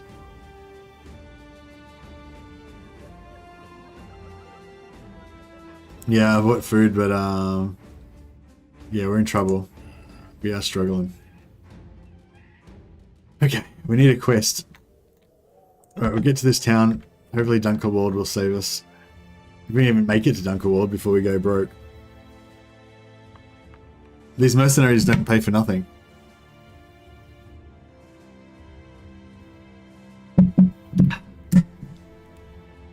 Oh yeah, see RimWorld I totally use mods all the time. It's weird, like other games I'm like, yeah, no, don't use mods. But like RimWorld I always play with mods. Like Vampire mod, Imperial Guard mod, you know. It's weird, isn't it? I don't know, it's weird how you got different things. I always want to hire more guys. Look at these guys we could hire. Yeah, I feel like I might have hired too many guys. Now we're gonna go broke. We need to. Why is there no bandits? Like, yeah, so different maps are like. Sometimes you get a good map that's got like a certain stretch of road where just bandits are just constantly spawning, and you can just fight them all the time. I'm gonna run out of food. Fuck.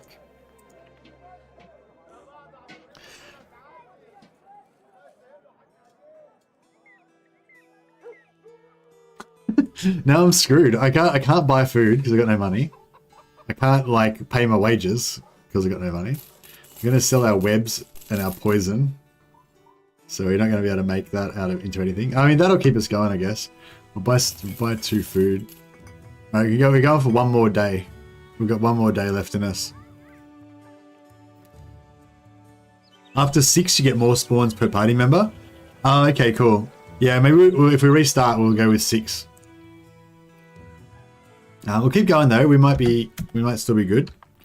Who needs a shield? Somebody needed a shield. Oh, this guy, yeah. Our farmer. Shield. And we'll give him Suicide Priest's Dagger. Oh, he's a drunkard and he's Nightblind. Maybe I should just get rid of him.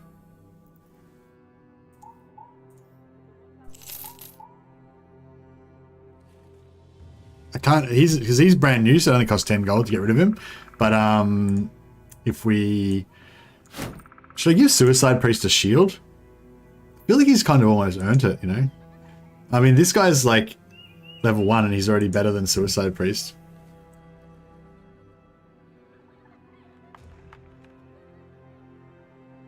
I could give Suicide Priest a pitchfork, so he's got slightly less chance of dying. But he can't hit anything there. Trim the fat. Yeah, I can't trim the fat though because I have to pay him compensation. You know what I mean? Like if I tried to get rid of Suicide Priest, for example, I got to pay him 90 gold. So it was only that one guy that I could get rid of. Really, I don't really have any choice. But yeah, that's okay. That saved us a little bit of money. How much is our wages now? 130. Yeah, that saved us a good amount of cash actually, in 10 gold or so. All right, we might be able to hold in. You're a mod addict. Quality of life thing. Hour later, I can't recognize the game. Yeah, fully. Yeah, I don't know. Just in general, like, yeah, mods. I don't know. Yeah, I don't know. I don't really get into them that much. It just, I don't know. It just depends on the situation. Yeah. Oh yeah, whatever this was, we're doing it. About a day to the west. Oh man, it's crappy money, but it'll do the job, I guess. We're going to, where are we going? Rheinberg. Oh yeah. Oh shit, that's really far away. It's going to cost us more in wages to get there than we're going to get paid for it.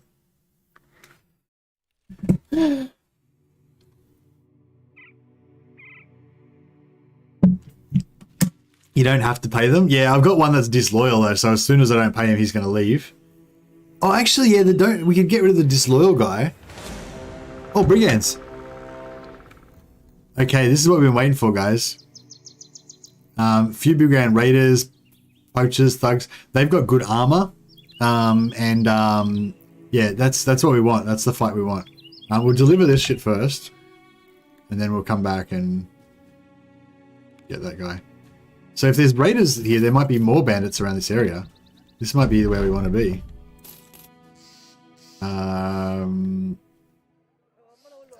Yeah, we're not going to buy anything or anything.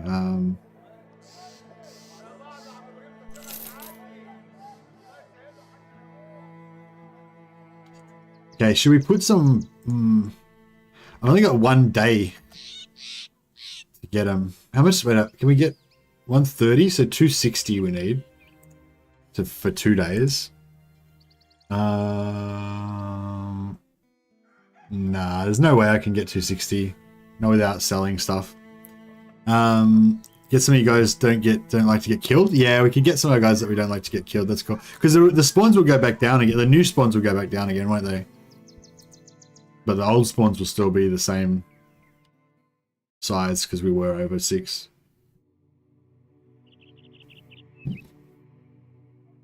Is this Warhammer 3 on lowest graphics? Yeah, that's right. This is they just released the balance patch. This is the new version. Strip the disloyal wing and put him on the front wing.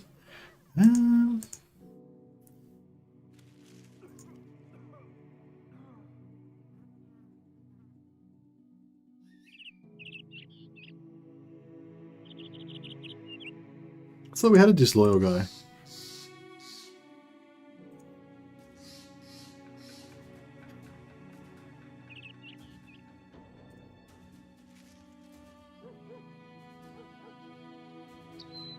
No, maybe not. We've just got loyal. I don't know. All of our guys are a bit crap, but it's fine. Oh yeah, so some nets.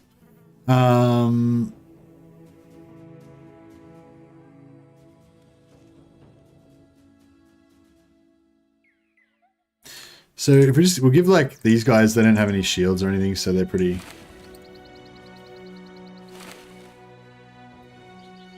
They should have extra stamina, right?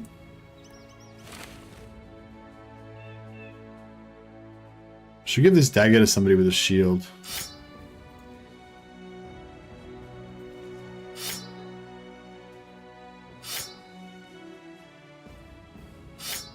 Alright, I think we're ready to steal some armor. Let's do this. We've got 1 day to catch them and get back to town and buy some, to get some more money. We've got no food left. Is the oh wait, there's footsteps going that direction. That way. Oh crap. I think this is gonna go badly for us.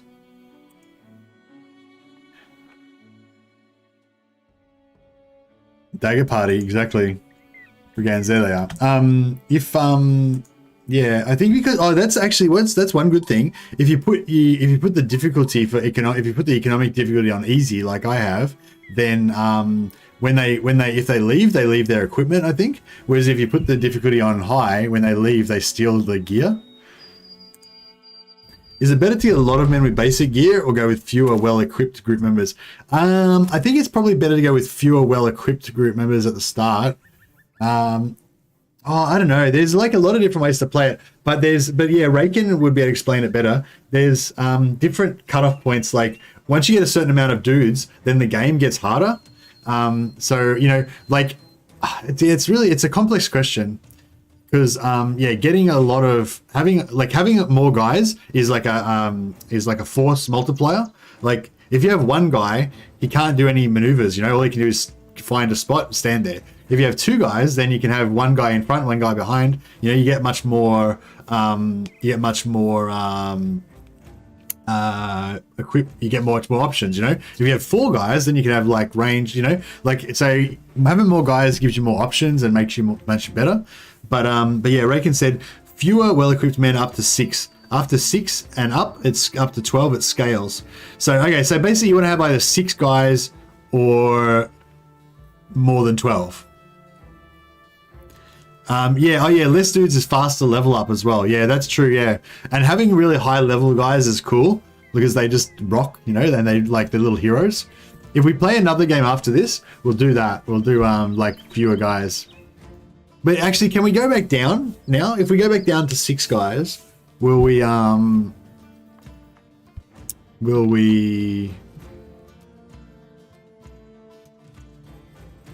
So this guy is like the leader, right? He's got way better gear than everybody else. He's got chainmail and a special helmet. Oh, actually, no, he's just a normal. He's not a leader. He's just a normal raider. Sorry. Sometimes you get like named leaders. I don't know why I got confused there for a second.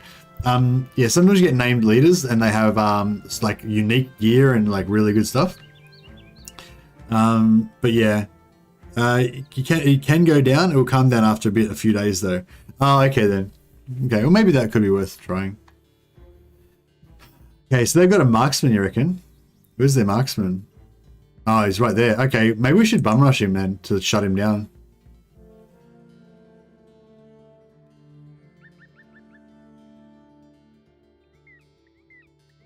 Yeah, I might do that.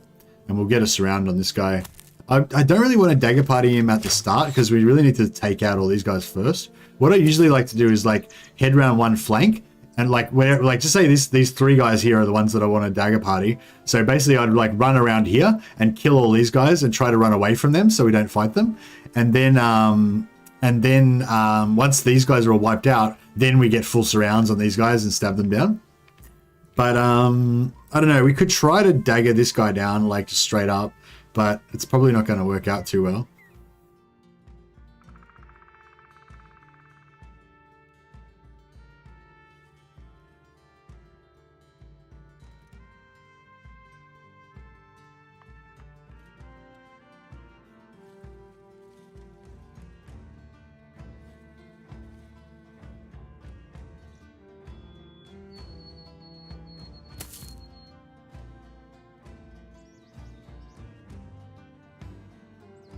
Yeah, we're going to get smashed here, aren't we?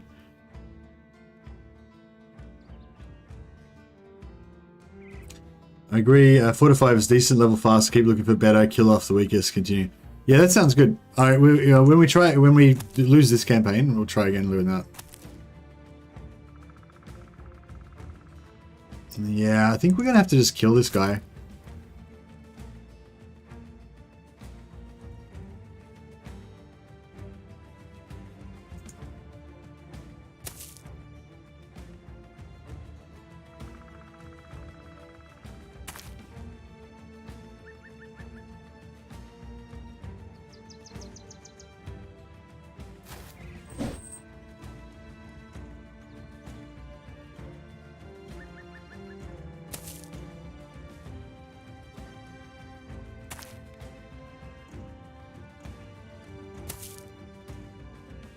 Interesting.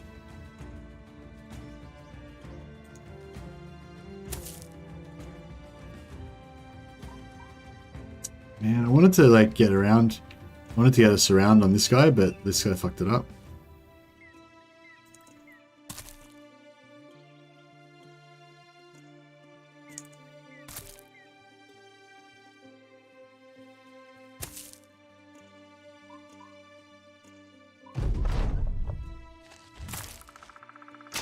Shit.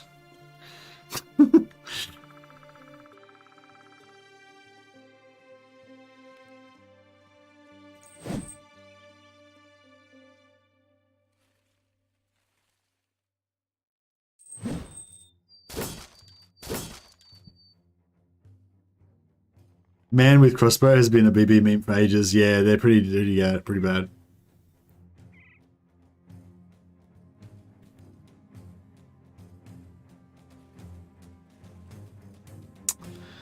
Like I don't want to. Man, should I try and stab him? Like I could try. I don't feel like it's gonna go well. But like, fuck it, let's commit. Actually, we want some guys to die, don't we? Let's leave it up to chance. Let's just let some guys die and just see what happens.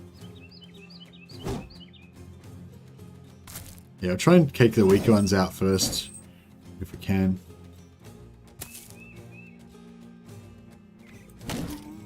This mace bro, even though he's got crap melee, he just seems to do really well. I see, is this second ability puncture? It has like a minus 15% chance to hit, but it completely ignores armor. So the good thing about that is when you use it on heavily armored guys, it kills them even if they've got heavy armor. And the other thing is it doesn't destroy their armor. Normally if you have a heavily armored guy and you hack him to death with a sword, you'll eventually kill him, but his armor will protect him. And also when you're killing him, you'll be wrecking his armor. So that's why we do the dagger party thing, but it means that our guys are much less effective in combat. They're getting wrecked.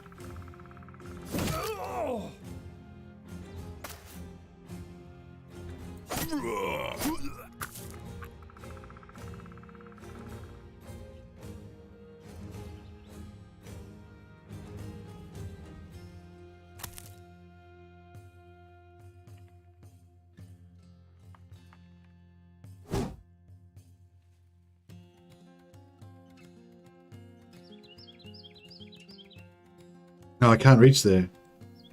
Shit. Yeah, this is bad. This is not. I didn't do a good. Didn't do good tactics here.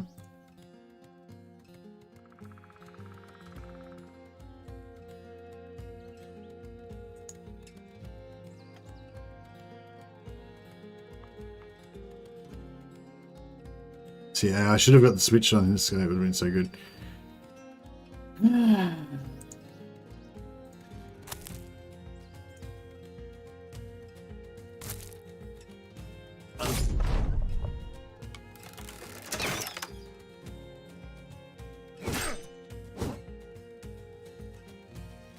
Well, I guess if these frontline guys die, then some of our better guys can get in there and actually do some work.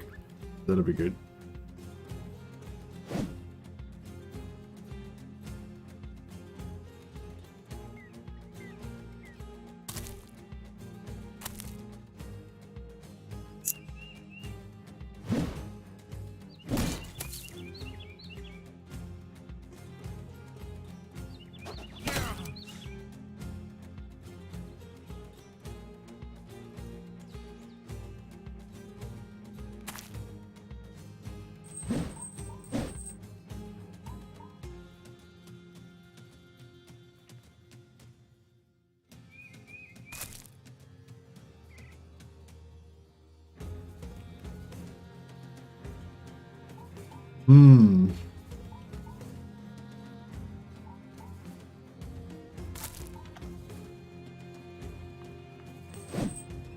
Bro, why didn't that work?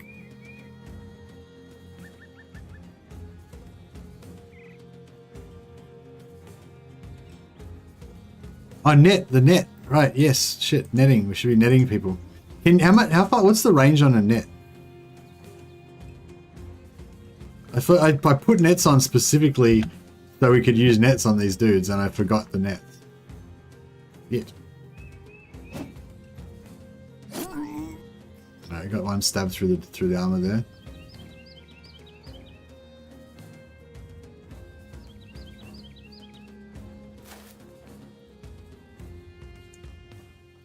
This guy's got a net. Do nets have a range? Range of 3 tiles. Yeah, they do. All right, let's just get netty. I can't do it right now. All right, who else has got a net? So he's got a net. He's got a net. All the two-handed guys have got nets here, right? Okay, cool. Right, I got it. This guy. You switch to net. No? Oh, I used up my action point. Ah, crap. Okay, whatever.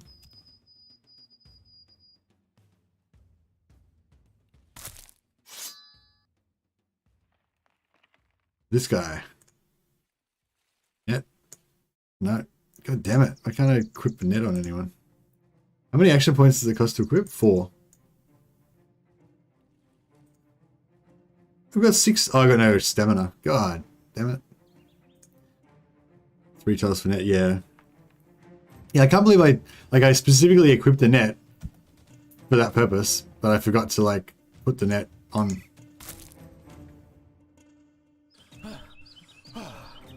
Alright, we're gonna just kill this guy because we can't dagger everybody down. We're gonna definitely get some death soon. Oosh! Oh, that's 2 strings. Jesus. We gotta save him. Oh, that was... I was just about to net him too. I forgot. I should have netted him with this guy, but I forgot. Can you net this guy? What the fuck? Got no stamina. How come he's got no fatigue? I didn't even move him yet, did I? I'm confused.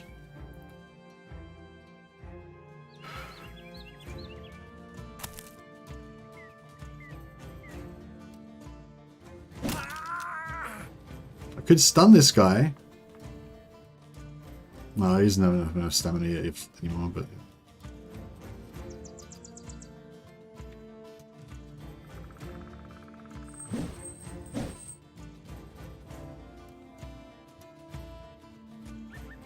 Yeah, this is... I mean, we can't... I don't have enough stamina to equip the net.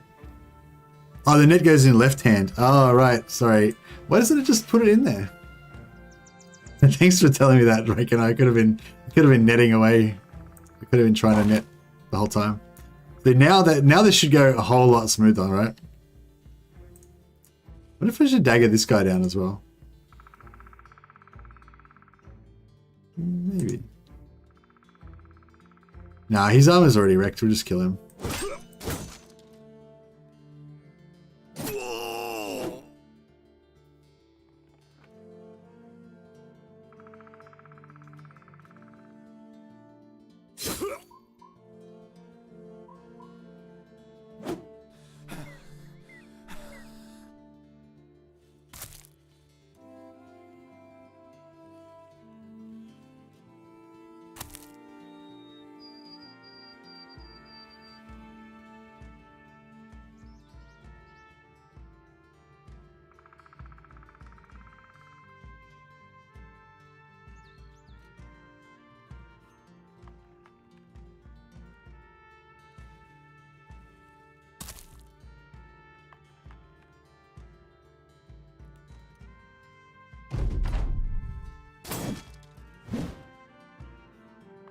Yeah, we're definitely going to trim some fat here.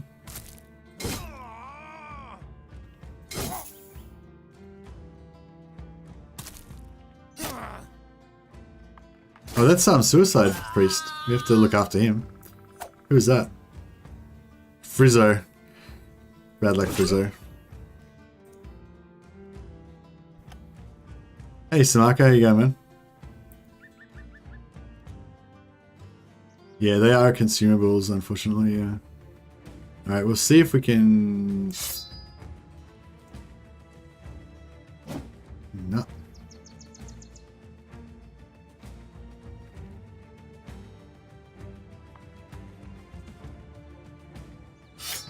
Get that armor, boys. That armor's worth more than your lives. Literally. More than your lives. Don't come back without that armor.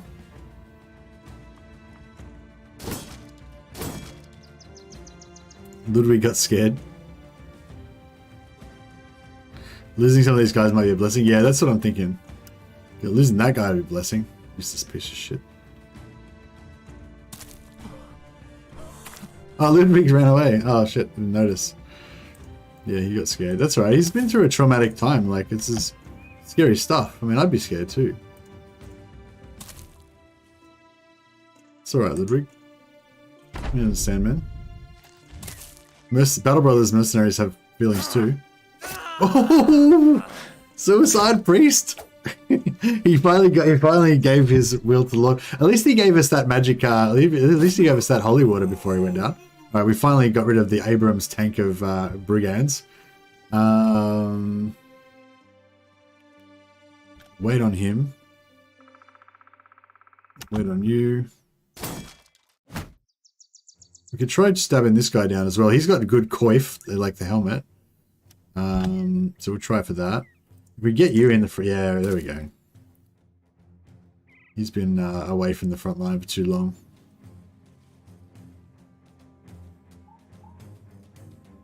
This dagger bro's got a bit of health left, so let him do his thing. This guy, maybe just wait. Yeah, you just practice your athleticism.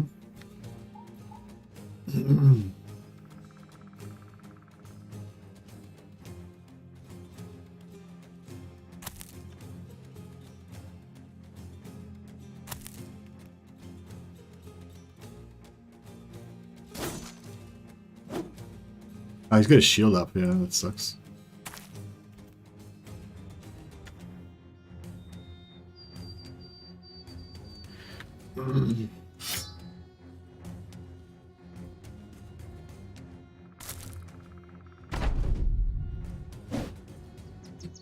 Keep the morale up. Yeah. Oh yeah, the banner guy can like banner. Oh, their morale's lower than ours.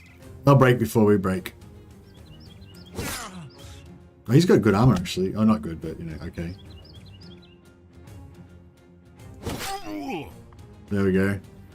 They're bricked. They're broken. See if we can stab this guy.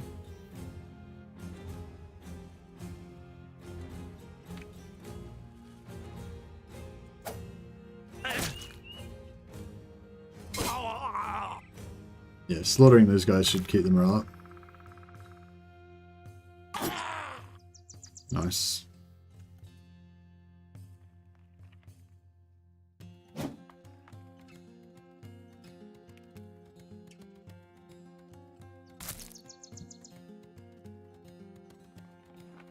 Oh, beer. Okay, yeah.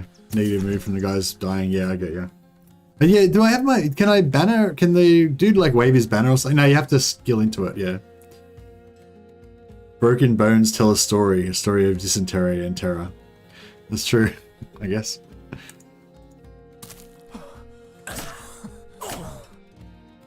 Yeah, his armor's getting wrecked.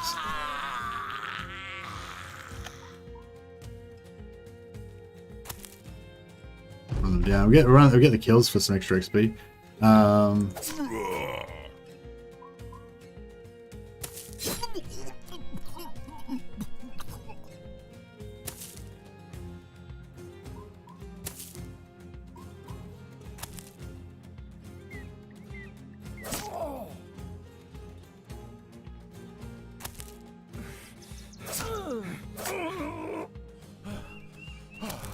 He's nearly getting away, Ludwig.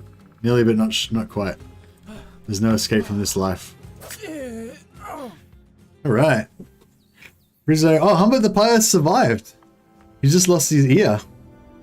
He's fine. He's fine, guys. I love how the injury and dying soundbites is hilarious. Yeah, exactly. Rizzo has got like a really maimed foot and his pierced cheek. Permanently bad movement. It's good. It's good. Oh, this is nice. We got a kite shield. That's good. Got a nice nasal helmet. Nice rusty coif. Good for an archer. Oh, a crossbow. I know who's going to get that. A nice hand axe. That's a good upgrade weapon for somebody. And of course the worn mail shot. Oh, that's the holy grail. That's what we did it all for. That was good. And a good sword? Oh, did we get a good sword? Oh, falchion. Nah, the falchions. I don't really like falchions that much. I mean, I guess they're okay, but Yeah, I guess, yeah. Oh, hand axes are sort of okay, aren't they? No, hand axes are not good, are they? They're just the shittest. They're the weakest axe you can get, I think, aren't they? Crossbow for Brave, said Ludwig, who totally did not run away.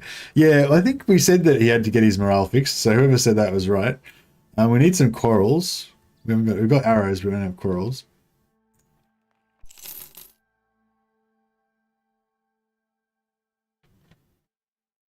And we've got enough money to pay the men.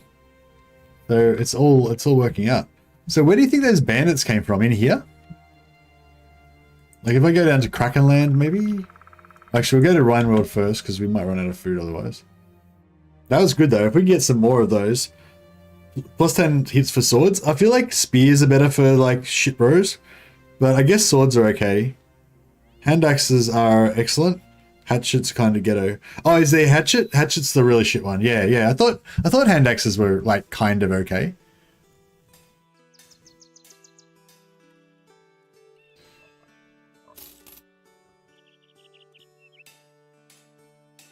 All right, let's see if we can go down to Krakenland.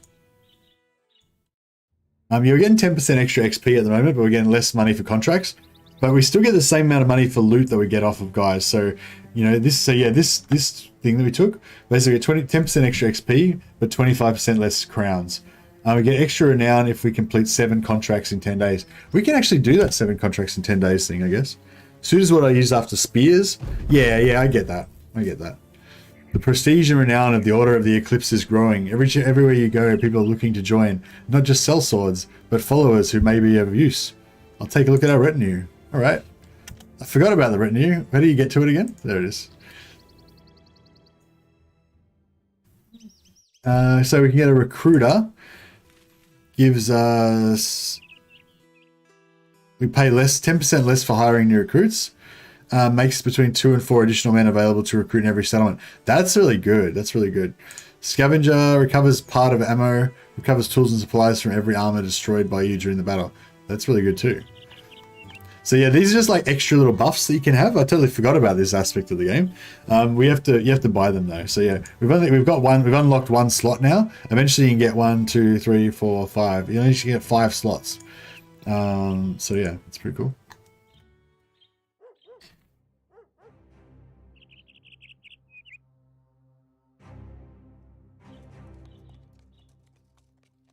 Rebuilding effort. Yeah, we don't have any wood to sell, unfortunately. Oh yeah, we need to repair that. And we sell those arrows. We need to buy some corals.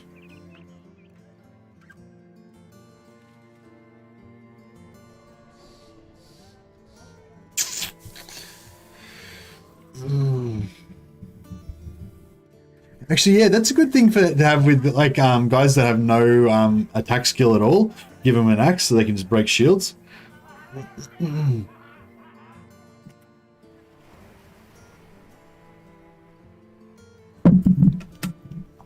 Right, I'll just sell this crab bow and this. I'll just sell this stuff because I don't accidentally repair it.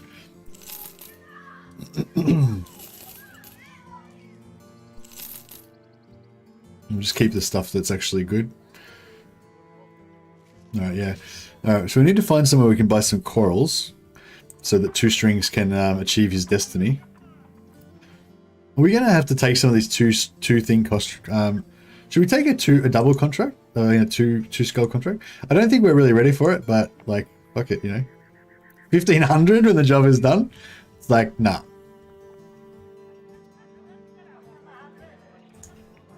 Escort the caravan. What is... Nah. We're not doing that. That's dangerous. Yeah, don't escort caravans, basically. They're very dangerous. Virginia swords were... I need something delivered safely to Gerard the treasurer. About a day north. The men have killed each other over this, so you must be ready to defend it with your life. Oh, what do you think about this one, guys? Two skull delivery. I think that what happens with this is that you just get like when you're nearly there, you'll just get like randomly intercepted by a group of dudes who will like, you know, try and take you out.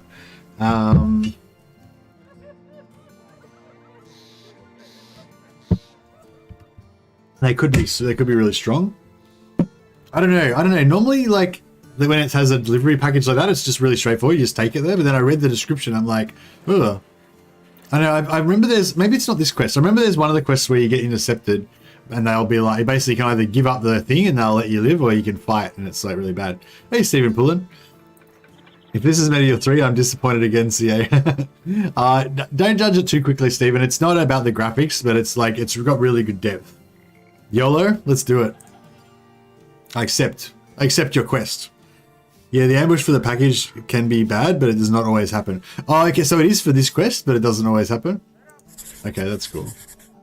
I can risk it.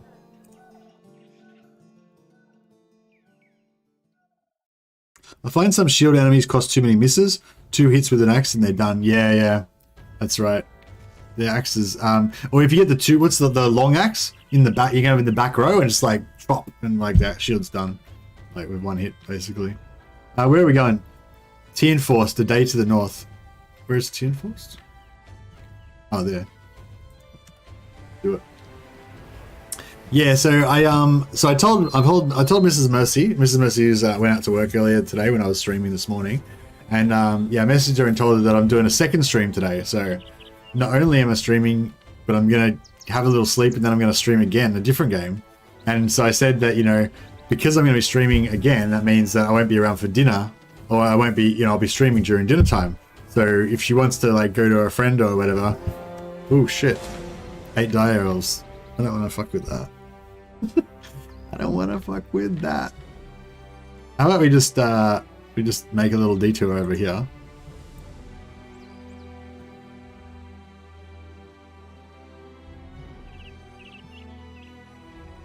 I feel like these direwolves are going to kill us for sure. Oh yeah, your party moves slower when you got more members, right? Is that right? If you have only like 1 or 2 guys, do you move quicker? I think that's true. I think the bigger that your party is, the slower that you move. So I think in general you move a bit faster than the enemies. I'm not 100% sure on that. But if you've got like a party of 12 and they've got a party of 1, it's like harder to catch them, sort of thing. But if they've got a party of 12 and you've got a party of 1, oh no, that's Mountain Blade I'm thinking of. Is that the same in this? I can't remember. I think a smaller party moves faster, but I'm not 100% sure. I can't remember how you tell what speed you're going at. Well, I don't, maybe you can't.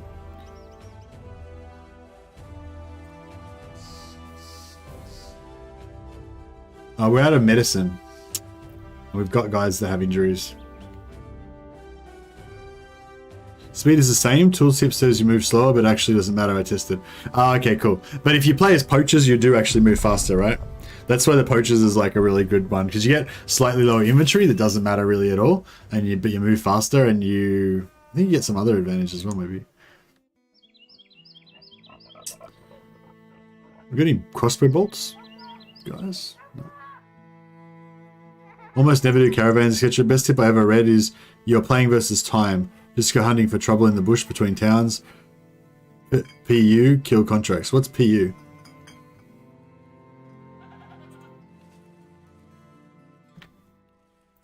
Time scales difficulty, yeah.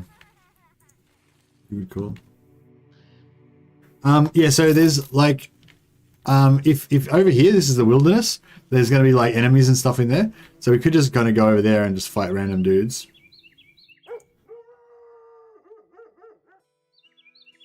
No crossbow bolts. It's problematical.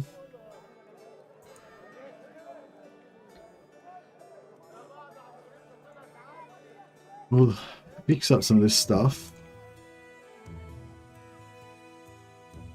Alright, so who's our best frontline guy? I feel like this guy's pretty good if we could just fix up his morale.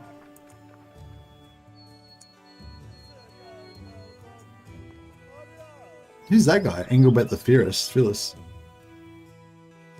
He's got good morale and melee attack. I don't mind him actually, he's not bad. Yeah, he's not a very good average.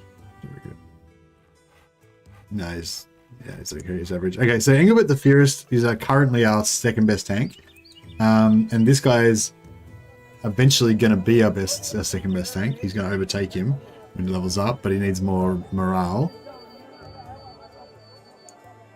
So I think Engelbert the Fearless gets to be our new knight, our new squire. And he can have a sword.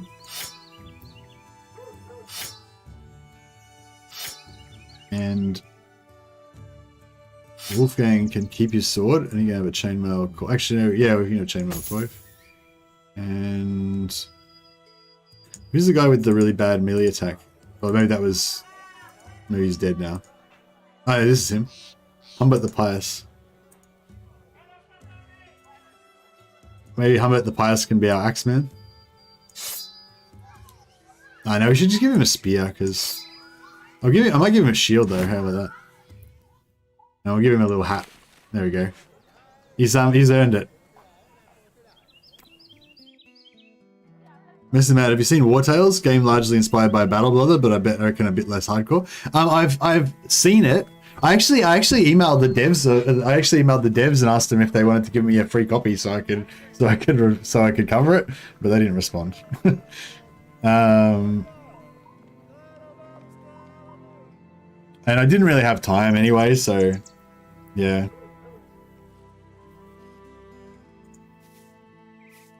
Yeah, I kind of felt weird about asking because it's like, I don't know.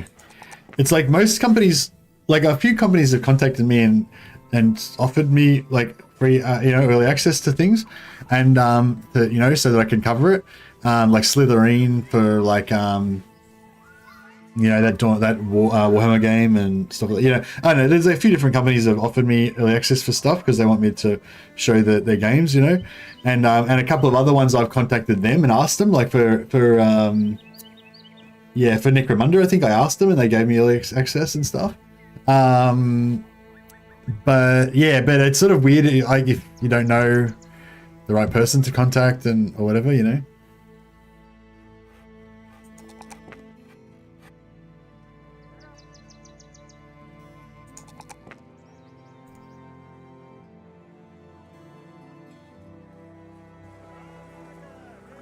What do we want? This guy, I think, initially we want him to be a tank, but he's not going to be that good of a tank. He's got pretty good melee, but not really that great melee. I think he'd be a good shield bro, maybe with an axe or something. What's good to give to a shield bro? I guess the experience. Yeah, I guess I'll give him this because he will go up. He'll survive and he'll get levels. So it's not worth putting it on a guy that doesn't have. Always better when companies come begging, lol. Oh, it's not like coming begging. It's just like, hey, we noticed that you cover a similar type of game. Do you want to cover this? And I'm like, yeah, sure, cool, thanks. It's not, it's not really like begging, but I get what you mean though. All right, what do we want?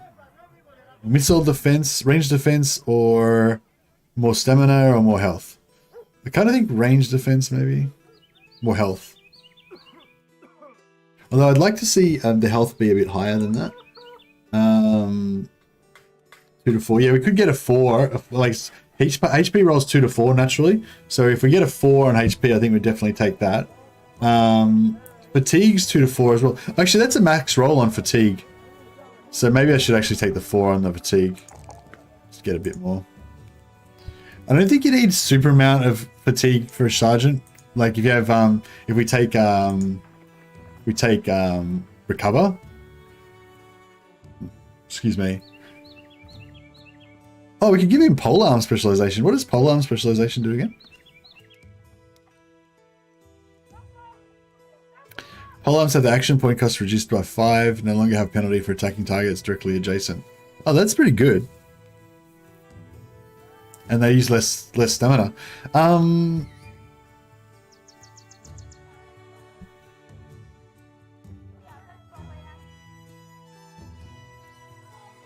Good fatigue and you don't need to recover. Good fatigue and you don't need to recover. Yeah, but I kind of want to get range defense as well because I feel like he's going to be a bit of an arrow sponge. Polearm for Sergeant, definitely. Yeah. I'm just thinking, is there anything else I want now? Like rotation, I think is good on a Sergeant as well.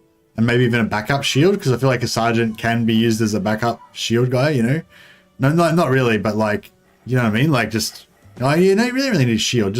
But rotation is good, I think, on the Sergeant as well. Brawny as well is also good.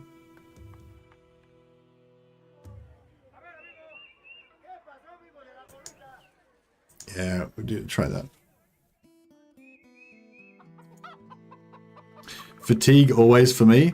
Range is great. He'll be a major target. Oh, I'm good for flag banner. Yeah, for sure. All right, I'm sold. I'm doing it. Oh yeah, did I give everyone their skill points? Oh no, wait up. Burn Fried, the Mason. What do we like about this guy? He's got high-ish base melee. Oh, he's just average, nothing special. The Unremarkable. Somebody gave him that name, that nickname. Just be mean. Oh, he got rolled some good melee attack there. That's pretty good. Give him some health so he doesn't die too quick. And yeah, he's probably going to be like a frontline meat shield in the end. So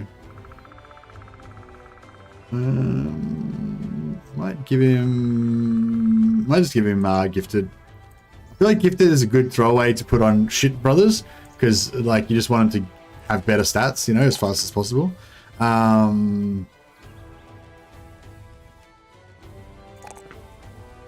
But yeah, it's also really good on archers, and it's pretty good on everyone, really. Like, you really can't go wrong with it. The only thing is if you're going for a really specific build, especially for like two-handed sword guys and two-handed hammer guys and stuff like that, you kind of want to use a really specific build, and you maybe don't want to take it then. Rotate, yeah, I like rotate to be good. I want to have rotate on at least half of my guys. You know, having rotate on everyone is good, but I don't know. It's like, yeah, like I said, there's certain builds that you need all of your perks, and if you have rotate, it's like, you know. But yeah, I probably would still take rotate on a two-handed. Oh, yeah, I probably would.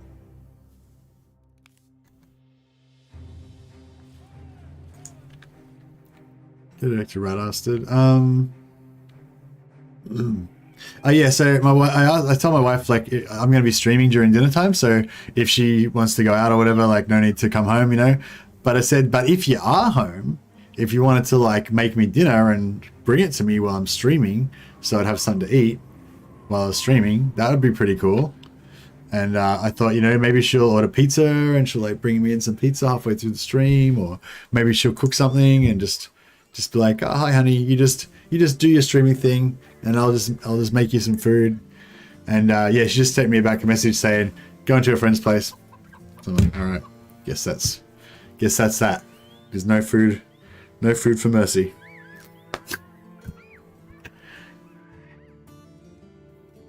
Guard a caravan? Nah, I don't guard caravans. It's not my jam. Public executions. Not to be missed, provides entertainment for the whole family. Food and drink are abundant, and merchants may also try to take advantage of the spectators. Okay, so there's lots of food, but it's really expensive. Well, everything's really expensive. Basically, yeah. There's some great tactics you can utilize with rotate. Yeah, rotate's really good. Rotate and quick hands and stuff like that. They're the kind of skills that allows you to just do heaps of like tricky stuff, and it feels really fun and powerful. But I don't know. I feel like, you know, but you're losing like raw power in some cases to take it.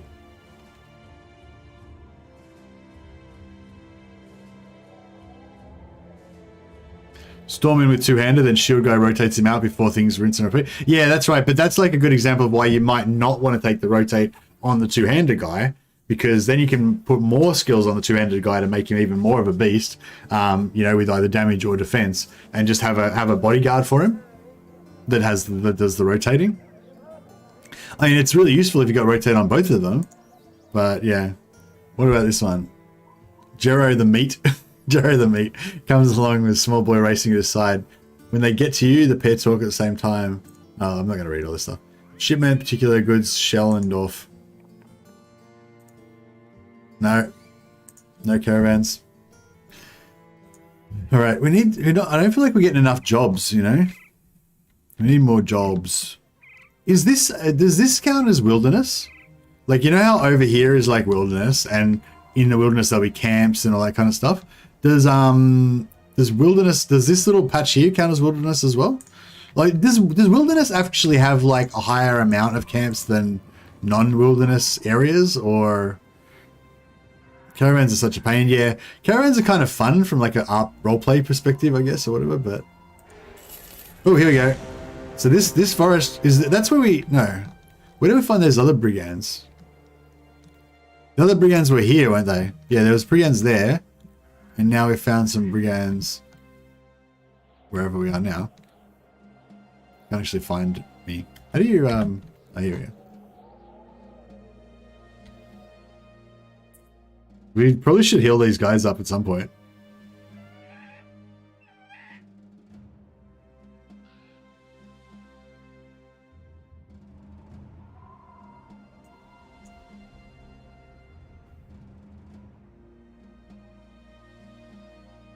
I love this game, but I'm terrible at it. The FLC looks awesome. Yeah, the FLC looks awesome. I don't know if we should... I'm not really interested in the other one that much. Like the Anatomists. It's not really my... Some Brigand Raiders. So these guys are all Brigand Raiders. So it's just Dagger. It's Dagger party time. What do we got here? He's got some light... They've got some chainmail. Weapons. Oh, that's a nice polearm. Boar spears. 2 boar spears. Yeah, they've got some nice weapons. And some average armor. Wilderness have more camps and I find better drops. Okay. Double shield tanker. Yeah, that's right. You should be able to put 2 shields. Well, you can actually have a main shield and you have a shield in his backpack, so if the first shield breaks. There is food. Food for thought, indeed. One of the main reasons I love watching Battle Brothers is how different everybody plays. Lots of successful builds and styles that I don't use. I always learn something. Hey, Mars Nova. Oh, that's really cool, man. I don't consider myself to be an expert at this game. I've probably played... I don't know how many hours I've played. I'd be interested to know. It's probably much less than I feel like I've played. It's the type of game that you think about when you're not playing. You know, like, if you're playing Battle Brothers, like, you'll be... Like, if you got a campaign going or whatever, then you'll be playing it... Oh, I think there's a tick box that you can tick in options that makes you re-equip your original weapons. Reset equipment after battle, yeah. So you want the, I like to put that on, so that way if you pull out your daggers, then when you go back into the next battle, you'll have your sword out again or whatever. Okay, they've got no ranged, so we might be able to get them to come to us.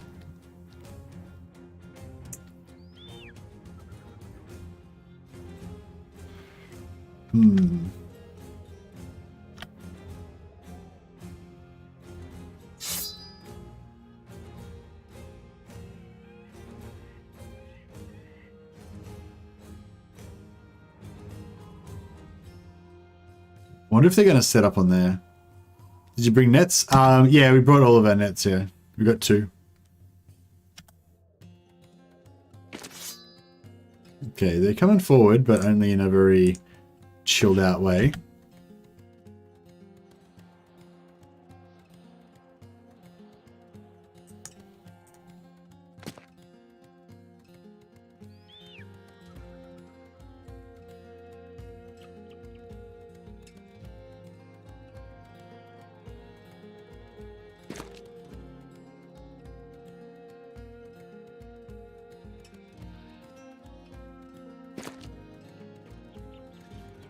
You're going to guard the bottom. Actually, I wouldn't mind moving them back up a bit more.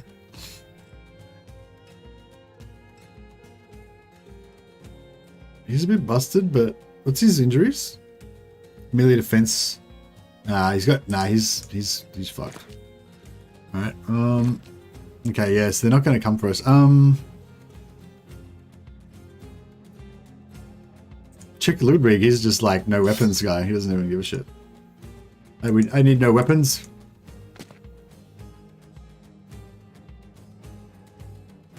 Late game, I go one-handed shield quasi-tanks for most of the front line, one-handed axe and 2-handers, and 1 crossbow late game. I find bow useless versus all armor late game. Many people feel opposite. I never watch and judge. Okay.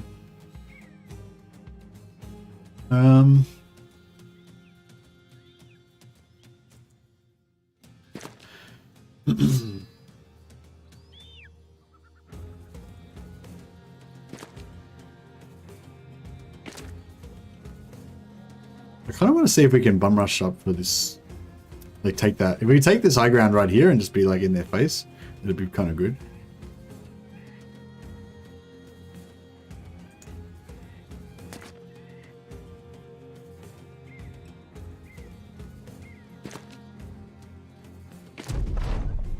We got a good defensive setup, but yeah. Like, we could rush up here, but we're probably going to get smashed.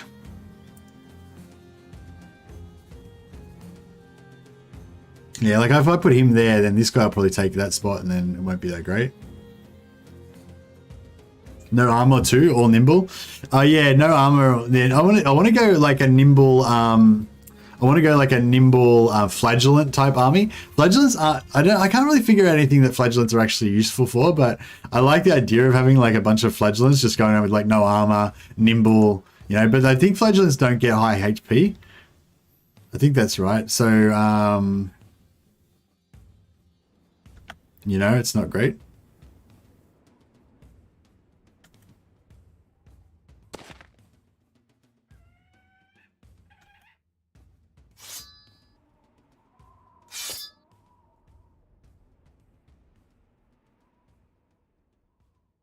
I'm sort of thinking we should rush this bottom pair. What's this guy's melee defense? Defense 22. Yeah, that's bad. That's bad. What about if I put this guy's shield up and then just charge straight into that lamp? Yeah, that worked.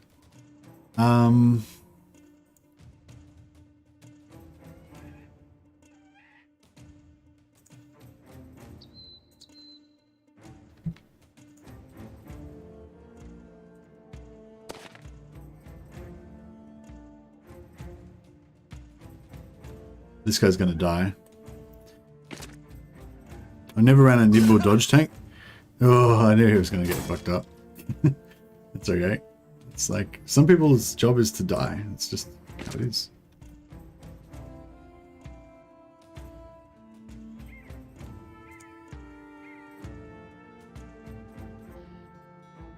Yeah, we're just basically just gonna swarm over here. A few of our guys are gonna die, but you know, so it goes.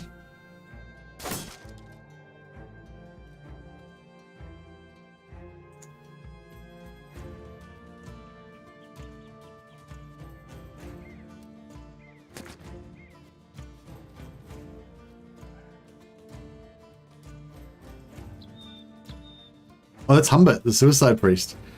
It's his job. Is this Medieval 3 early access? And then like 17 people have made that same joke, Alex. It's still funny though. It's still funny. Nimble is great. I use it for guys on poor fatigue, even on shield bros. High HP plus nimble holds up well. Yeah, exactly. I wanna get someone like that. I want like a high HP, low fatigue guy. Ideally with the flagellant background, just because I think it looks cool. But oh man, that's bad. All right, might be time for you to. Oh shit, Anakin, you can't take the high ground. It sucks. Oh, just move there, so if you can get to the high ground next round. Ooh, thought that was rough for a second. Okay, we're gonna have to try and take this guy out, otherwise he's gonna wreck our day. Wish that I'd have hit his head instead of his armor.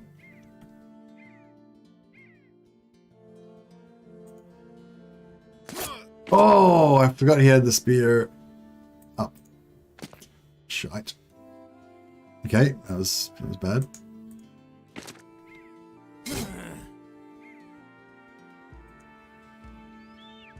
What's this guy's melee defense? 16, yeah, it's terrible.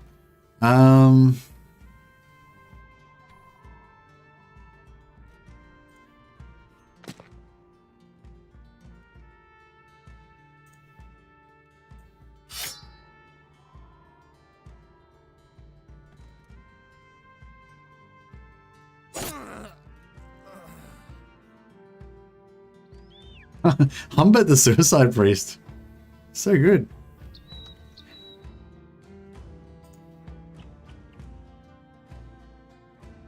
He's got good armor as well. But I don't think Humbert's really the guy to try and take it off him. I think that's too much, yeah. We'll kill this guy. We'll try and take both of these guys' armors, I think, will be the way to go. You can also dagger party if need be. Oof, yeah, that hurt.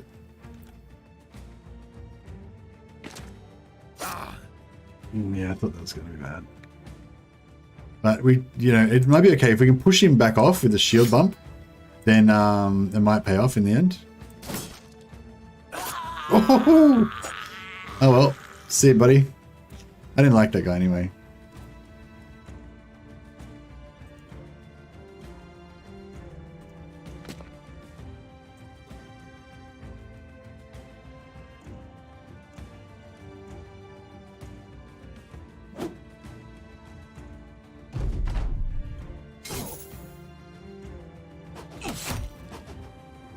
Rip. Yeah, that's right. We were trying to reduce our numbers anyway. Cut out the. His armor's untouched. We could still dagger him.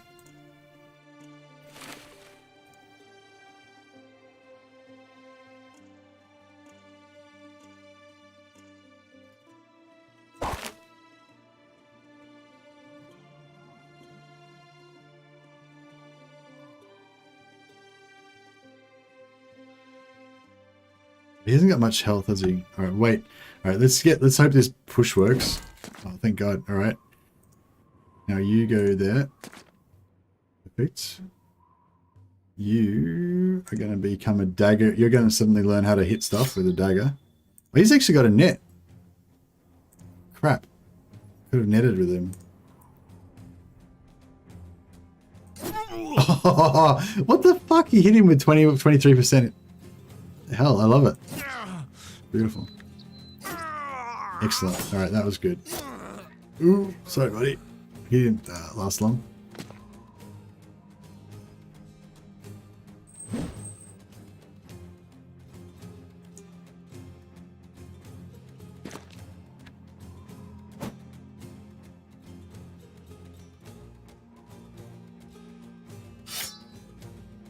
If we survive this battle, we're going to have lots of good armor, so that's good.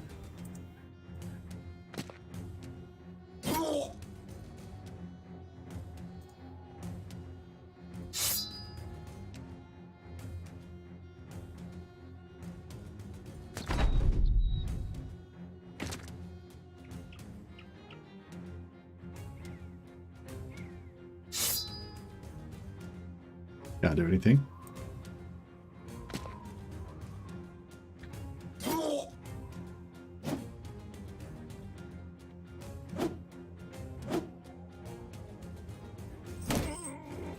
I think we're definitely going to get a few losses in this campaign, in this battle.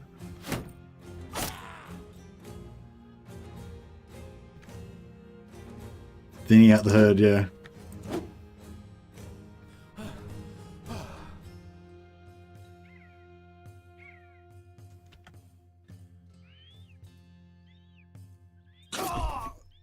Good. Oh.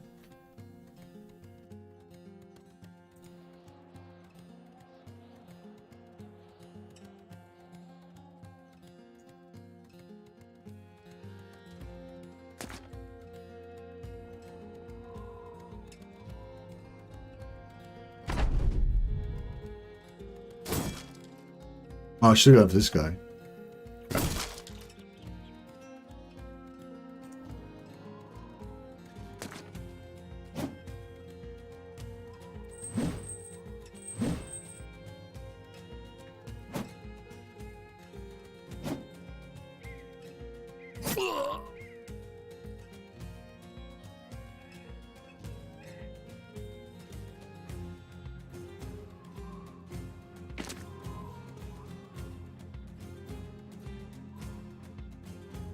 So wait in case one of these guys dies and he can take their spot. Oh. Oh, oh no! Ludwig, 2 strings! Buddy!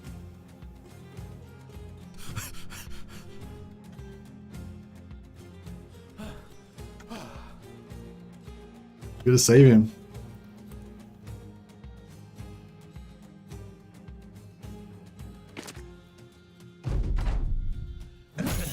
Oh! Oh no!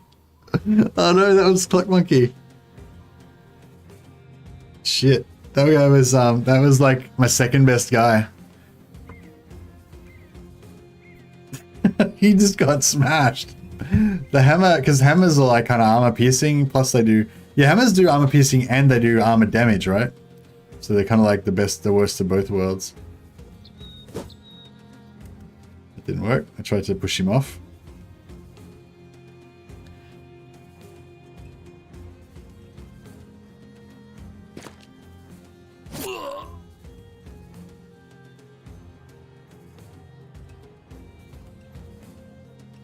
Yeah, Walton's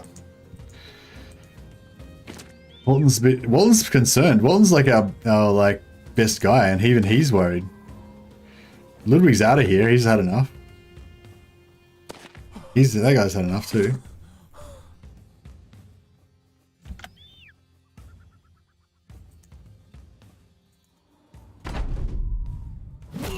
Oh.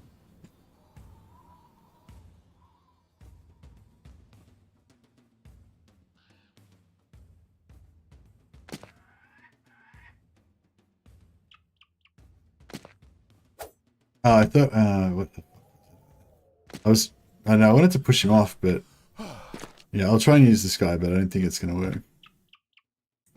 Oh, it did work. Beautiful, beautiful. Okay, now you can get in there. Get a bit of stabby. Yeah, I should not fuck around. I need to kill this guy.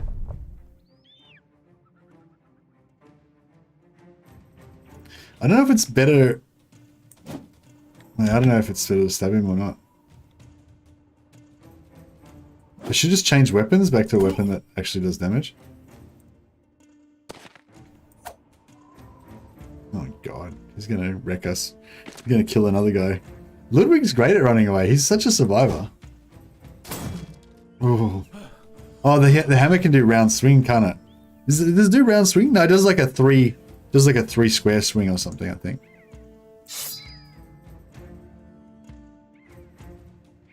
Yeah, we don't want to mess around with this guy anymore. We need to... Oh, we need to net him. Yeah, we can net him. Maybe.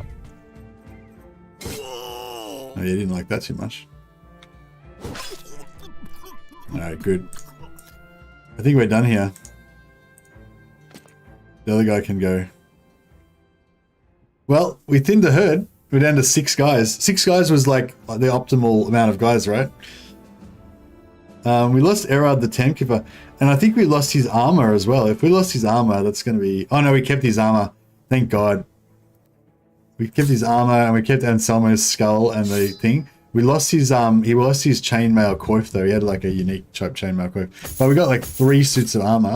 A plot 4, you know, we got heaps of armor, heaps of shields. That was worth it, I think.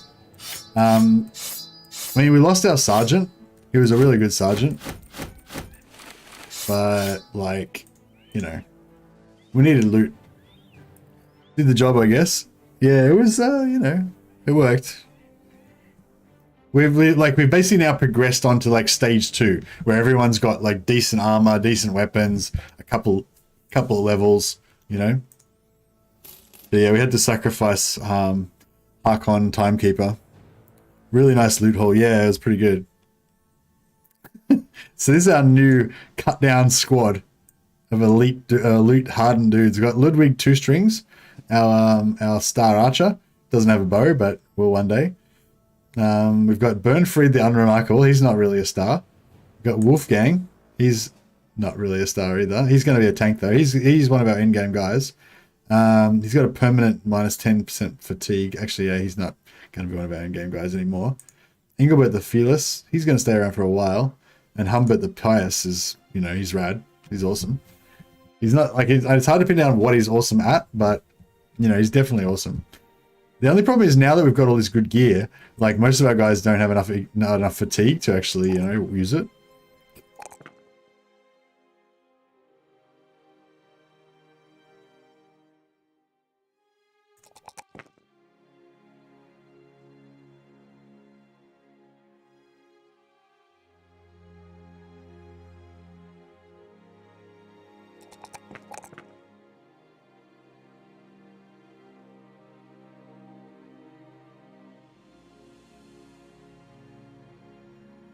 Why does he get such low health? God damn it. Weakened heart. Oh, permanent? He's got a permanent weakened heart? Oh god, he's so ruined. If all your Oathtakers die, does it change the scenario? No, I don't think so. Just got the game, seems really cool. Oh, awesome, Holy Remnant. That's, I'm glad. Let me know in a couple of weeks or in a week, or let me know in a few days if you're really enjoying it or if you're not, you're not really enjoying it or whatever. So you've got a bit bad morale because Erhardt, Gesselar, Frisso, and Gero died in battle. But I mean, like the other 6 lived. I think these guys are a bit pessimist. They're a bit like glasses half empty, you know what I mean? Right, I think that Humber the Suicide Priest, although he does deserve to die in battle as a Suicide Priest, 130 gold, shit, that is harsh. But yeah, I think we're going to retire him. Because he's got that minus, if he didn't have that minus 30% HP loss, like this guy's pretty bad. But yeah, we've got some severe injuries. We really need to rest up for a while. Our upkeep should be substantially lower though, which is cool.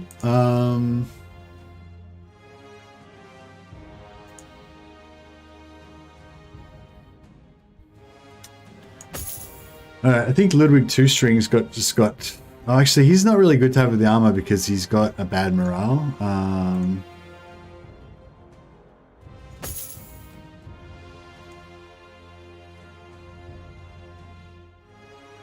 Got it as well. We'll play later after class, just watching stream to see what to expect. Oh, okay, cool, Benjamin. But yeah, well, let me know, guys. Let me know how much you enjoy it, or if you do enjoy it or you don't, or whatever. I'd be interested to know what people's opinions are. Do we get any good one-handed weapons?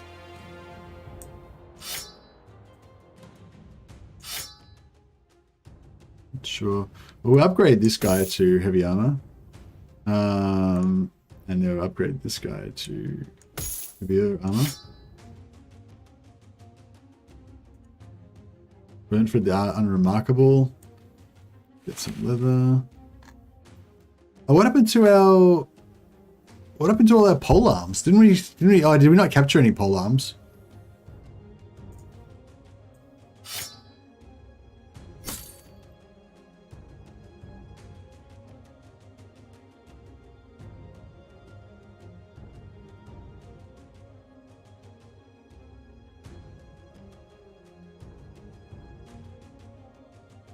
We've got this. That's pretty good, I guess. We'll give that to...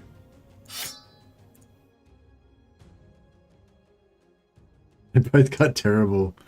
You guys got terrible morale. Yeah, we'll give Ludwig the banner. You can be our honorary banner carrier now.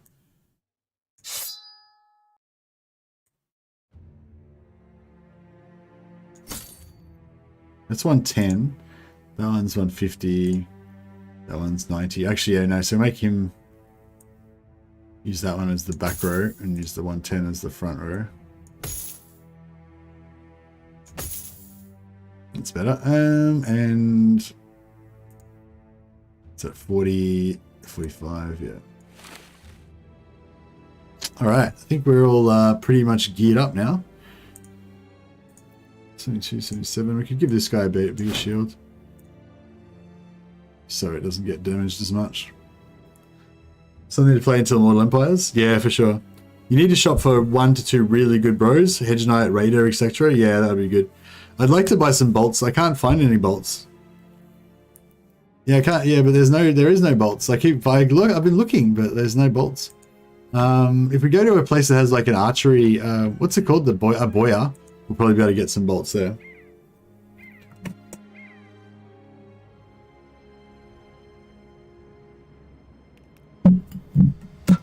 But yeah, so actually, how much tools have we got? 27. We still have a little bit of tools. We'll repair. I'll just repair that armor for now. And any of the weapons worth repairing. Is the Morning Star's worth a bit? That's worth repairing. Yeah, I won't bother repairing anything else. I always end up with heaps of bolts. Yeah, for sure. We'll get some bolts soon. We'll check out Brummingstead.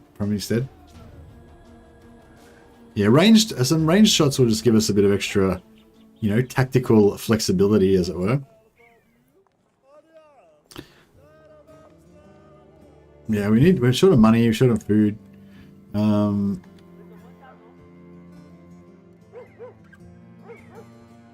bolts. Nobody sells bolts like anywhere in the world. It's like a boltless economy.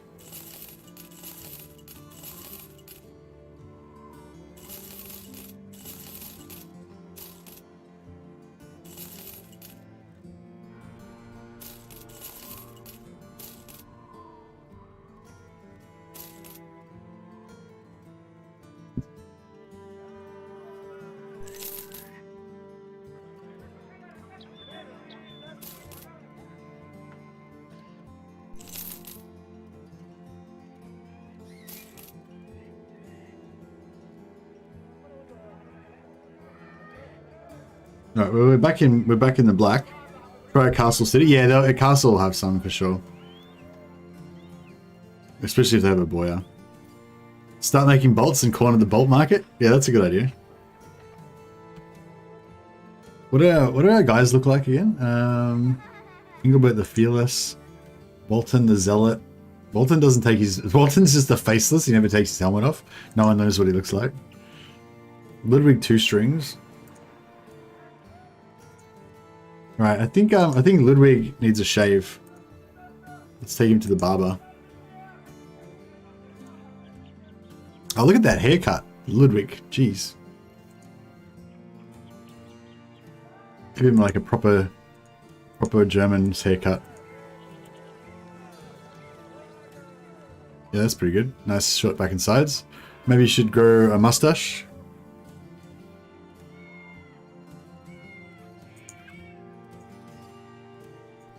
Oh yeah, lamb chops for sure. Alright, nice. Give them out a beard for better aim. Yeah, a beard of aiming. What do you think of lamb chops? Are you down with lamb chops? We can stick with clean shaven if you prefer. But yeah, those dreadlocks, they had to go. Snip, snip, snip.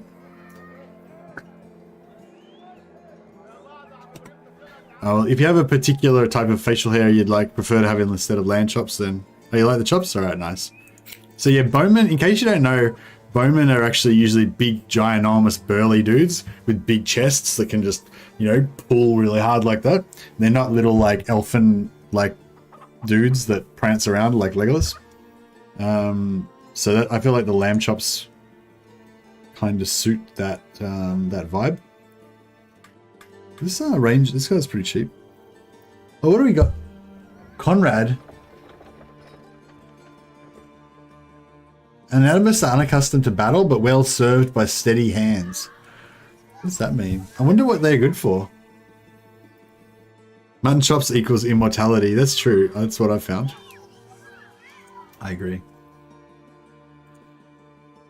Yeah, our upkeep should be a lot lower now. Yeah, our upkeep is only 67 crowns per day. So we can go a lot longer now without having to constantly get jobs all the time. So, yes, that's really good. I don't know if there's going to be any arrows there.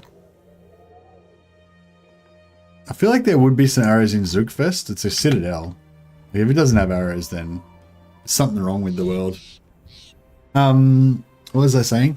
Yeah, so I thought Mrs. Mercy might get me some takeaway or something. You know, she might bring me some food while I was getting hungry after my long streaming sessions and stuff. But she's like, "Hey, I'm going to my friends. Catch you later." Ooh, fuck! I should have been ready for that. 9 many thugs, a few brigand poachers. Okay, this is easy. Yeah, we got this. Although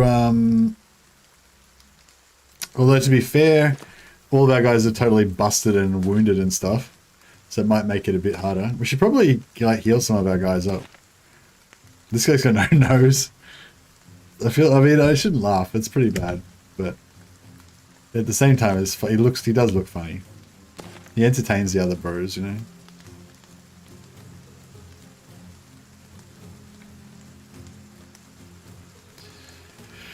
Ludwig.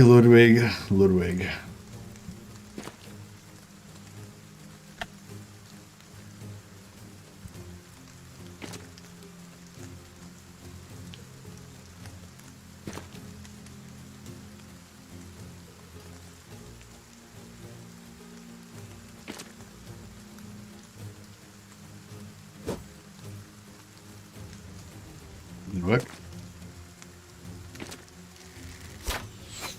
No nose cast iron? Yeah, true.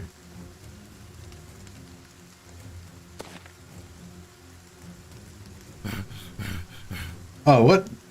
Oh, he's got screwed right now. Screwed, yeah, see, we've got terrible fatigue.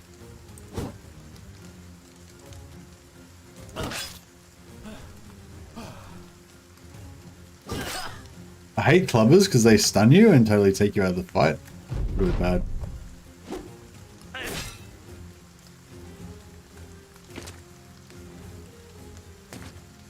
What's he gonna do? Okay, cool. So that's good because I want to take him out. Oh man, he's screwed. We're gonna die. We're gonna die here. This is where we die, taken down by a bunch of filthy peasants.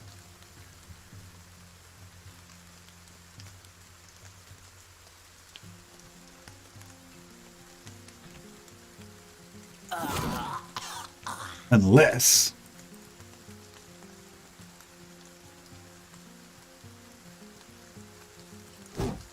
Shit, I wish that had not missed.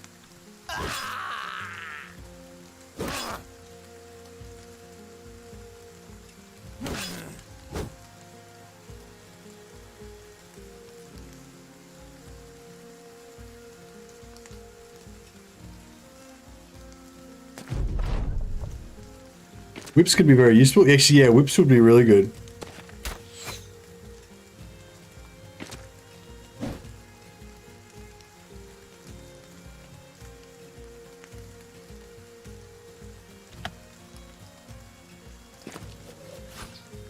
The Axeman's coming for Ludwig. I know, that's why I moved him back so they couldn't get him. We could, yeah, he'd have to waste his movement too. No, don't worry, buddy. We've got you back.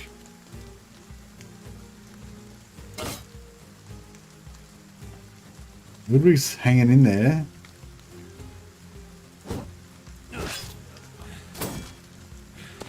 God, that one got away.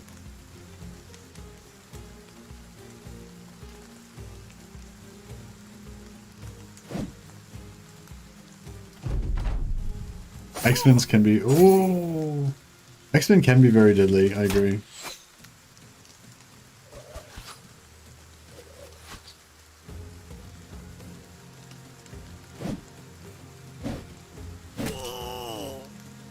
Oh, he's like struggling so hard right now.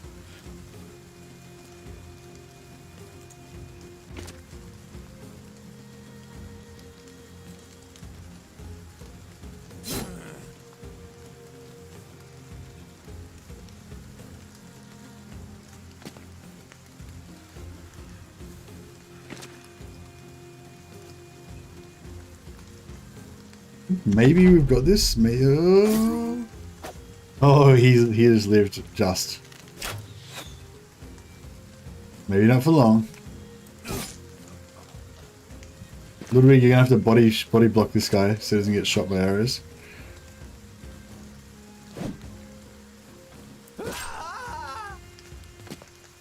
After them, lads. Funny thing is, if you walk a lot of mountains, there's sometimes an event that gives plus fatigue permanently. Oh, really? Just to one brother? Is it worth trying to like get it, or probably would waste so much time and like you just get like one guy at the end? Does this game have permanent death? Yeah, this game does have permanent death, and if the party gets wiped out, then yeah, you lose. That is correct. This guy's fighting to the death. He's like keen as AF.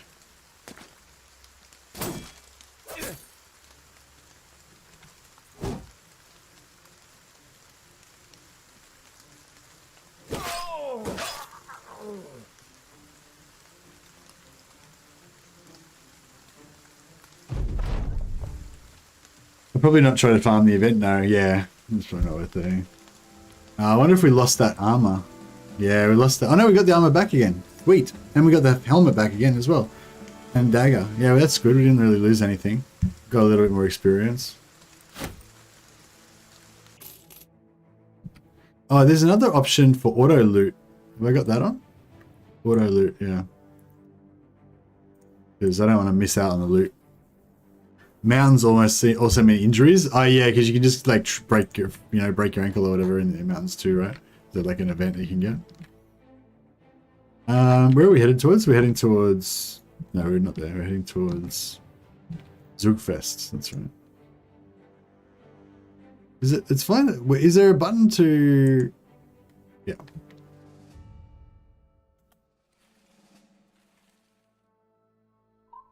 Does it use more food when you travel through the forest and stuff like that?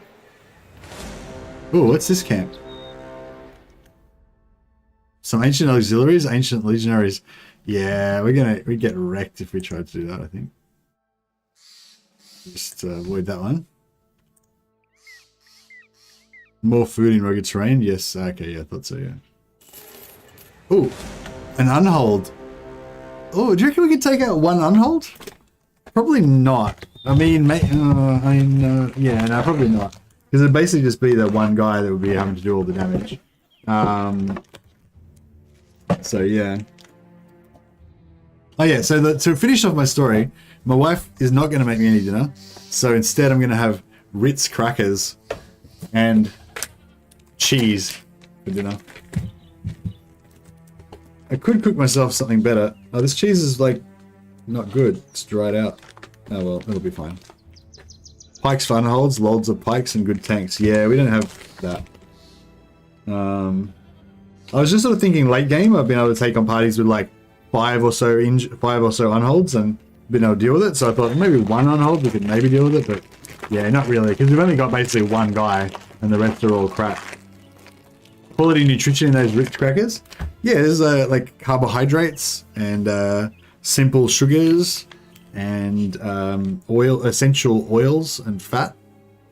Very good.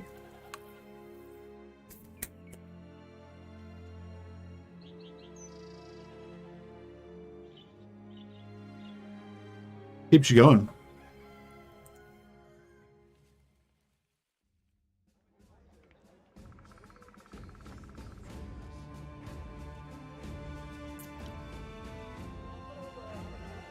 There's no Boya. There is a Boya somewhere on the map. Ah. We probably only need one quiver because you have pretty low rate of fire with bolts, I think, so he's probably unlikely to go through them all.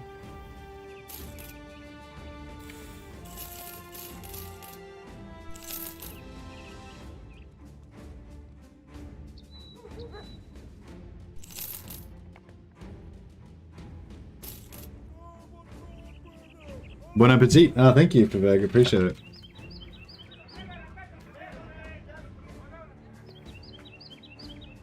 Quite hungry myself. I wish I had some Ritz crackers. Yeah, Ritz crackers are pretty tasty. I don't know. Not convinced they're super good for you, but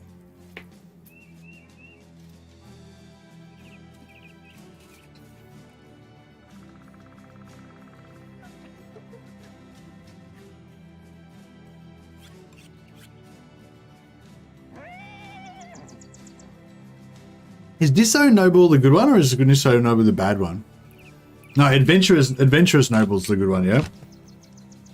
I think Adventurous Nobles can make decent sergeants sometimes. And they're just like a generally alright background, but I think they have really bad range defense. And something else. It's 5:36 AM and I'm starved. Well, you should eat something, man. We'll be here. Go grab some food and... Yeah, obviously I can't really leave and go cook dinner for 20 minutes because the stream will kind of... The pace of the stream will slow down considerably if I go and cook dinner.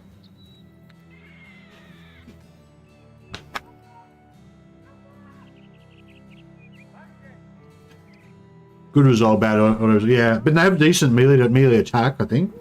And they usually have okay... I think they have okay melee defense, but nothing special. Mercy's kitchen episode. Yeah, I'll take the webcam into the kitchen with me and like cook up some steaks and stuff.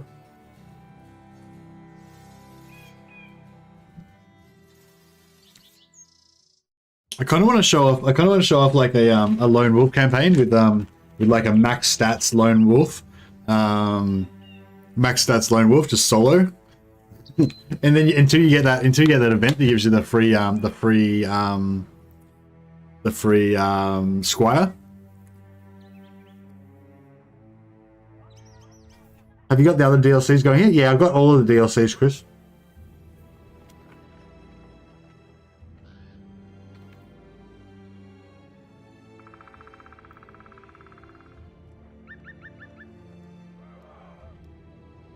Gladiator started was also super fun. Yeah, actually, I did a full Gladiator run when that first came out. Just basically, you just do Gladiator runs, like just as many fights as you can until you get the like not late game, but the like special Gladiator battles where you can get really good items and stuff.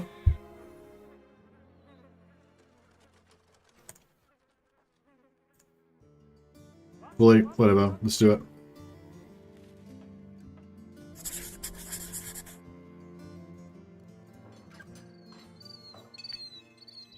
Lone Wolf, Iron Lungs, and Sure-Footed is a great campaign. Yeah, I think I ended up going with not Iron Lungs. I think I ended up going with something else. Can't remember. I think I like Iron Lungs. Iron Lungs is like a classic, amazing thing. But I think I ended up going with like Sure-Footed and something else. Can't remember. Sure-Footed and Paranoid. Because Paranoid makes you go last, but it gives you heaps of defensive stats.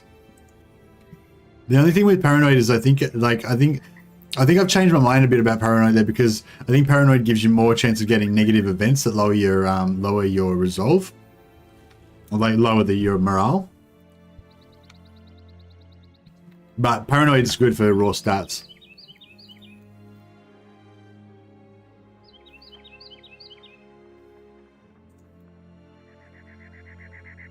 Gladiator is probably the best start. The Viper with Sword Lance is probably the best killer in the game. Yeah, it's just fun as well, like just fighting all those battles and getting the loot and everything, you know. It's just, I don't know, it's pretty cool, the Gladiator start. Pretty fun.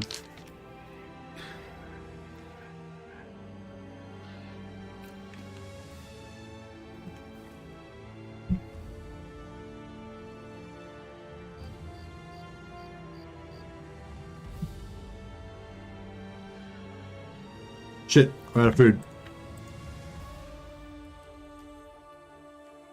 I should probably buy some medicine. I'm just carrying around these injuries and just not bothering to ever heal my guys. I wonder if they're getting slowly healed or not. Yeah.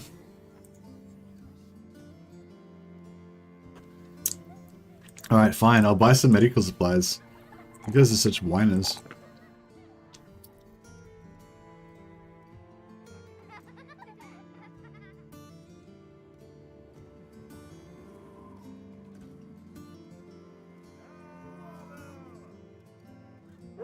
I like this -4 +4 range defense, but it's like you don't really need range defense, I guess, at all.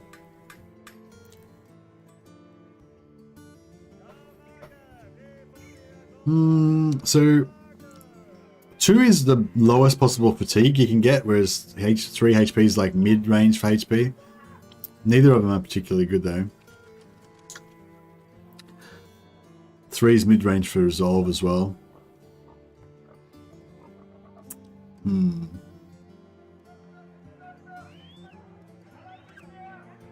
Playing as raiders and killing caravans is pretty great. Northerner start's also fun. Yeah, you play as the barbarians and get the extra money, and you start off as like start off raiding the ones that don't like you.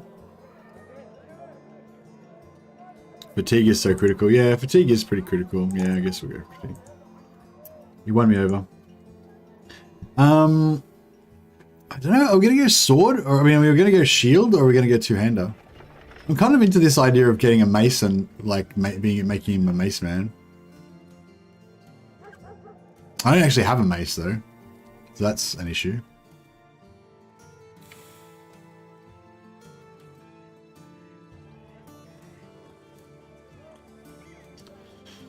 Could give him a gifted.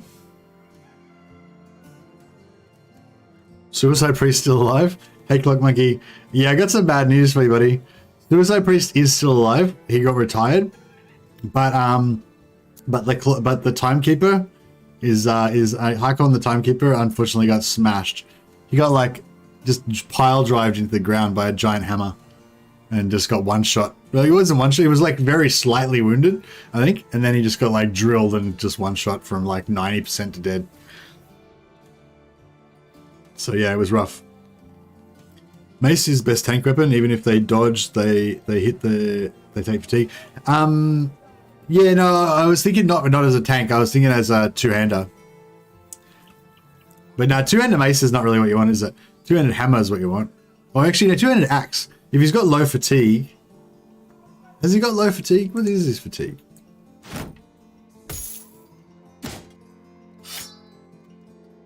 (102) fatigue for level 5. Yeah, 102 is not high, is it?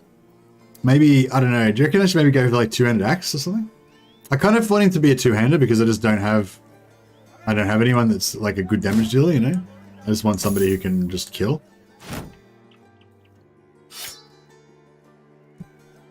I love the Davkul start, but prepare for a long, difficult run. The amount of events is unreal and the Davkul armor is insane. Yeah, I also love the Davkul color start. I've never actually gotten the Davkul armor, but I've had lots of fun making heaps of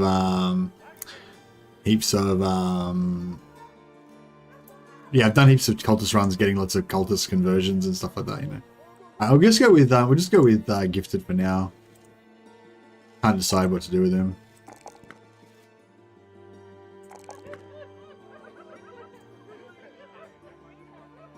Engelbert the Fearless. Yeah, Engelbert's like our new second best guy, I think, now.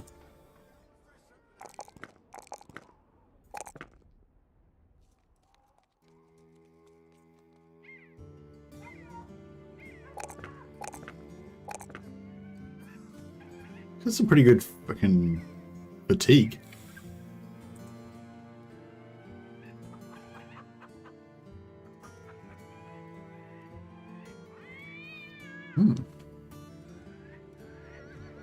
I get a Bardiche and sit him in the middle. Not enough melee defense for the flanks and hammer. Yeah, that sounds about right. Yeah, and also if I make him an axe guy, then he doesn't need as much stamina. I don't think either.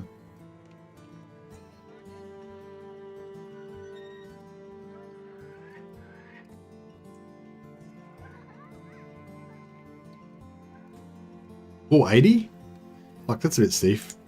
You guys don't need healing. You'll be right.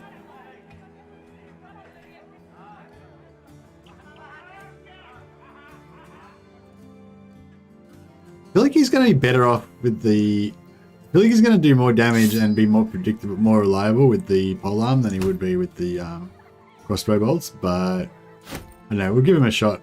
Give him a shot with it.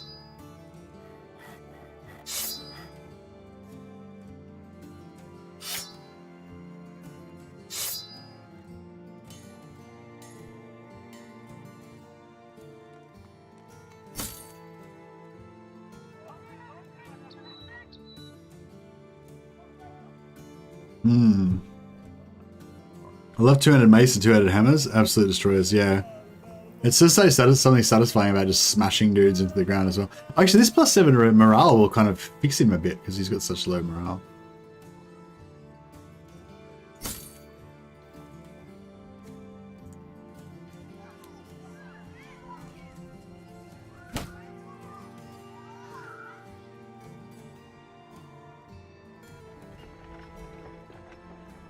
He doesn't need much fatigue for the crossbow either, so you may as well take that too. Alright, we've only got 4 guys, but I feel like they're we've harvested them down to the bare essentials, like the 4 best dudes. So it's all good. Now we just need some healing supplies. God damn it. What do we here? We got wood, we got Arrowmaker's shed, Hunter's cabin. I mean, they might even if it's less than 480, then it's decent. If he has more morale, then he can't bravely run away. That's true.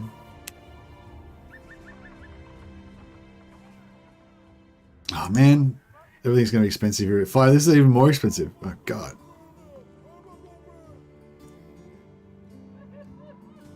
Oh, well, have we got a quest at the moment? Alright, I forgot that we had a quest. Oh dear. Ludwig's a sniper now, he doesn't need morale. Yeah, for sure. He's currently wounded though, so he's got minus 25% ranged attack, I think. So he's like, he's not hitting shit at the moment. But if we can get to this town, get some food. Fuck it, we'll pay for those medical supplies. That'll do. How many do we need? Oh, we only need a little bit. We need between 3 and 7 medical supplies, so that's fine. Oh, this is nice, cheap tools. We'll grab them too. Grab some more food. And yeah, that's good. Whatever this quest is, we're into it. Caravan. It's only a 1-star caravan. About a day to the west. No. No. Not doing it. Because there'll be there'll be northern barbarians there and they'll just wreck us. Oh, actually, plus 30 durability on armor for 471. That'd be pretty good to just soup up his armor, wouldn't it? Plus 30 armor, sorry. Plus 40 is even better, but we can't really afford that. Buy food? Yeah, I know. I was about to go get the leather one. This one. Oh, leather neck guard, plus 10 durability. Leather neck guard plus 10. Oh, no extra fatigue on that. Oh, yeah, true. Yeah, I guess that's true. Yeah, because the durability per fatigue is like, yeah, factor. Check out this armor, that's pretty good.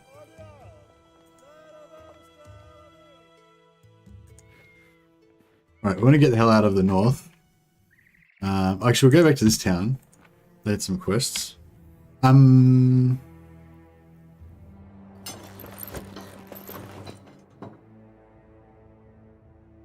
put that on the wrong guy. I meant to put it on this. I meant to put it on Walton. I didn't realize it was just going to instantly apply. I thought it was going to give me like a targeter to, you know, to do it. I haven't. Yeah, it's been a long time since I played this game.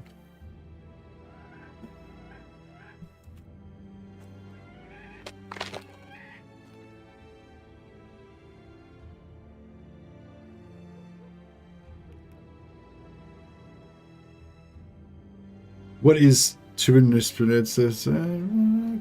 Yeah, cool. Accept your offer. Drive off barbarians? No.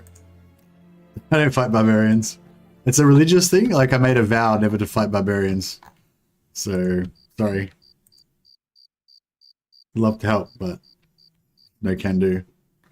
Oh, how many quests? Oh, we're not going to get the extra 3. Yeah, stuffed up. I needed to do a certain amount of 7 quests by the time that ended.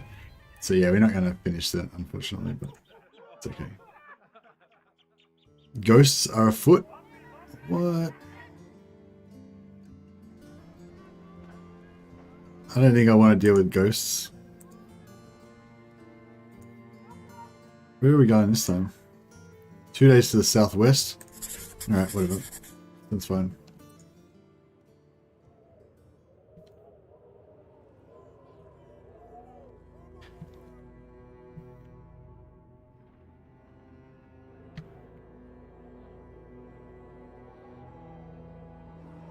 I'm hungry.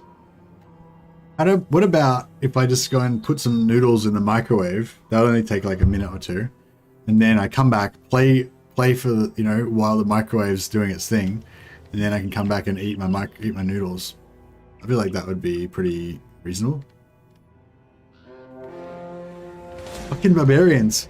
I mean, I've made a vow not to fight barbarians, so I can't break my vow. Besides, there's fucking 8 of them. Jesus Christ. Excuse my French. We need to get the fuck out of here.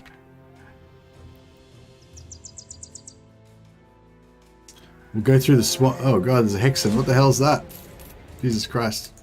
Hexens are like witches. They're not good. They're not things that we want to face. We gotta get the hell out of here. Don't eat, it's important. Yeah, well, it's not important. I've got my Ritz crackers. That'll keep me going. But I'd enjoy it more if I had some better stuff. How about what we'll do is while I go and get my noodles ready, we'll do a bit of a run to Rheinberg with no pause. So we'll take we'll roll the dice and see if we make it. Or I don't know, should we do that? That might be a bad idea. I'll be back in a sec. I'll just check on the situation.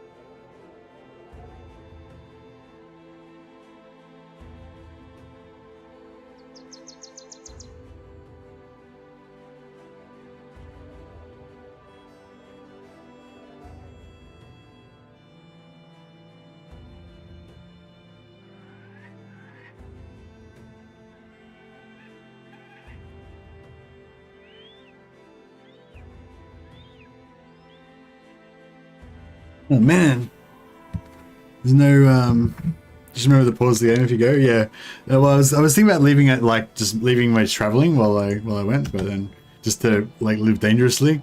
But then I thought if I had to just die and restart, it might be a bit annoying. 184. It's a pretty good price, but it's not really. We're not really about trading. I really want to start a lone wolf game, but I kind of like this oath taking thing. It's pretty fun.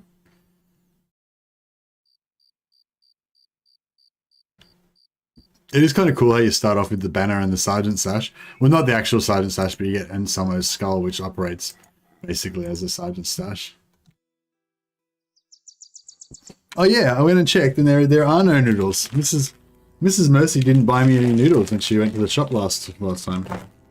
He basically just left me to die here.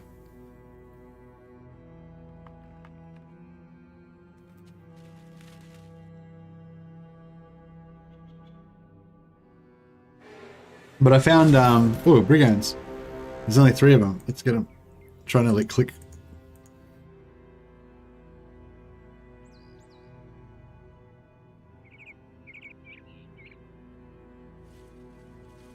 Got this. This is a message, sending a message, maybe.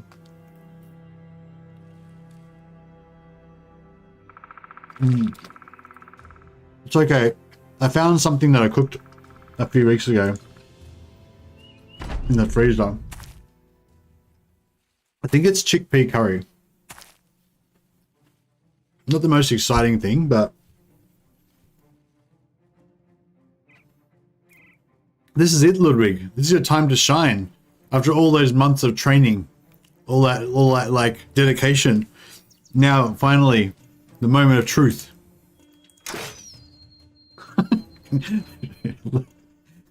It wasn't even near him. It just went like, he just shot straight into this tree. Just off to the bushes here. Didn't even go anywhere near the guy. Oh well.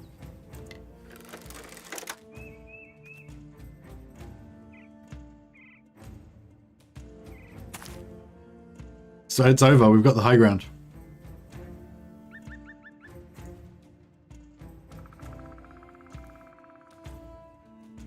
Anticlimax. Little bit.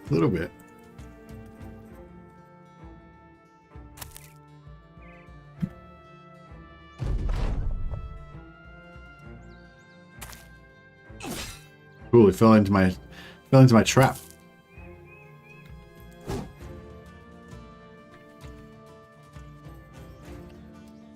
Alright, this guy, 61%. Oh, alright, well. That's right. Get him next time.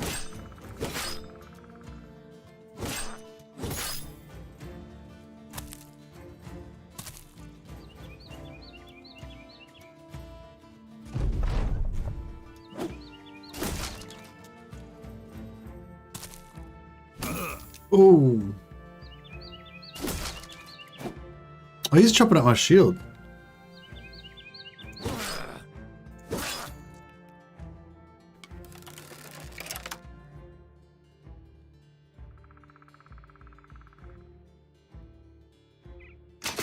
Oh, Executioner Ludwig.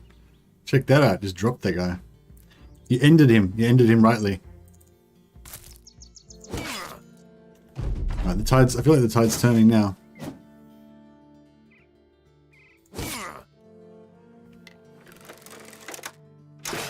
Oh, Executioner. 2 kills to Ludwig. Ludwig is like Legolas in the Defense of Helm's Deep.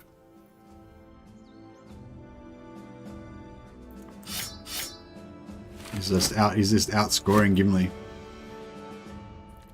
Isn't it the night vision hat? Yeah. I gave the night vision hat to one of the other guys. But it's not nighttime at the moment, so he doesn't need it anyway. Yeah, that's right. You're back in action now. I got some XP leveled up. Healing in 1 to 3 days. Oh, you got rid of your injury that was giving you minus... Oh no, this is you here. Oh yeah, cool. Oh, you got rid of your injury that was reducing your accuracy. So he's back up to like full accuracy now. Another +4 melee. I don't know what we want here. Just he doesn't. Do you reckon he needs more stamina, or I don't know, range defense, hit point? Maybe go hit points. Maybe go hit points and stamina. Stamina's not really. What you can add a stamina or range defense. Or actually, let's just level up his. We'll get his morale up a bit more this turn. I feel like range defense is important, but +3 stamina. Okay, stamina. And what about you reckon we'll go +4 resolve? Like he does. He's still 37. He's still at 37 resolve. So I feel like it could go with another +4 maybe. No, 41 resolves like reasonably good. Archers don't need morale. I don't know. I like to have a little. I feel like it needs a little bit. I mean, you're probably right. But Bernard the Unremarkable, another +3 on melee attack. Very nice. More stamina. The +1 melee defense is not very impressive. I might go for hit points this round. I go initiative for overwhelm. I don't think. I think that ship sailed though. You know what I mean? Like his initiative's only. He's only got 99 initiative. Like I mean, I guess is 99 good? I don't know. I don't think he's. I didn't feel like he was. Like yeah, I don't know. I feel like if you're gonna go for initiative, like you want to have really high, don't you?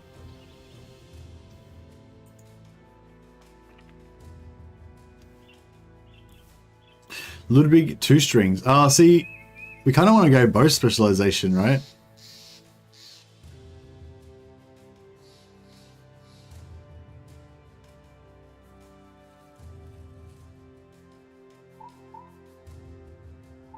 Hey, Sibelius, how you going?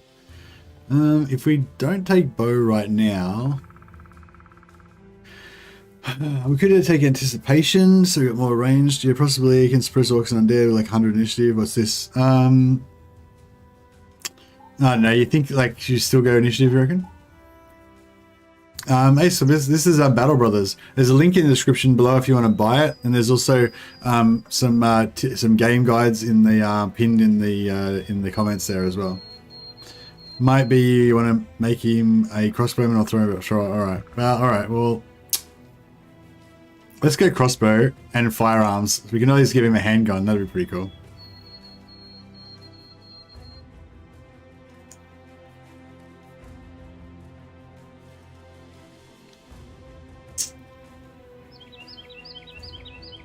Give him brawny so he's got a bit more stamina. Low ranged attack on him? Who's got low ranged attack? Oh, you mean on you, on Ludwig? Yeah, hasn't got very high ranged attack, so make him a crossbowman. Makes sense. $670, that sounds bad. Yeah, I don't think we're gonna win that.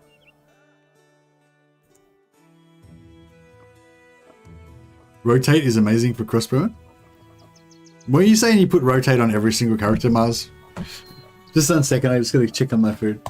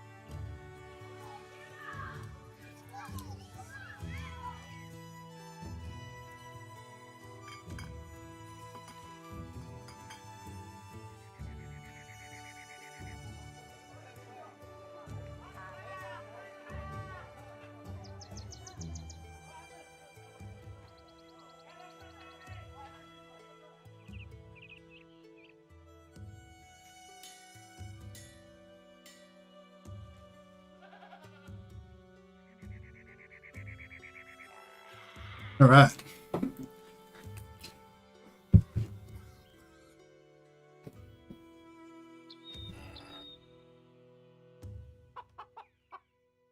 I like to make handgun sergeants with fearsome and overwhelm. Pretty much changes the game.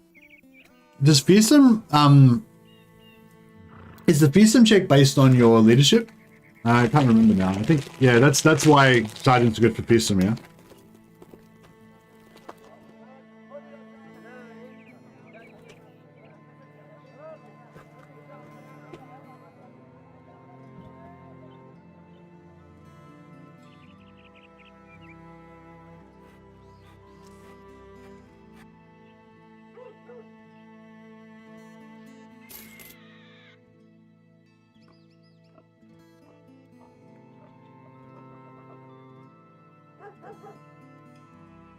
Fearsome's based on leadership now, yes? Wasn't before Blaze Desert. Yeah, that's right, yeah. Yeah, I love at least, like, all the skills are so cool. Alright, how are we going to get money? We need more money. Do you think I'm, like, going about this wrong in some way that is making me so poor all the time? It's just kind of the way the game is, isn't it? I feel like other games I've had, I was, like, fighting more and, like, whoops, getting more battles and more loot and, you know. This one, I feel like I've been doing a lot of traveling and not much fighting.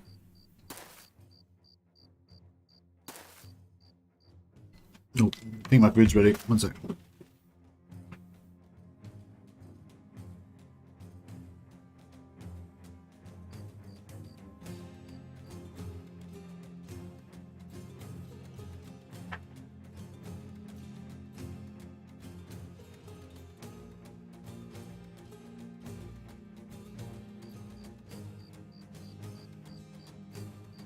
Okay, we're back.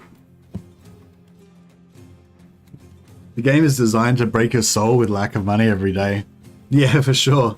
I wonder if there's like a secret thing that makes you always just, you know, whenever you get like a bit of money, it just makes you kind of like something bad happens, so you lose it. Oh no, it's nighttime. We didn't put the nighttime helmet on him. Alright, you're gonna have to just tank everybody in the whole army.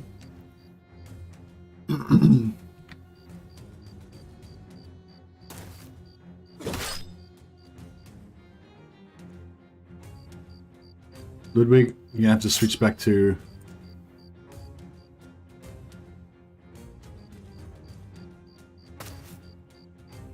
Oh, that's what we want. He's got two long axes. Oh, we are fucked. This is not good. This is a bad one. I think we might have overplayed our hand.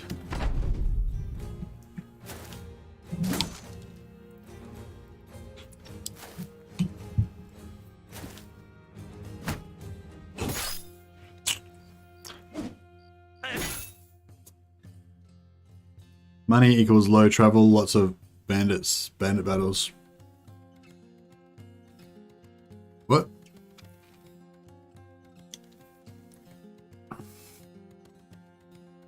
Yeah, I think maybe we should start again, but I sort of feel like I don't have enough time to start again now because I've already been streaming for like 5.5 hours. So if I started a new campaign now, what time is it? It's 10 o'clock. Yeah, so I probably should really be going to bed because I got to get up for my my Warhammer stream soon.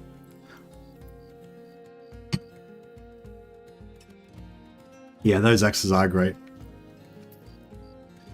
I know, I'll try to fit in another Battle Brothers stream soon, maybe, if I can. I don't know, like I feel like I need to keep up the Warhammer, like I've got a lot of Warhammer videos that I want to make, and if I don't if I'm not productive with that, I tend to feel like I'm not doing good. So yeah, if I'm managing to keep up the videos and I still feel like I've got spare time as well, I might try to do another one of these streams, like same time. So I'll still do my Warhammer streams during Warhammer stream time, but have like a bonus stream like at this extra time slot. Yeah, we'll see how we go. I'm not making any promises. But I've had a lot of fun today, and I really appreciate all the advice that you guys, the tips you guys have been giving me. Sorry, Raken. Literally just ate it. I think everyone's gonna eat it in this battle.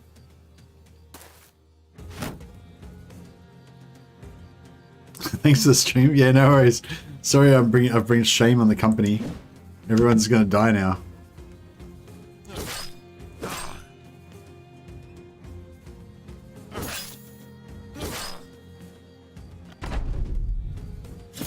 Those long axes, man. They're brutal. He got to shoot a couple of guys. He did get to shoot a couple of guys. He nailed those dudes. He just executed them. Like balls. My only hope is that Walton dies like a man and he doesn't flee. You know, that's all I want him to do is die with a sword in his hand so he can go to Valhalla.